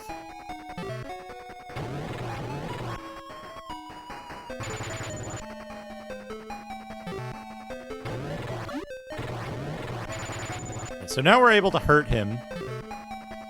Yeah, so that's the secret. Is if you equip Odin with a gun. What if Odin had a gun?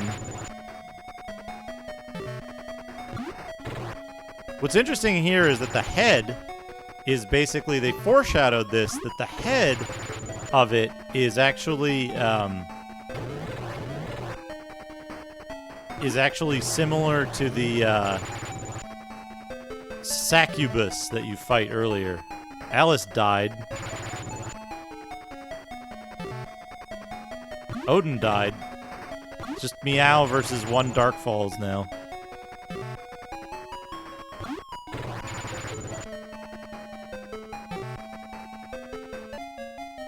You are all dead. Alice's hope cannot overcome the power of Lassic. The adventure is over. Continue game. Comple. We actually almost won that one.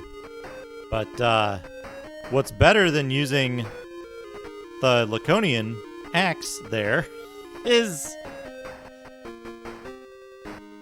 having Odin use the laser gun. And here's why.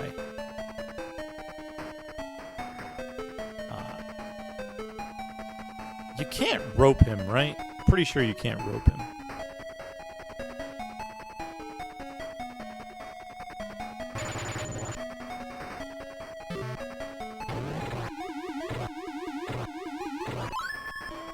This is bursting with strength. Oh, he only gets 1 shot. I thought he gets 2 shots. I remember him getting 2 shots. Cure Odin.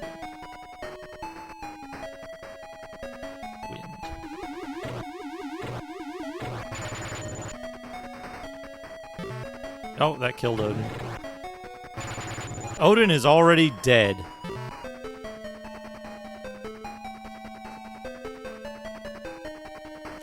Yeah, with help, I think it's a little higher. Oh, you can't use Rise in battle either.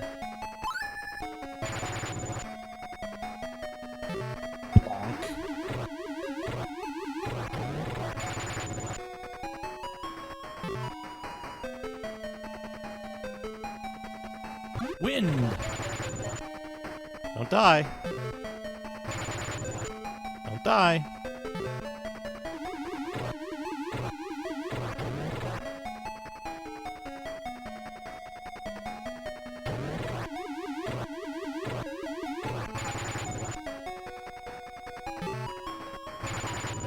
Yeah, it's such a, like, incredibly good, Uh-oh, he went first. He's gonna kill him. Finally, he decides to attack Alice. Alice dodges.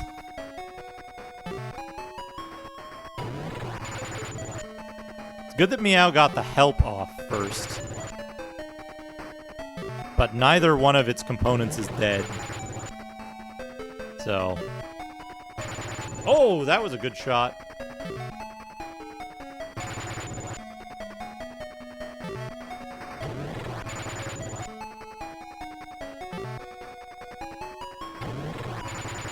But yeah, at this point, like... Alice could win. No. Alice couldn't win. There was a possibility that Alice could still win.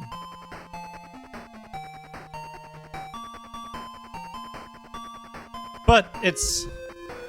as a final boss, I think it's not the worst. Like, there are far worse bosses in other games that, Stas, Odin. We killed the first one way faster with helped Odin.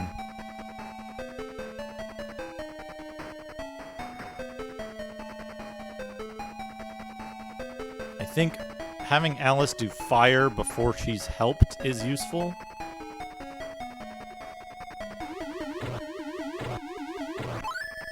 Hey, DJ Beats. That's not a good first hit.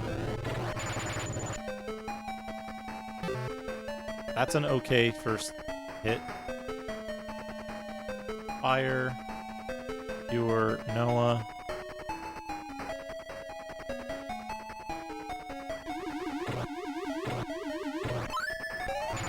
Noah's heal. Hopefully he doesn't hit Odin twice.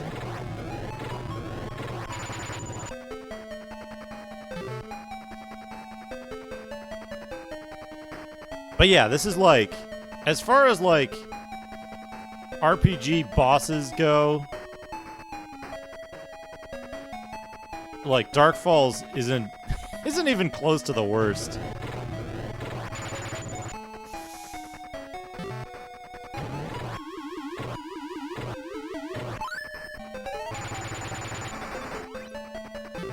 Oh, damn it, Odin.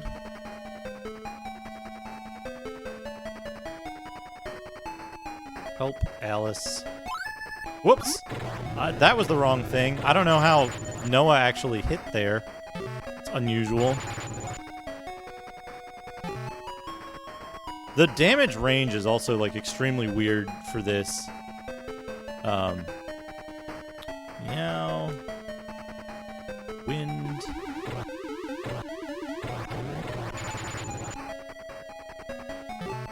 Yeah. There's a lot of stuff about this fight that is like way better than most RPG fights. Most RPG boss fights. Like, it is a little bit random. It's not as RNG as like every boss in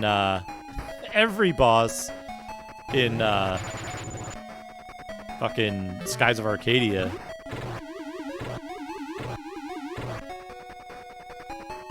Got him. Oops. Fire. Got him. There we go. Dark Falls is killed. Dark Falls is killed. I'm sorry. I must have been possessed, body and soul, by evil. You rescued our world, just in the nick of time. If you had come any later, it might have been too late. We all thank you from the bottom of our hearts. Alice, your father was once king of Algol. The Dark Castle has been destroyed. Lassic killed. Do you, Alice, wish to ascend your father's throne and become the queen of Algol? Well, yes. Then you are the very queen of the entire system. I will assist you in all ways possible.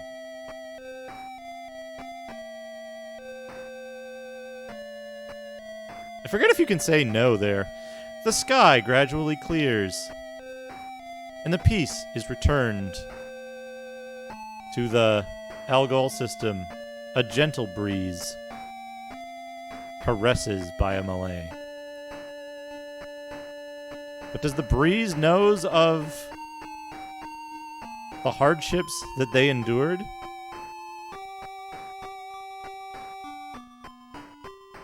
Alice. Odin, dead. Noah. And Meow. Even though the memories of evil fade away, their names will be kept in the hearts of the people of Algol forever. Excellent art. And then it's like, hey, look how cool our fucking 3D dungeon is. Staff roll. Total planning. Story by April Fool.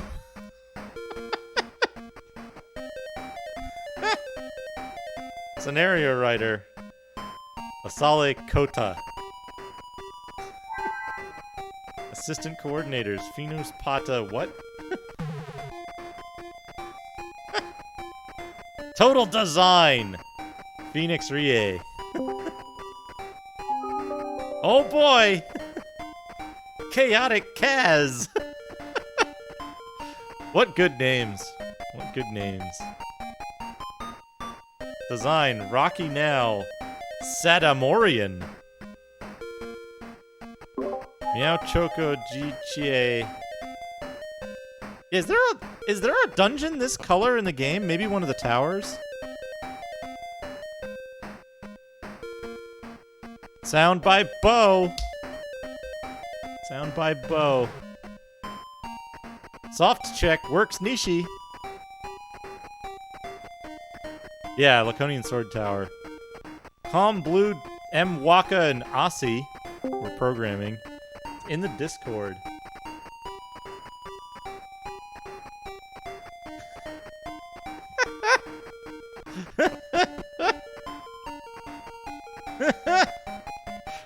That's incredible. And then back to the title screen. Back to the title screen. So there you go. There you have it. That's... Stick to snakes. Oh.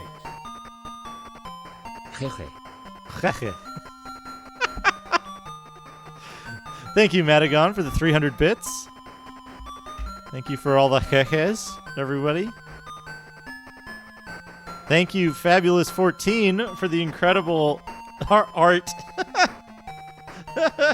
Robot Cops. 2 brothers, 2 robots, 2 cops. Starring Robert Kopp and Andre Kopp. Okay. Wonderful, wonderful. And this is a wonderful game. I recommend anyone who hasn't played this game through, I recommend giving it a shot. I hear the Sega Ages version is a really good version to play. It's a little more suited to, we'll say, modern schedules. It has auto mapping. It has, I think the frequency of encounters are decreased and the rewards for encounters are increased. So it balances out that you spend a little less time grinding. But excellent, excellent game. Yeah, it has them as options. You can also play it with the FM sound. Yeah, I don't know. I don't think any of the Mega Drive, like, any of the other Sega collections prior to that one,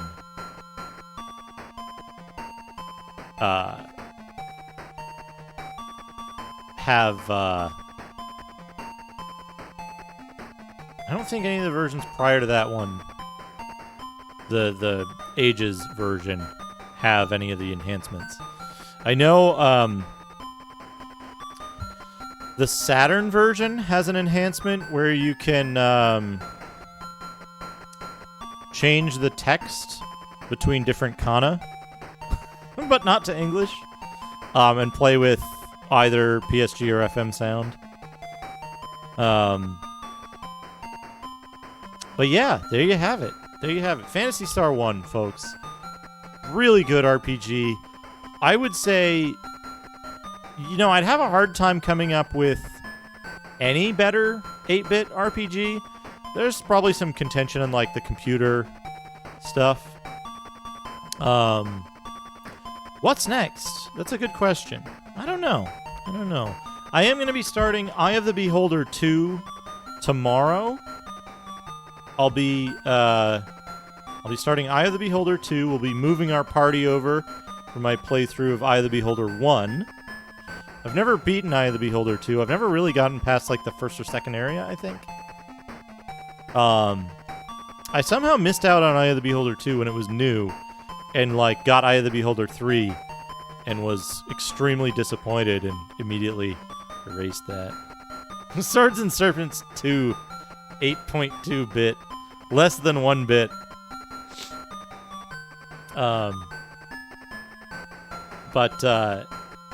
I'm thinking, here's what I'm thinking.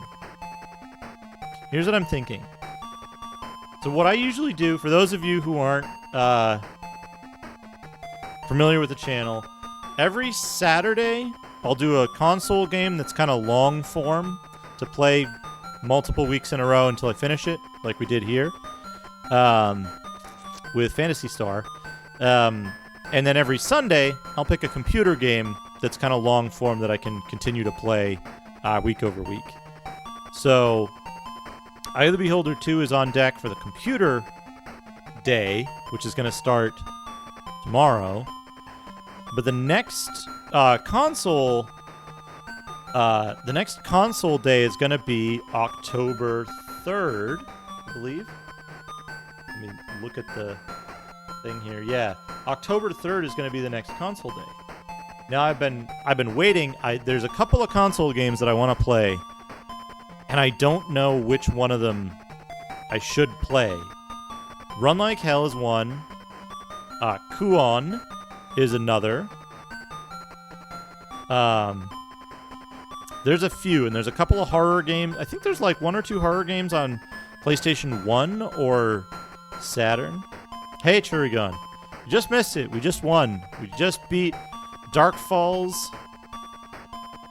We became queen of the Algol Galaxy. Or the Algol system.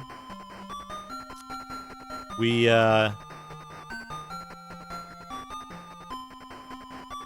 saw the excellent credits. Well, there's a bunch of PS1 horror games that aren't like not the usual suspects, but Illbleed is another. There's a number of games that I could play, and I want to get some good horror stuff in for October because it's October. It's always fun to do horror in October. Yeah, I saw Jess was playing what the hell is the name of that game? The one that's like a corridor thing. Just end up climbing the tower at the end. Hell Knight. Climbing a tower. Oh, there's also I don't know how much it counts, but I feel like yeah. Oh man. Horrifying games. Horrifying games for October would be like CD32 and Amiga Saturday, Sunday.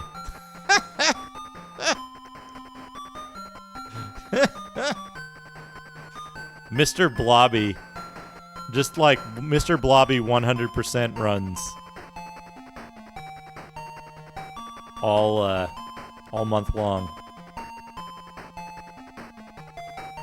There's Nightmare Circus. You could try to play Nightmare Circus with a 3-button controller. That's a nightmare and a circus. I I understand it's not so bad with a 6-button... No, wait. I know it's not so bad with a 6-button controller because I've played it on emulator with a 6-button emulation. But there's a lot of stuff. There's a lot of options. PS1, PS2. I think there's a minority of stuff on Saturn that would be good. But I'll have to think about it. I'll have to take some time during the week and think about it. We'll probably be talking about that tomorrow during Eye of the Beholder. But yeah, lots of good choices. Lots of good stuff to play. During the week coming up, I'm hoping to finish out the next game, or the current game in the Gamekeeper, the Nintendo Gamekeeper, which will be... we'll finish up Dragon Warrior. We just need to grind a couple more levels of Dragon Warrior, and then we can take on the final boss there. And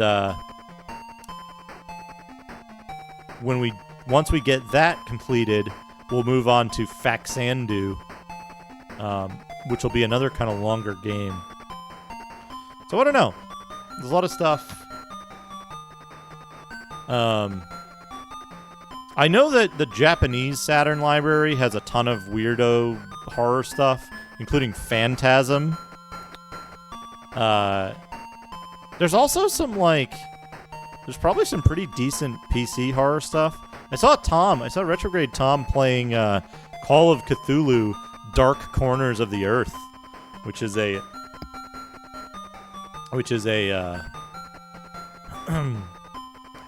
a pretty cool game. I always thought that game looked really cool.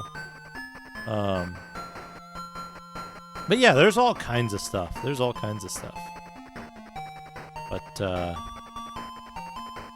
before I forget,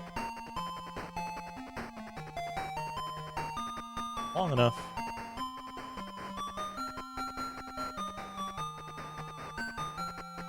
It's not just that, it's also edited for content and has a music video. Like the weirdest music video. Kind of like how Run Like Hell has a music video also. Oh, you know what's spooky and scary? Vampires. Ooh.